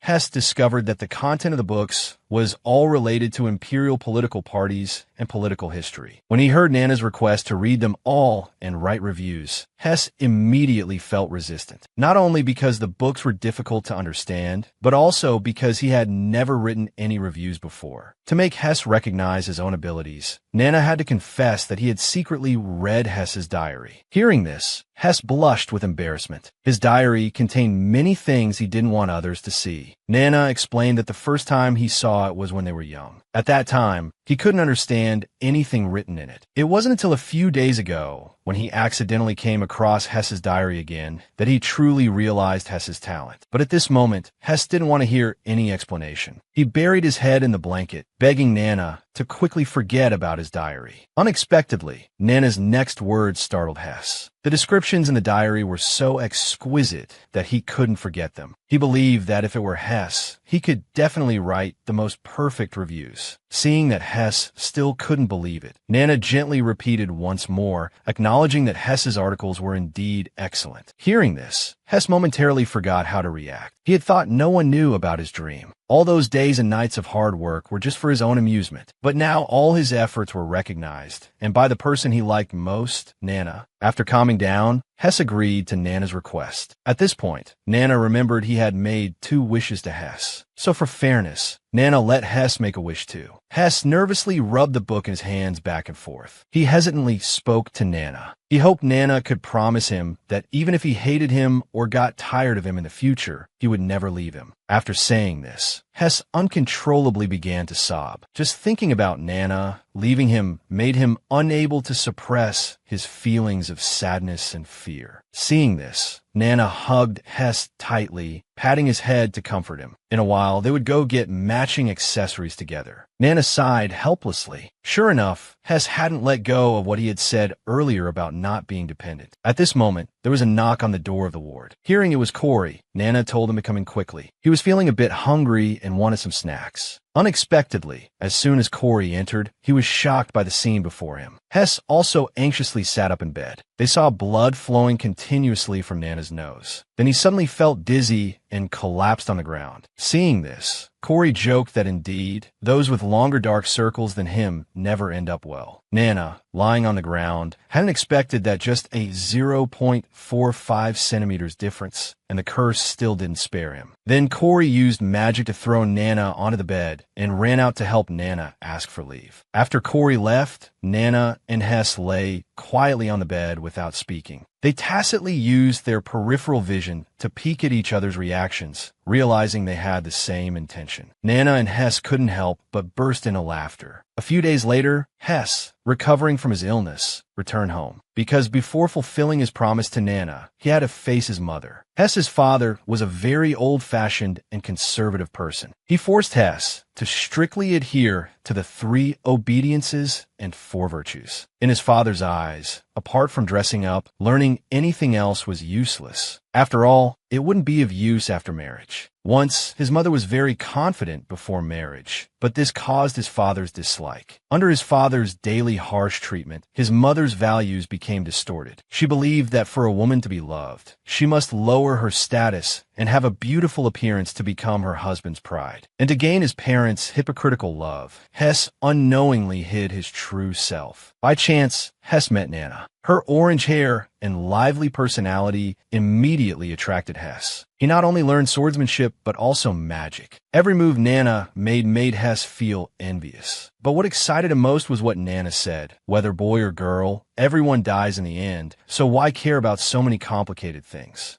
Because Hess was timid and didn't dare to defy his parents, he followed behind Nana to fill his own void. He knew Nana was right. They couldn't be together forever, so he must live for himself while he can. This was the reason for Hess's first act of defiance against his mother. On Hess's way back to school, pigeons occasionally flew across the sky, and his mood was as free as those pigeons, incredibly light. At this time, Nana finished her sword class and came to find Hess. She thought Hess had just gone home to take care of some business. When she heard him say that after graduation, his mother would kick him out of the house, Nana instinctively took it as a joke. Hess smiled without saying anything, because for him, this was the best outcome, fulfilling his promise to Nana. Hess went home and confessed to his mother about his plan to join the news club. Although his mother threatened to kick him out of the house, Hess felt incredibly free and lighthearted. The first thing Hess did after returning to school was to fill out the application form for the news club. This news quickly reached the ears of the gardening club members. They were very confused by Hess's decision. Hadn't Hess said before that he loved gardening the most? He even claimed that gardening was a basic element of being a lady. How could he just leave now? Faced with their questions, Hess only explained that he wasn't very suitable for gardening. Then he smiled and asked them, "Will you hate me because of this?" The two didn't dare to agree, frantically shaking their heads in denial. They then hurriedly said goodbye to Hess, agreeing to meet again at the club activities time. Actually, Hess understood their mistake. After all, even his mother was very angry when she learned he wanted to join the news department. At that time, Hess used the progress of the times as a reason, urging his mother not to always look at his father's face. His purpose in joining the news department was also to help more people like his mother someday. He hoped to create an environment where everyone would be accepted for their abilities. After hearing this, his mother stared at Hess with a strange look. She knew that even if times changed, her husband wouldn't change. But her daughter's words had deeply touched her heart. Finally, she trembled and shed tears. She didn't think Hess alone could change anything. However, Hess's mind was made up. He originally didn't expect his mother's understanding, let alone hope for support. It was only because his father was impossible to communicate with that he chose to inform his mother. As Hess was about to leave, his mother sternly warned Hess that his father would never forgive his actions. She even threatened to kick him out of the house after graduation. Hearing this, Hess stopped in his tracks. On the verge of tears, he apologized to his mother for not being able to become the daughter she wanted. By this time, his mother was already in tears. She seemed to have found her former self in Hess. But the long-term miserable torment had become shackles imprisoning her thoughts. She firmly believed Hess would regret today's decision. Hess cheered himself up. He didn't care about the reactions of family or outsiders. He only cared about Nana's reaction. And last time Nana said she wanted to rely on him, he began to imagine how blissful that would be. But Hess suddenly felt troubled again, because Nana had also said not to hide his true self. He worried that Nana wouldn't accept him after he exposed himself. Whether it was him fighting 1 against 3, dragging out 3 girls from the sword department, or him secretly ordering Swan to eliminate all the boys who had a crush on Nana. If Nana found out about these things, wouldn't his impression in Nana's heart take a sharp turn for the worse? Suddenly, Nana returned to her seat and greeted Hess. Seeing Hess startled, Nana thought it was due to nervousness, so she smiled and comforted Hess, telling him not to feel too burdened. Otherwise, it would be even harder to write well. Hess guiltily agreed. Just then, a classmate informed Hess that there was a boy waiting for her outside. Looking in that direction, Nana discovered that the sneaky boy was none other than the reckless blue hair. Since Hess had already clearly rejected him last time, Nana volunteered to help Hess chase away the reckless boy. With that, Nana lunged towards the reckless boy. Seeing this commotion, Hess couldn't help but wonder if the two had some personal grudge. At this moment, Hess realized that Nana would also have to date someday. But given her somewhat capricious personality, it might not be easy for her to find a partner. So Hess thought that he might need to step in and help Nana find someone. After all, in the past, Nana had missed out on dating opportunities more than once or twice because of him. Hess began to recall the boys around Nana. First was bachelor number 1, Zaire. Although he held the high-ranking position of crown prince, his behavior was somewhat childish, so not suitable. Bachelor number 2 was Corey. Despite his fierce appearance, he turned out to be quite nice after getting to know him. Still not suitable. Bachelor number 3, Eveness. Wealthy, meticulous, and quite capable. But he was always clinging to Nana, so even more unsuitable. The last bachelor was Swaharden. Just thinking about this person, Hess didn't even want to find a reason and rejected him outright. First of all, SWA obviously liked Nana, which was unacceptable. He would steal glances at Nana even while walking. Fortunately, Nana was too dense to notice. Moreover, Nana's childhood memory loss must have something to do with SWA. Otherwise, how could Nana possibly forget the experiences she had with Sivan? And it even caused Nana to forget about the fountain pen gift. Considering all of this, she would never forgive Sivan. Thinking about this, Hess's entire demeanor instantly darkened. He muttered that scum like Sivan who hurt Nana didn't even qualify to be a backup option. At this moment, Nana's call awakened Hess. Nana boasted about chasing away the reckless boy, while Hess also mentioned he had finished the application form. So, hand in hand,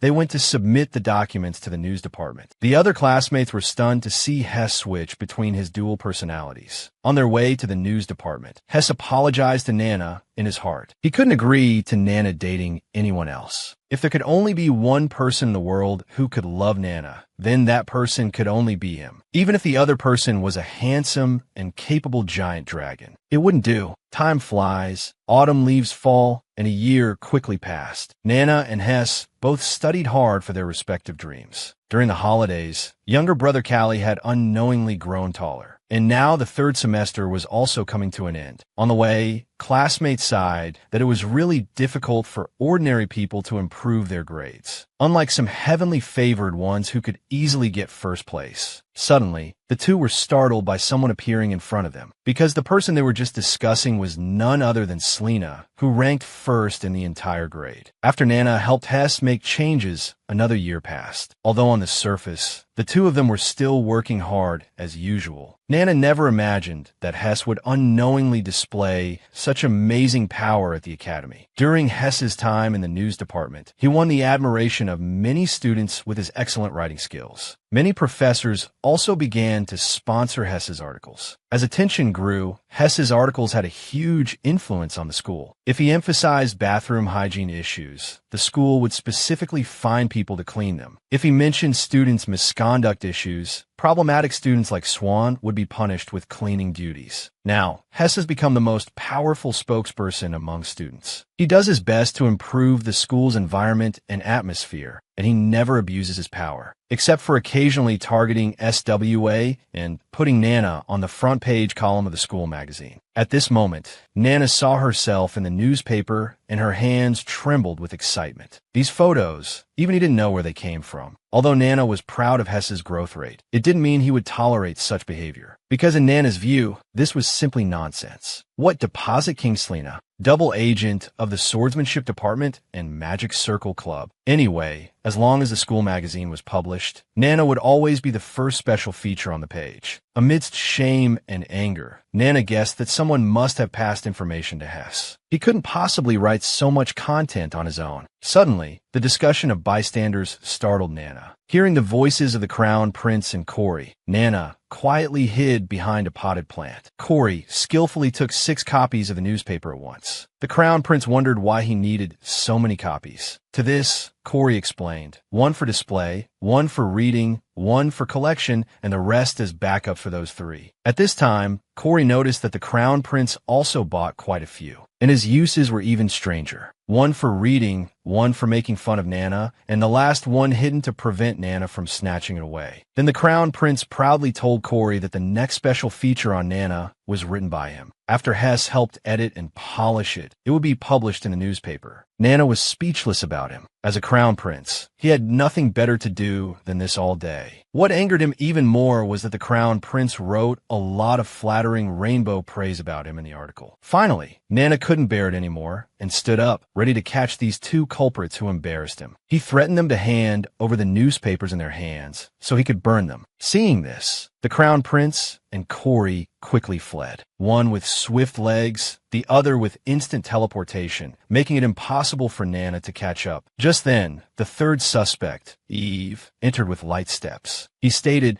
that he had already signed an exclusive sales contract for Nana's special feature. Before Nana could rebuke Eve, the contract in his hand suddenly disappeared, only to see Sivan, exasperated, holding the contract in his mouth, questioning Eve about who agreed to the exclusive sale. Then the two started fighting over the contract. Nana couldn't understand these people's thought processes at all. Feeling mentally and physically exhausted, he decided to go to the convenience store to buy some snacks. After the afternoon swordsmanship class ended, Nana originally wanted to go back to the dorm to change clothes. But due to sore legs, he sat down on a chair to rest first. At this moment, Nana felt a bit frustrated. It turned out that the Royal Knight Order had released a recruitment notice today, but Nana couldn't take the exam because he wasn't old enough. Suddenly, he heard someone talking to him. Looking up, it was his younger brother, Callie. Now, he's already a first-year student at Oakland Academy. Seeing his cute little brother, Nana felt all the fatigue of the day being healed. Callie expressed dissatisfaction with his sister's attitude of always treating him like a child. At this moment, he noticed that, not far away, Swan seemed to be practicing magic with classmates, although everyone could see that Swan was bullying others. But Nana was more curious about how Callie and Swan knew each other. Callie explained that Swan had helped him many times, including the last time when his roommate asked him to fold the blanket. It was Swan who helped him out. At this point, both of them fell silent. It was obvious how Swan had help. Then Callie added that his classmates were all envious of him because not only Swan, but even Crown Prince Corey and Eve often helped him. Nana was puzzled why these people would do such things. After pondering for a while, he attributed the reason to Callie's cuteness. Later, Nana asked about Callie's grades. Hearing this, Callie immediately felt discouraged. He was naturally insensitive to magic, and his body wasn't good, so he couldn't train excessively. Nana quickly comforted Callie, saying he was smarter and theoretical knowledge was more important in today's society. But Callie was still gloomy. Nana knew that at his age, it was natural to admire magic and swordsmanship. So he asked Callie if he could choose between swordsmanship and magic, which one would he choose? Looking at the scene of Swan disciplining others in the distance, Callie chose magic without hesitation. Nana was curious about his reason for choosing magic. Callie explained that he longed to fly in the sky using magic. Senior Corey had once used levitation magic on him, so he hoped that in the future he would have the chance to fly anywhere he wanted to go. Nana silently noted Callie's wish in his heart. That night, Nana started working overtime. As long as he could make Callie's wish come true, a little hardship meant nothing to him. Finally, with Nana's efforts, a broom-shaped flying magic tool came into being. To fulfill Callie's wish to fly, Nana decided to make a magic tool for him. From returning to the dorm in the afternoon until midnight, after Nana's hard work and overtime, a flying broom was finally created. To verify if the broom could fly, Nana specially came to an open space to test its function. Actually, Nana learned from the conversation with Callie in the afternoon that his choice of magic was just an excuse. What he truly desired was flying. Coincidentally, Nana had also longed for witches riding brooms to fly in the past. So, she made this prop based on what she had seen on TV in her previous life. When the magic particles were installed, the broom started up successfully. Nana sat on the slowly rising broom. Before she could get excited for 2 seconds, she lost her balance. Obviously, this prop required a lot of practice to use skillfully. After countless times of losing balance, Nana decided to add some balancing magic when giving it to Callie. By this time, her brain was also a bit congested. Fortunately, through effort, Nana successfully mastered the balance. The view she saw in the sky was even more spectacular than she had imagined. While feeling happy, Nana thought about bringing Hess to try it next time. Then Nana prepared to practice moving forward and backward. Unexpectedly, a sudden gust of wind hit her. The broom beneath her immediately lost control. Nana was also blown dizzy by this. To escape the gale, Nana increased the power of the broom. In an instant, the broom shot out at an extremely fast speed. Just as she was about to crash into the boys' dormitory, Nana had to dive into one of the rooms. Finally, the broom stopped after hitting the wall.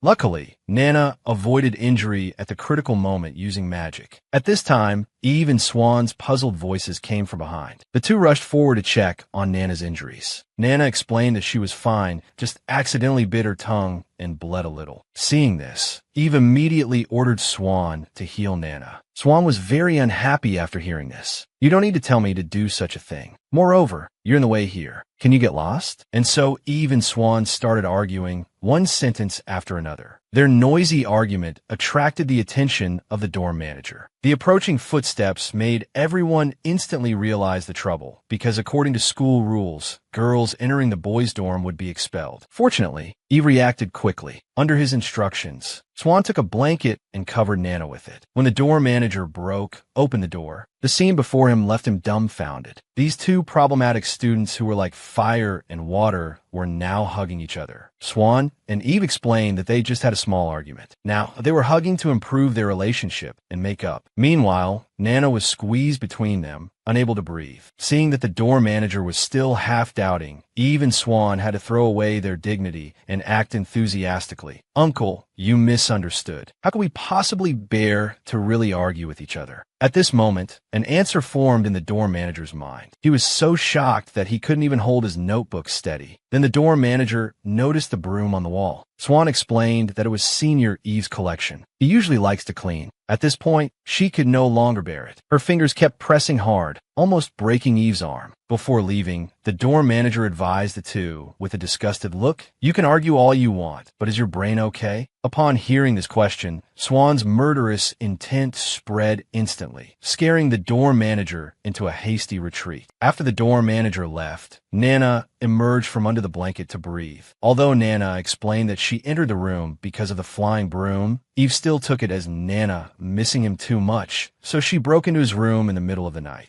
The next moment, Swan kicked Eve flying. She warned Eve not to touch her Nana with his dirty hands, or she would cut them off. Since he couldn't touch her, Eve suggested Nana return quickly. If discovered, she would not only be punished, but also face many negative consequences. But with the broom in its current state, it obviously couldn't be ridden. So Eve asked Swan to use teleportation magic to send Nana back. To this, Swan apologetically showed the bracelet on her hand, indicating she couldn't do it. This January, our Nana finally returned. Unexpectedly, she broke into the boys' dormitory in the middle of the night. Not long ago, Nana's flying broom went out of control during a test. Left with no choice, she had to enter Swan and Eve's room. After learning the situation, Eve asked Swan to use magic to send Nana back. Swan raised her hand, showing the bracelet, indicating she couldn't do it. It turned out that because Swan always damaged school property, she was singled out for criticism by Hess and the committee. She believed the reason Swan was so reckless was that the punishment wasn't severe enough. It was necessary to impose a more severe punishment on this kid.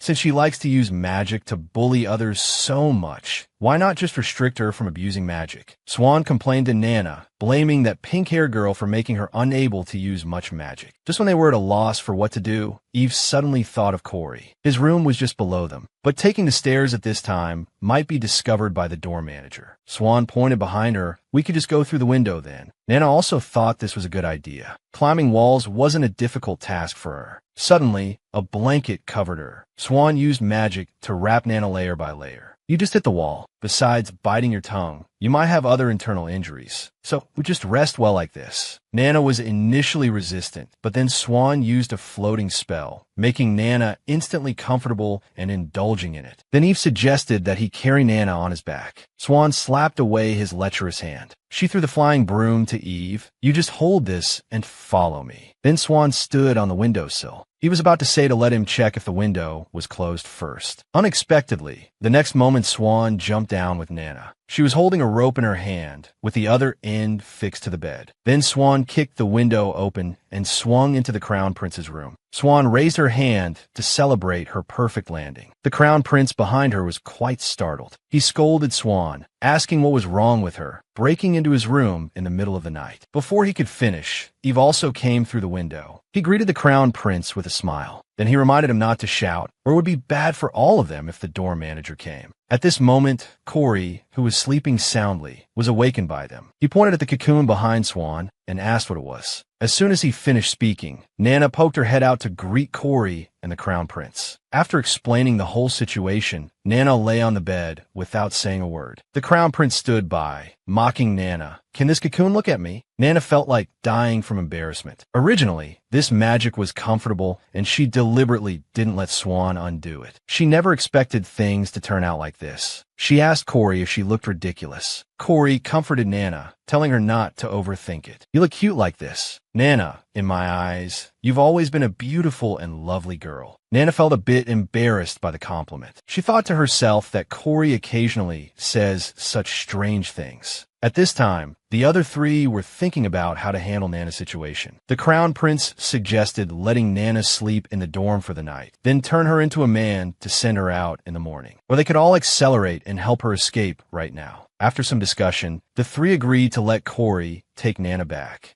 Then, to prevent accidents during the flight, all three used their own methods to add protection for Nana. Finally, the Nana rocket was successfully launched amidst the applause of the three. A few days later, Carrie received a flying broom sent by Nana to ensure the broom's mobility and safety. Nana later spent a lot of time improving it. She didn't want Carrie to encounter the same situation. Seeing Carrie playing happily, Nana felt relieved and prepared to go to class. Seeing the falling yellow leaves, Nana realized that autumn had arrived. Without noticing, her third school year was about to end. As Nana was reflecting on how time flies, a flirting couple appeared behind her, breaking the atmosphere. This public display of affection made Nana uncomfortable. Nana angrily crushed a leaf. Those two combined were old enough to be considered aunties, yet she hadn't even received a single confession. But Nana wasn't in the mood at all. Besides, why practice on this main street? However, the Crown Prince insisted on raising his sword. He pointed towards the lovey-dovey couples behind them. Why not choose a place that hasn't been polluted by the stench of love? Nana immediately understood. She took out her wooden sword and accepted the Crown Prince's challenge. Their common target was the group of couples behind them. The Crown Prince swung his sword fiercely at Nana. As Nana blocked the Crown Prince's attack, they verbally corrected each other's sword movements. But in reality, each of their attacks was aimed at separating the couples stuck together. After some time, both stopped to catch their breath. Justice had finally prevailed. The previously love-stench-filled walkway was now empty. Suddenly, they both felt too embarrassed to speak. Back at the dorm, Nana felt ashamed about what happened earlier. That childish behavior was just like the first-year Crown Prince. Seeing this, Hess quickly asked Nana what had happened. Her face was so red, it must be something good. Nana explained it was probably because she just took a shower. At this point, Hess guessed another answer. He thought Nana must have received an invitation to be someone's partner for the ball. Hearing this, Nana was confused. Apparently, the school was organizing a ball for the graduating students of the youth and junior groups. Nana explained awkwardly that she hadn't received any invitations at all. Hess didn't believe it, saying Nana was cute and should be quite popular. She might even be elected as the Ogren Queen. Nana appreciated Hess's faith in her, but the Ogren Queen was chosen through student votes. She knew she had no chance, because on the way to the classroom, many people were inviting girls they liked to be their dance partners. But Nana hadn't received a single invitation, so she didn't dare to even think about being queen. Although one could attend the ball without a partner, Nana didn't want to feel like an outsider. Since first years wouldn't participate in this event, besides Carrie, it seemed Helen was her only option. However, asking that guy might lead to trouble, so she decided against it. After entering the classroom, Nana noticed that Hess was already surrounded by boys wanting to be his dance partner. Many were even from other classes. Suddenly, Hess caught a glimpse of Nana. Nana waved to say hello. Hess responded with a bright smile. The protagonist's smile instantly struck Nana's heart. At this moment, Hess lifted the necklace on his body to thank Nana. Thanks to Nana's gift, he wasn't bothered by the people around him. Nana told Hess not to mention it. She thought only a beautiful and cute girl like Hess deserved the title of Ogren Queen. Seeing her seat occupied, Nana decided to go to the bathroom before returning to class. Unexpectedly, she bumped into a dark-skinned athlete. "Why are you blocking the way, you stinky octopus?" I almost dropped the gift for Hess. Nana convinced herself to resist the urge to react. After all, it wasn't the first or second time she'd been treated like this. She didn't expect anyone to ask her, an octopus, to be their dance partner. After all, dancing with others at the graduation ball was meaningless. She had just managed to hypnotize herself into believing this. As soon as she left the classroom, she saw 3 people in the corridor holding flowers. Nana's face was full of confusion. The Crown Prince was holding a bouquet of roses. Corey had a bouquet adorned with candies. The most puzzling was Swan. The roses in his hands were almost as big as a person. Corey told Nana that they were facing a serious problem. For a moment, Nana thought they were looking for Hess. But then she realized they were troubled because Hess had too many suitors. Although she couldn't be of much help, Nana still asked Corey if they needed assistance. Just then, a voice calling Nana came from afar. It was Eve, holding a bouquet that looked expensive, walking towards her. Nana instantly got goosebumps. The next moment, Eve was in front of her. "I have something to tell you." Before he could finish, Nana threw a bouquet of roses at his head. "Eve, you're a senior student. You must be very busy now. Why don't you go study first?" This time, he was quite determined. He said no matter how busy he was, he wanted to attend the ball with Nana. Unexpectedly, Corey also intervened, casually throwing a lollipop to block Eve's mouth. Then the Crown Prince sprang into action, quickly tying Eve up. Finally, the 3 of them fled the scene carrying Eve. Only the scattered flowers and candies on the ground showed their intentions. To think that our Nana would have a day of shocking beauty. Today was the day of the Academy's ball. All the girls were busy choosing dresses and doing makeup, but Nana was the only one who had nothing to do, because until now, no one had invited her to be their dance partner. But considering it was a rare end-of-term ball, and there might be plenty of delicious food, Nana decided to make an appearance. She took out the makeup her mother had prepared and the fluorescent green dress from her closet. Nana quickly got ready by herself. It was very cold today, so she wore a thick coat and scarf. She felt good about her first attempt at makeup. Just then, Hazel returned to the room after taking a shower. Seeing Nana's makeup, she was shocked. She tactfully asked Nana if she was going to the ball. Hearing Nana's confirmation, Hazel grabbed Nana's collar. "If you dare to go out like this, I'll kill you."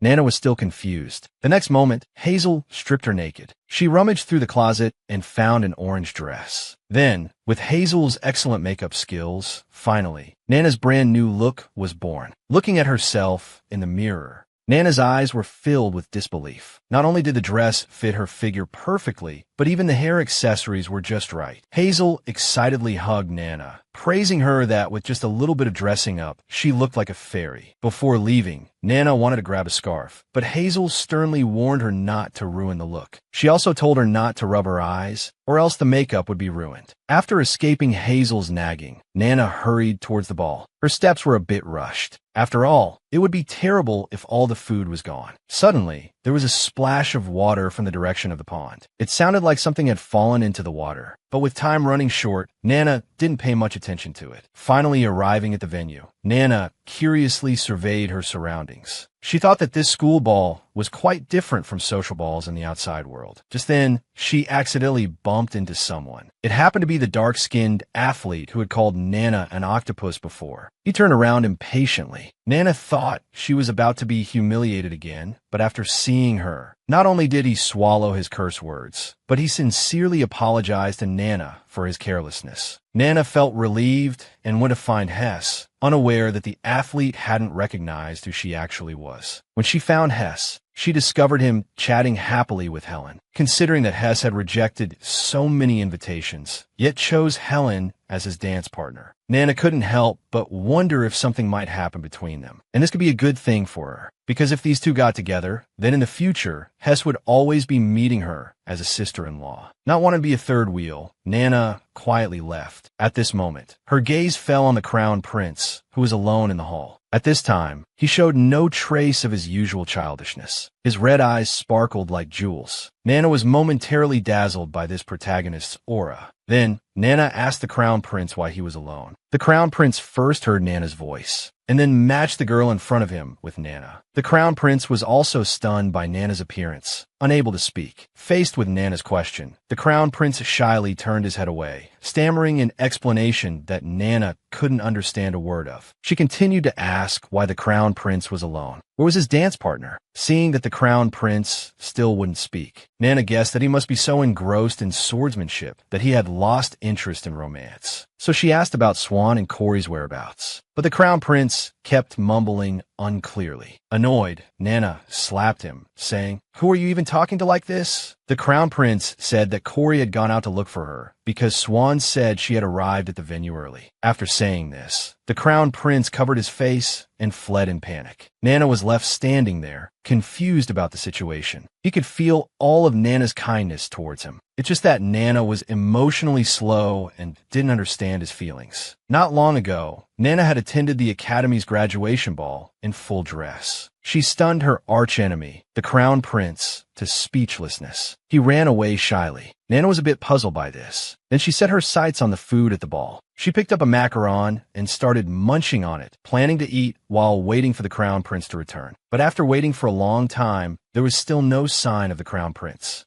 Having eaten and drunk her fill and feeling a bit bored, Nana decided to go look for Corey. Following the crown prince's clue, Nana went outside the venue. Nana shivered from a cold, wondering why Corey didn't go find a dance partner, but specifically went to look for him. Thinking carefully, it was really strange. If Corey was unapproachable to girls because of his fierce appearance, then with the crown prince's looks, he could easily find a dance partner, including Swan as well. Could it be that they all didn't have dance partners because they liked Hess? With these doubts, Nana arrived at the Ogrenflower Garden. This type of flower blooms all year round, causing the path to always appear dark red. At the end of the garden, Nana saw Corey's silhouette from afar. At this moment, Corey was looking up at the sky, murmuring, "Nana, where are you?" Then he conjured a blanket and a fireball to warm himself. He didn't notice at all that the person he was looking for was right behind him. Hearing Corey's sniffling sound, Nana found it a bit cute. Unconsciously, her thoughts drifted back to the past, to the first time she met Corey. He was also looking for her then. At that time, she was still short and looked even cuter. Now she had not only grown taller, but her voice had also become deeper. Nana felt sentimental about how time flies. Seeing that Corey was still calling out her name incessantly, Nana quickly caught up to respond. Hearing Nana's voice, Corey suddenly turned around. When Corey saw Nana's appearance, he was so surprised that he stepped back a few steps. Then he turned his head, not daring to look directly at Nana. Faced with Nana's inquiry, Corey couldn't answer for a long time. After he calmed down a bit, he still stammered and couldn't say a complete sentence. Nana wondered why Corey and the crown prince were both acting the same way. She shouted at Corey to snap out of it. Corey stuttered, saying he just couldn't speak right now. This answer immediately left Nana speechless. So, she attributed all the reasons to her own appearance. Looking like this, she should have just worn her school uniform to the ball. Why bother learning to put on makeup like others, doing things she wasn't good at? Hearing this, Corey hurriedly tried to persuade Nana not to overthink it. Although these words were embarrassing, he forced himself to say them. "Because you, Nana, are just too beautiful. Just looking at you makes me feel embarrassed." The air around them suddenly froze. Nana thought to herself, Corey couldn't come up with such exaggerated praise, so he must mean that she looked embarrassing like this. The next moment, Corey put a blanket over Nana and clarified the meaning of what he had just said.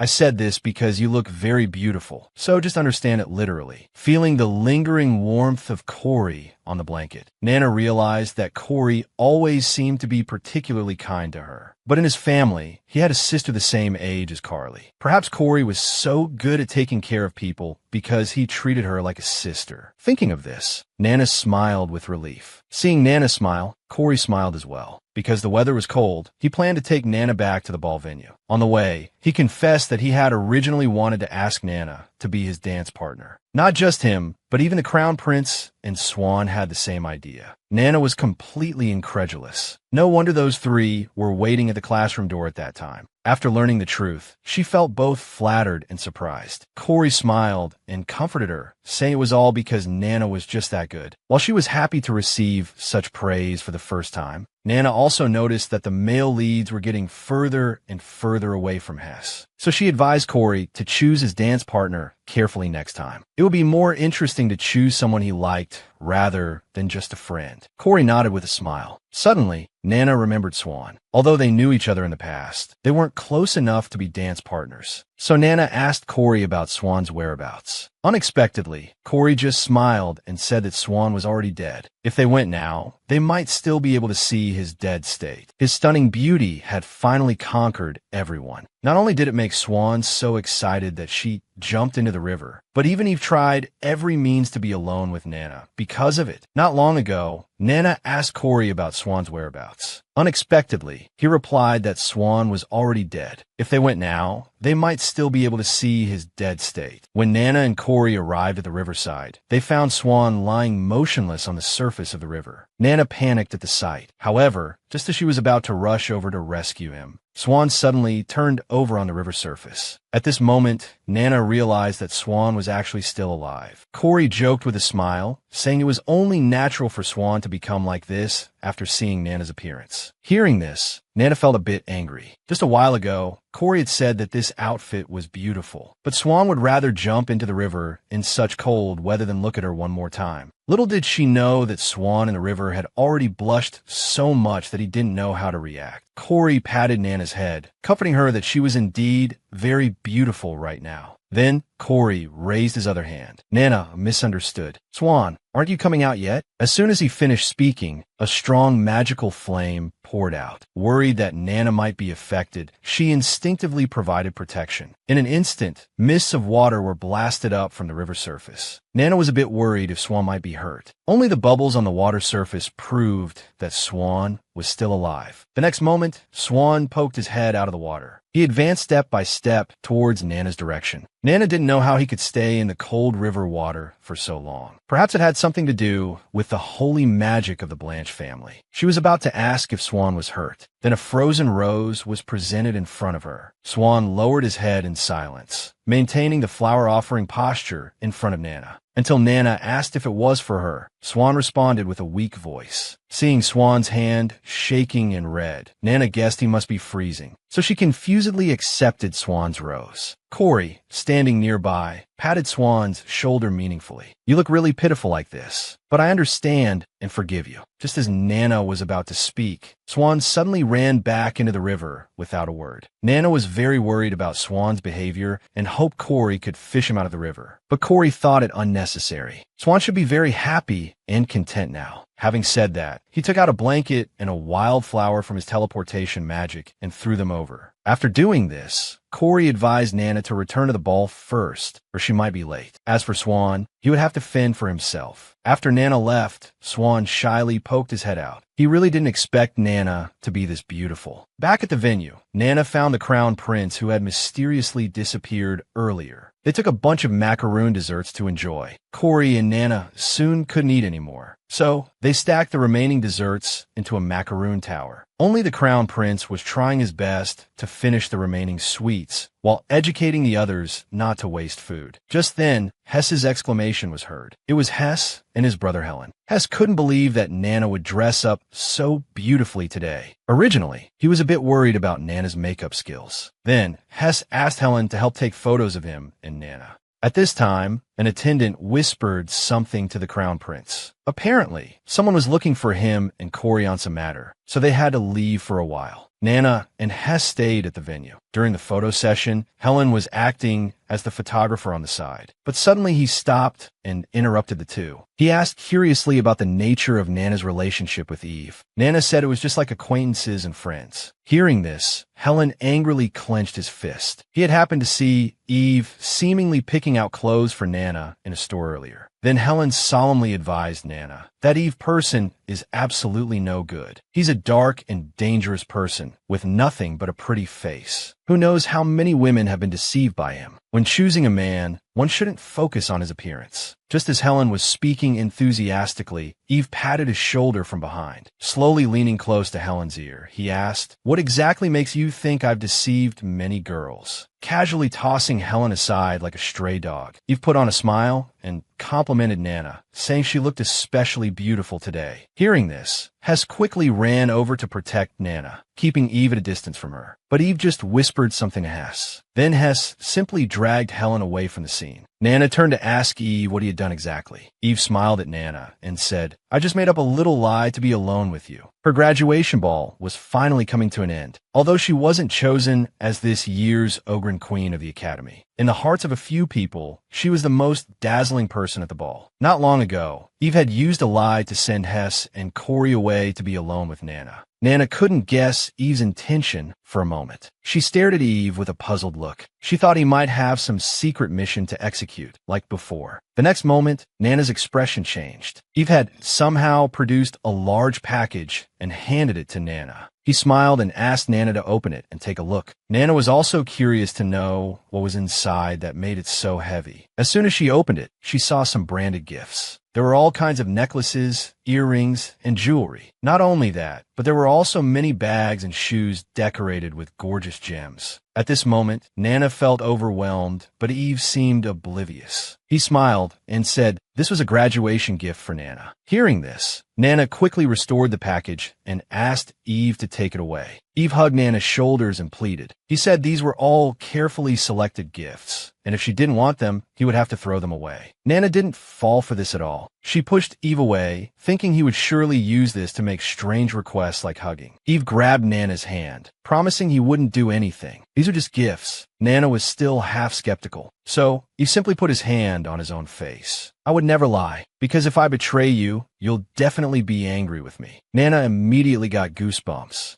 Just as she was considering whether to use magic to blast Eve away, suddenly a shout of Eve came from afar. Hess angrily returned to the two. He clenched his fists and asked Eve if he wanted to die by his hands. However, he was then half dragged, half persuaded away by several people. After Hess left, the Crown Prince and Corey also happened to return from outside. Upon learning they had been tricked, they immediately knew it was Eve's doing. Corey concernedly asked Nana if Eve had done anything strange. To ease the awkwardness, Eve took out a deck of cards and suggested playing some card games. After a moment of silence, Corey also took out a blanket as a playing surface. At the ball, others were dancing and whispering sweet nothings to each other. Only these four were focused and immersed in their own world. Just then, Swan came over, soaking wet, saying he wanted to play too. He grabbed Corey's hand with one hand to dry himself off, and with the other hand, he was about to snatch the card from the Crown Prince's hand. Suddenly, the host's voice echoed through the ballroom. Nana and the others paused their game and looked over. It turned out to be the announcement of this term's ball's Ogren Queen, Hestia. She was elected without a doubt. After being crowned as the queen, Hess, under everyone's gaze, came to the center of the stage with her partner Helen. When she started dancing the waltz to the music, Nana smiled knowingly. She was genuinely proud of Hess's radiance. Nana was happy that Hess could shine so brightly on such an occasion, but deep down, she was also envious. After all, she knew she could never become like that. Swan nearby noticed Nana's thoughts. He immediately folded the playing cards, then wove them into a crown and placed it on Nana's head. Nana looked at him puzzledly. Swan shyly lowered his head, avoiding Nana's gaze. "This crown suits you." Nana smiled and thanked him. It was this simple and unpretentious smile that suddenly stunned the others present. Not to be outdone, they prepared other handmade accessories for Nana. After the party ended, Nana told Hess what had just happened. Hearing Nana praising her performance on stage, Hess asked Nana if she felt envious. Nana smiled and admitted that it was normal to have such thoughts. After all, people as dazzling as Hess were rare to see. Hess didn't speak after hearing this. He took off the crown on his head and placed it on Nana's, not giving her a chance to speak. Hess held Nana's hand and said,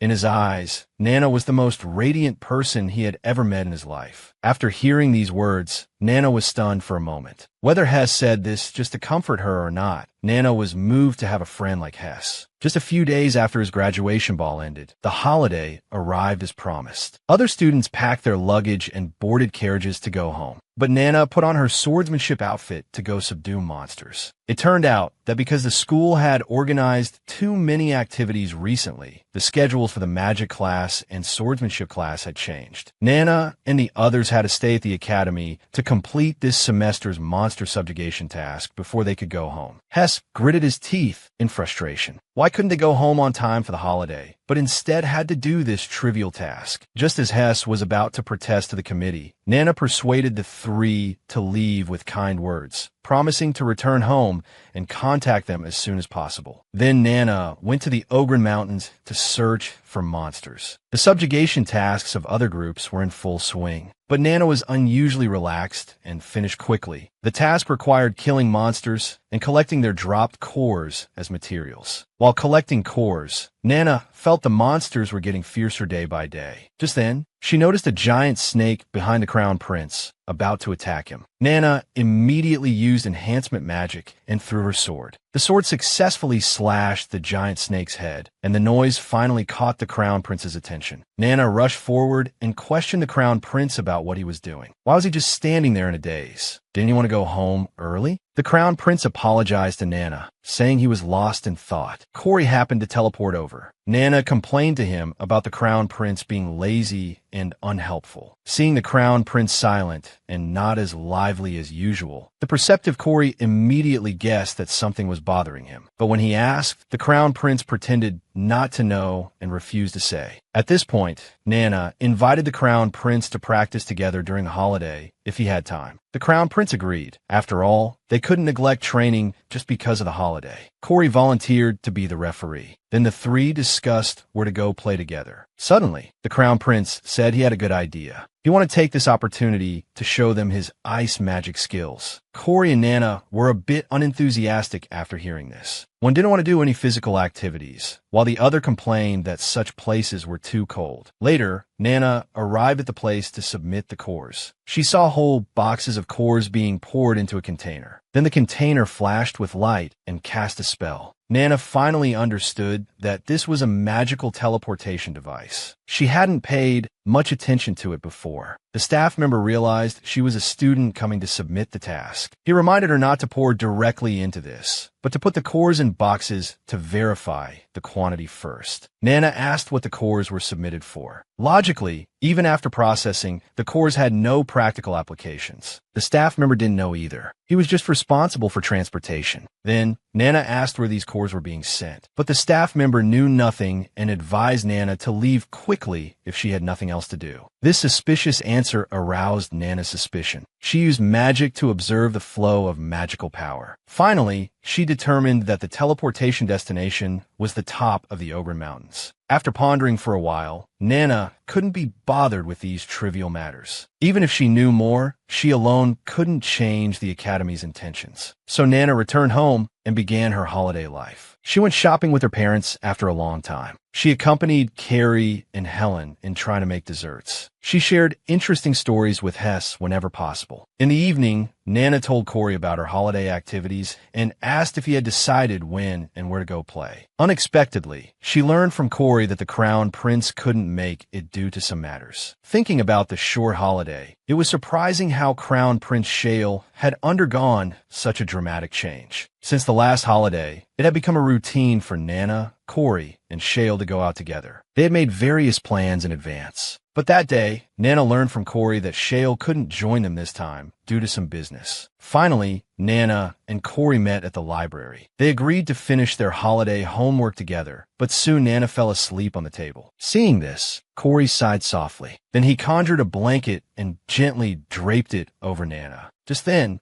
Nana woke up. Corey quickly apologized for accidentally waking her up. Nana embarrassedly explained that the library's atmosphere was too conducive to sleeping. Seeing that they had written about 2 words of homework, Nana decided to go out and relax a bit. Since Shale happened to be absent, the two of them went to a magic item shop they didn't often visit. Then they ate a lot of delicious food. Although Shale was missing, they still had a great time. In the evening, Nana ate her fill, had a drink, and took a bath. On the table was a bag of snacks Corey had given her. She had to admit that Corey was really good at taking care of people. Unfortunately, few people understood him. Among Nana's friends, only Corey could do this to such an extent. At this moment, Nana thought of Shale. Although it seemed the same with or without him, Nana still decided to ask how he was doing. She took out the communication crystal and called Shale. Strangely, it kept showing a busy line. When it finally connected, she heard a weak apology from the other end. "Sorry, Nana, I can't make it during this time, due to some matters." Nana could only express understanding. If there were difficulties, there was nothing she could do. But what good things could you have? You're so busy. There was a moment of silence on the other end. Nana realized she had gone too far. She quickly changed the subject, asking when they could go out together next time. Of course, this was also refused. Just as Shale was about to hang up, Nana stopped him. "No matter what happens, please cheer up." Shale was slightly stunned after hearing this. He left with a "good night, let's keep in touch later," and hung up the phone. Hearing his tone of voice, Nana felt deeply uneasy. However, this didn't affect her subsequent enjoyment at all. When Helen came to bother her, she just found random things to send her away. Nana tiredly collapsed onto the bed. Unexpectedly, she had run into Eve while out with Corey today. These two were both eager to buy unnecessary things for her. Just as Nana was about to relax, she thought of Shale's situation again. Although it's impossible to be happy all the time in life, Shale's situation this time made Nana worry. According to the original plot, they should have met the male protagonist in high school.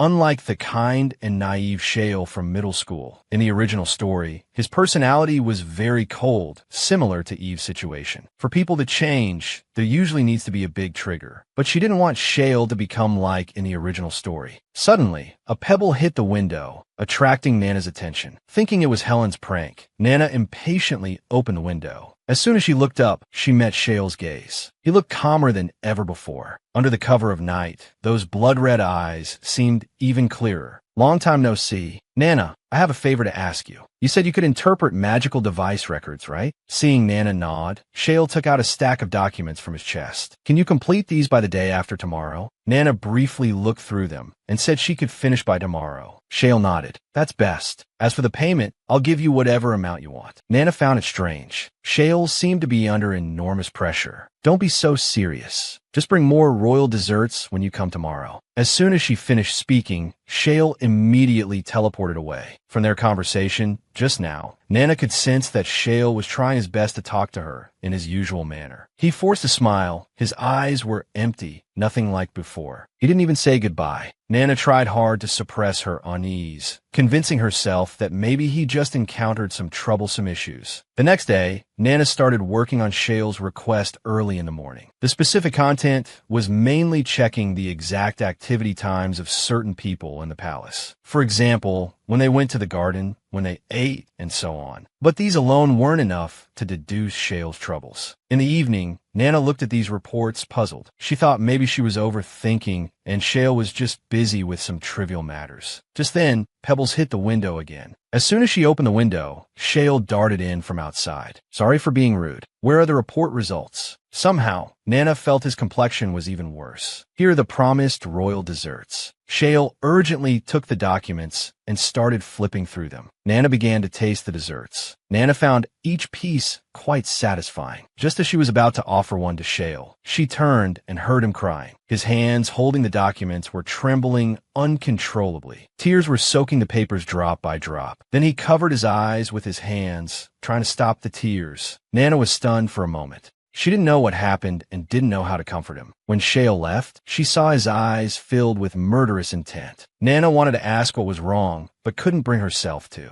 All she could do was wait. After some time, the academy reopened. Hazel was very different from last semester. Her previously long curly hair was now cut short. Nana had grown 0.2 centimeters taller compared to last semester. After saying goodbye to Hazel, Nana tried to console herself, saying this was already a huge change. but it wasn't realistic at all. Now Hess and Corey already looked like adults, while she only had longer, clear hair. How was that enough? Nana deceived herself that height wasn't that important. Compared to inner qualities, no one cared about height. Thinking this way, Hess and Corey hadn't changed either. They were as cute as ever. After self-consolation, Nana thought that everyone hadn't really changed after this holiday. But Shale's image appeared in her mind again. Just as she was feeling sad, a large hand suddenly patted her head. "Nana, have you grown a bit taller?" Seeing who it was, Nana was stunned. It was Shale. He showed no signs of sadness now, as if everything had returned to normal. His high school life officially began. She had thought Shale might not be able to attend classes on time due to some issues. But unexpectedly, he appeared before her as if nothing had happened. "You seem to have grown a bit taller during this time." Nana felt both surprised and confused. After regaining composure, she said she hadn't changed except for gaining weight. Hearing this, Shale immediately joked with a grin. "If you become round like a ball, I'll help you roll around." Shale seemed to have returned to normal. They bickered and argued like before. Nana thought things had settled down, but she soon realized something was off. Although Shale would still joke with her with a grin, it was clear he had become more taciturn. Seeing him like this when they were together, it seemed more like an intentional facade. Just as Nana was troubled, Corey found her. He brought cookies for Nana. While eating, Nana talked about Shale's strange behavior. As his roommate, Corey felt the same way. Recently, after classes, Shale wouldn't even go to the dorm, but would rush back to the palace hurriedly. So now the dorm had become Corey's single room. Hearing this, Nana showed a worried expression, but Corey didn't know the details either. He only heard that the atmosphere in the palace had changed recently. When Shale is with us, he deliberately acts cheerful and lively. But when he's alone, his fatigue shows. It's as if his entire body has been drained. Eager to know what happened, Nana didn't even eat and went to the training ground. What she saw was Shale swinging his sword fiercely and irritably over and over. Since knowing him, Nana had never seen him so aggressive. His face showed anger and extreme pain. Nana knew it wasn't the time to ask questions. Suddenly, someone beside her spoke. It was Sivan. He's finally exploded. "You've been quite patient." From his words, it seemed he knew something about Shale's situation. Sivan nodded, admitting, "I should." "I guess so. Do you want to know too?"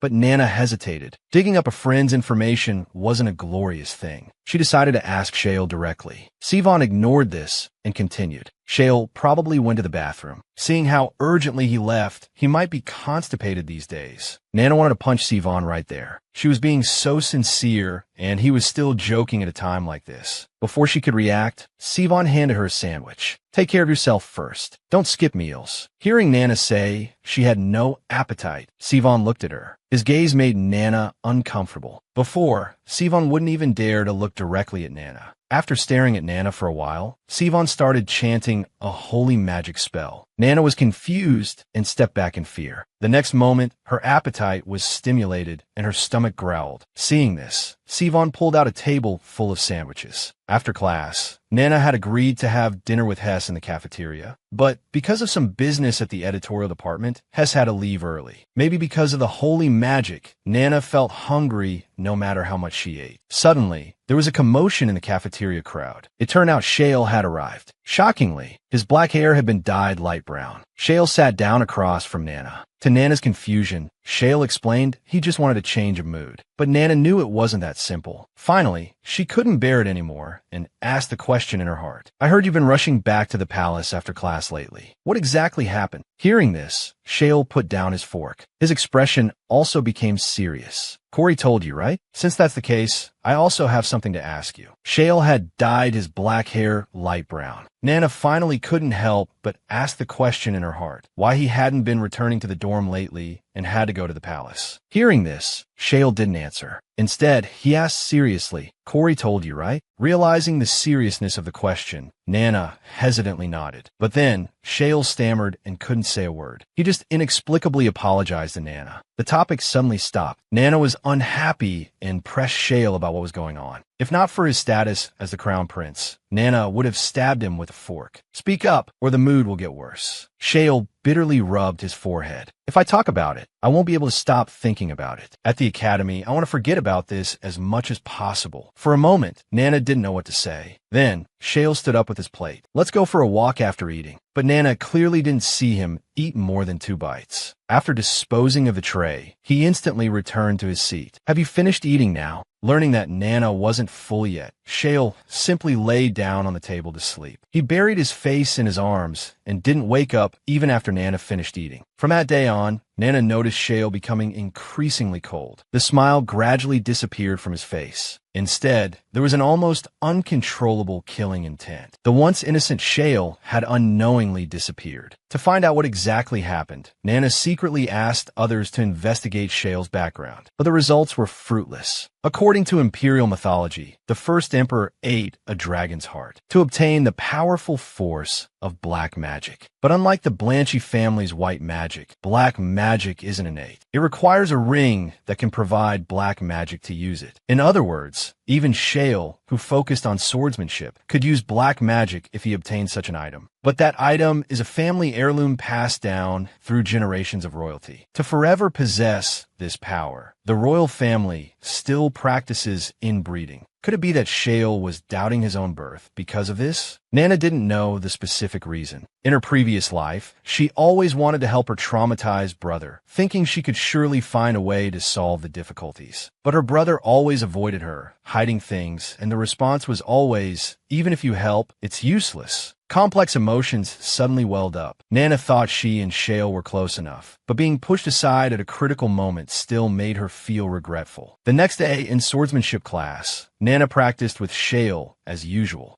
Strangely, his attacks were unusually fierce this time, each strike nearly impossible for Nana to parry. His empty, blood-colored eyes were filled with killing intent. It was as if he was projecting someone else's shadow onto Nana. Nana shouted, trying to awaken Shale's reason. It was useless. Angered, Nana had to use magic to enhance herself. After she successfully repelled Shale, Nana thought he had finally calmed down. But the next moment, Shale erupted again, striking Nana, who was enhanced by magic, to the point where she couldn't fight back. As the wooden sword came closer, Nana had already prepared herself to be hurt. However, the expected pain didn't come. Blood dripped onto the ground. Nana opened her eyes in confusion. What she saw was Sva's bright silver hair. She had used her own arm to block Shale's attack for Nana. The moment Shale's sword was about to hurt Nana, Sva appeared just in time and blocked the attack for Nana. Then she kicked Shale back several meters. Nana saw her and was worried about the wounds on her body. The next moment, Sva used healing magic to repair the wounds. Seeing that Shale still showed no signs of stopping, Sva quietly instructed Nana to step back and took the wooden sword from his hand. Even though his opponent was Sva, Shale showed no signs of hesitation. He surrendered his sword to his instincts, attacking fiercely but completely ignoring defense. This was also the first time Sva seriously practiced with someone. Her movements were unbelievably clean. Although she didn't have Shale's exquisite swordsmanship, she fully utilized the sword's flexibility. Sva unexpectedly kicked out her sword, hitting Shale's chin directly. Then she followed up by grabbing his freshly dyed hair. Shale fell heavily to the ground.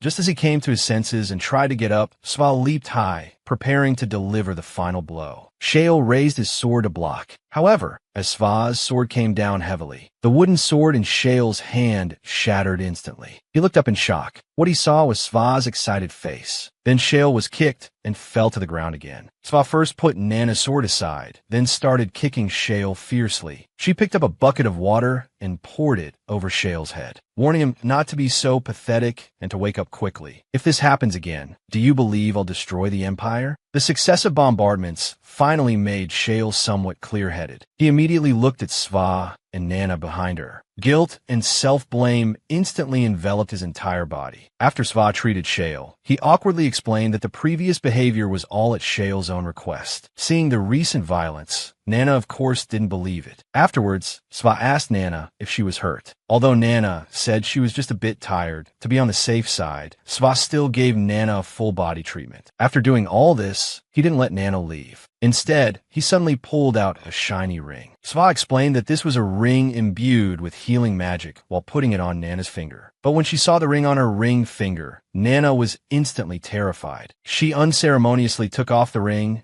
and put on her own thumb. Seeing this, Sva instantly felt deflated. When class ended, Sva asked Nana to go eat together. Nana instinctively wanted to invite Shale along, but at this moment, his eyes were empty, unresponsive to everything around him. Sva told Nana not to mind him. Reluctantly, Nana had to leave Shale alone. After eating, Nana returned to the arena with a sandwich. She was worried that Shale might just stay there and not leave. Sure enough, as she approached, she saw Shale with his head buried in his body, crying. Nana slowly approached with the sandwich. She gently placed it on the ground, saying, "Remember to eat something when you're tired from crying." Then, she took out Corey's blanket and covered Shale with it. In the vast twilight, as the sun was about to set, Nana stayed with Shale until his breathing gradually returned to normal. After all, besides this, she didn't know how else to help him. Nana was almost hurt by herself. After coming to his senses, Shale was filled with guilt. The next day, he came to apologize to Nana with a bunch of popsicles. Shale kept apologizing endlessly, making Nana feel a bit irritated. Frankly, she wasn't affected at all, but she still accepted all the popsicles. Afterwards, they walked and ate popsicles together. Although Shale was still quiet, his condition was obviously much better than yesterday. Nana was a bit upset that Shale didn't open up to her, but she knew she couldn't easily pry, because this behavior could easily be seen as curiosity. When her parents passed away in her previous life, what she hated most was people's constant questioning. Therefore, even though Shale's situation was serious, she didn't want to actively bring up bad memories for him. Thinking about how Shale always used swordsmanship to relieve stress, Nana pondered ways to practice with Shale for long periods. Just then, Sva popped out from the side. She quietly followed behind the two of them. Nana turned her head in confusion to ask. After learning that Sva wanted a popsicle, she gave her one. But Sva didn't rush to eat it. Instead, she held the popsicle in her hands as if it were a treasure. Later, out of concern for Shale, Nana always consciously or unconsciously observed his every move. Surprisingly, Shale now actively apologizes to people. Nana told Corey all about this. He was very worried that his behavior would be discovered by Shale. Being stared would definitely make one feel uncomfortable. "So you came to check on Shale's condition?" Nana suddenly came to her senses. To be honest, Corey's snacks were indeed delicious, almost making her forget the main issue.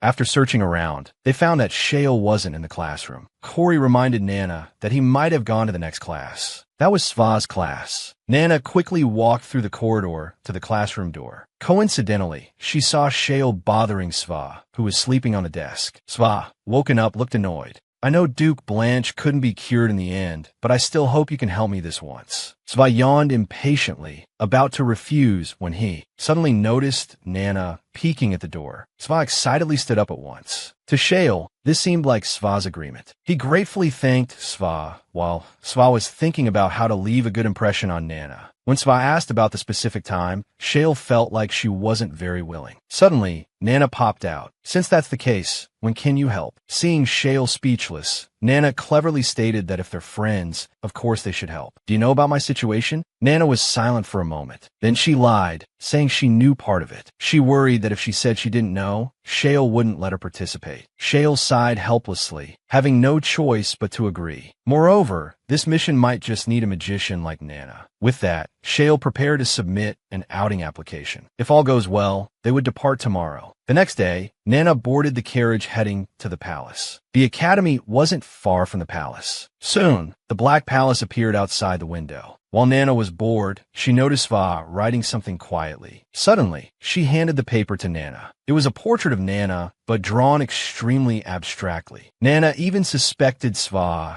was trying to pick a fight with her. Just then, the carriage's bumping gradually stopped. "Come on, it's time to get off." Hearing Shale's words, Nana and Sva's expressions instantly became serious. The reason for Shale's hair dyeing was finally revealed. Not long ago, Nana and Sva had agreed to help Shale together. After school, Shale called for a carriage. By the time the sun was about to set, the three finally saw the magnificent imperial palace. In other countries, black is usually a symbol of evil and darkness. But in the Empire, people love black. This is related to the Black Dragon myth from the Empire's early days. Moreover, all royalty are usually born with black hair and eyes. Nana's grandmother was once an imperial princess, so her brother Helen luckily inherited black eyes. This led to him receiving decent treatment wherever he went. Thinking of this, Nana felt a bit upset. It was bad enough that she wasn't as beautiful as Carly, but how come she didn't inherit even a bit of the black genes? Nana could only attribute this to her bad luck. Following Shale's guidance, the group walked into a side road. As Shale triggered the mechanism, a hidden door slowly opened. Nana couldn't help but wonder what was so important that Shale had to hide it like this. Seeing Shale fumbling in the dark to light candles, Nana simply cast an illumination spell. Suddenly, everything brightened up before her eyes. Ahead was a room with nothing in it, except for a huge spatial magic array. The scale of a magic array is closely related to its effect. Nana couldn't imagine the power of this magic array for a moment. Then Shale instructed the two to stand on the magic array. He took out a bottle of special magic liquid from his pocket and poured it onto the array. The magic liquid was liquefied magical power, allowing Shale, who had no magic, to use spells. Accompanied by a dazzling golden light, the ground seemed to have a sinking feeling. Nana was so moved by the sight that she couldn't speak. When she came to her senses, she found herself on the ground. Looking around, it was a cozy room. But Nana thought this was a fictional world. After all, it should be night in the real world right now. At this moment, Nana noticed someone else in the room. It was a middle-aged woman with light brown hair. She looked haggard, but extraordinarily beautiful. Sva helped Nana up from the ground, while Shale went to greet the woman. But as soon as he approached, the woman's expression immediately turned terrified. Screams reached Nana's ears. "Black hair, cursed creature, go to hell." For some reason, the woman showed intense hostility towards Shale. Finally, knowing he was helpless, he curled up in the corner, trembling. Shale seemed to be used to this. He turned around and asked Nana to dye his hair light brown. Sure enough, the woman's condition improved significantly. Shale settled her on the bed. Seeing Shale sincerely taking care of her, Nana finally understood why Shale dyed his hair. But if that's the case, who exactly was the person on the bed? After this, it was Sva's turn to perform. She advised Shale not to have too high hopes. Then she began treating the woman on the bed. From the previous situation, Nana had already guessed the woman's identity. But at this moment, she could only pretend nothing was wrong. Suddenly, the woman started screaming hysterically again. But hearing the content, Nana was stunned. She instinctively looked at Shale beside her. "Seeing your expression, is the truth even more shocking than you imagined?" "Just as you heard, it wasn't the Empress who gave birth to me. The woman on the bed is my real mother." Learning about Shale's background, Nana was stunned for a moment. It turned out he wasn't born from the Empress. Since the Empress herself couldn't bear children, she had to have children through other women. And the then Empress Cyanna, out of jealousy for Caradil's beauty and her happiness with her lover, deliberately chose Caradil as a tool. Later, Caradil was forced to give birth to the Emperor's child, and that child was Shale. Nana didn't expect Shale to tell her such a confidential matter. But she was also curious about how Shale knew this. As Nana said, initially Shale knew nothing. To hide his background, the Emperor and Empress imprisoned Caradil, until the Empress suddenly became pregnant and gave birth to the second prince. He saw the light of day again. Afterwards, the Empress naturally neglected Shale, which made him depressed for a long time. Since leaving confinement, Caradil often came to Shale's room to play with him, giving him the love that the Empress never gave. Upon learning that Shale was ignored because of the birth of the second prince, Caradil's face immediately darkened.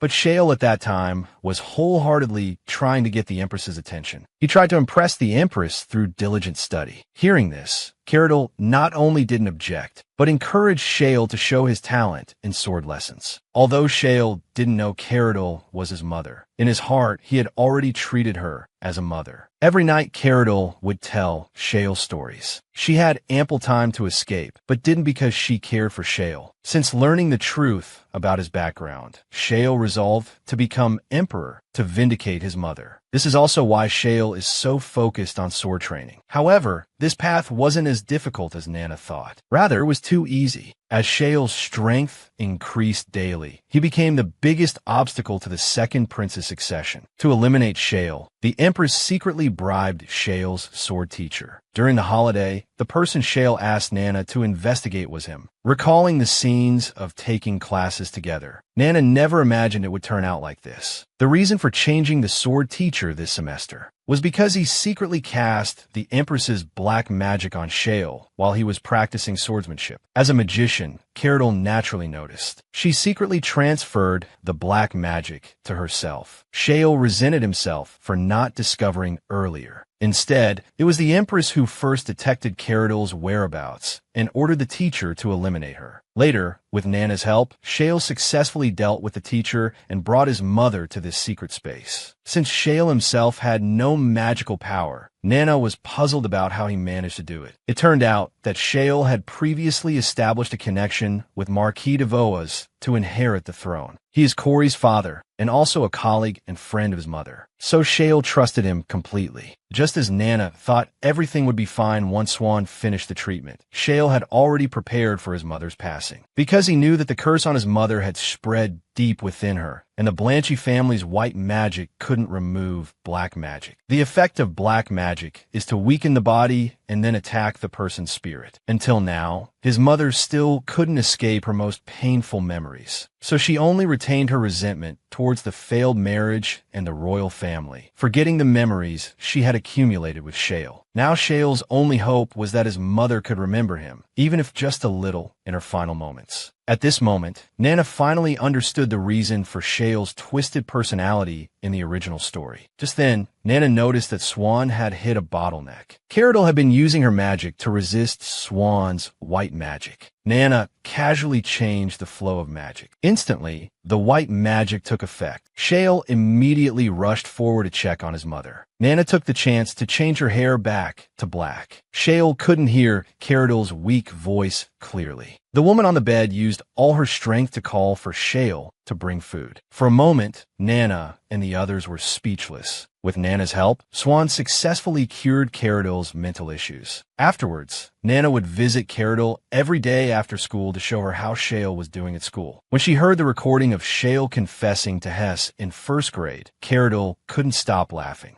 Actually, all those cheesy words came from Caradoc, because every night, the stories she read to Shale were romantic novels. Just as Caradoc was listening intently, Shale happened to return from outside. Caradoc glanced at Shale, then immediately read the contents of the recording again. Shale's face turned red with embarrassment, and he snatched away the recording device. He questioned Nana about what this was. Nana nervously said she didn't mean to. It was just that Caradoc happened to notice this recording. Don't make so many excuses. I remember telling you to delete it long ago. Or do you not want to join a night order? At this moment, Swan also returned, kicking Shale, who was blocking the door, out of the way. Then he walked straight to Caradoc, asking about her physical condition during this time. He reapplied magic to prevent Caradoc from suffering due to her weak body. Shale didn't expect Swan to be so enthusiastic. To this, Swan said he simply couldn't ignore a patient. Neither Nana nor Shale believed this explanation. Swan walked up to Nana and explained quietly. He actually felt that Shale was pitiful after Caradoc lost her memory. After all, it's a sad thing when the most important person to you can't remember you. Nana didn't expect Swan to say such humane words. His tone sounded quite sincere. It seemed as if he empathized with Shale's situation. Outside the room was an endless sea of flowers. This scenery was designed based on Caradoc's hometown.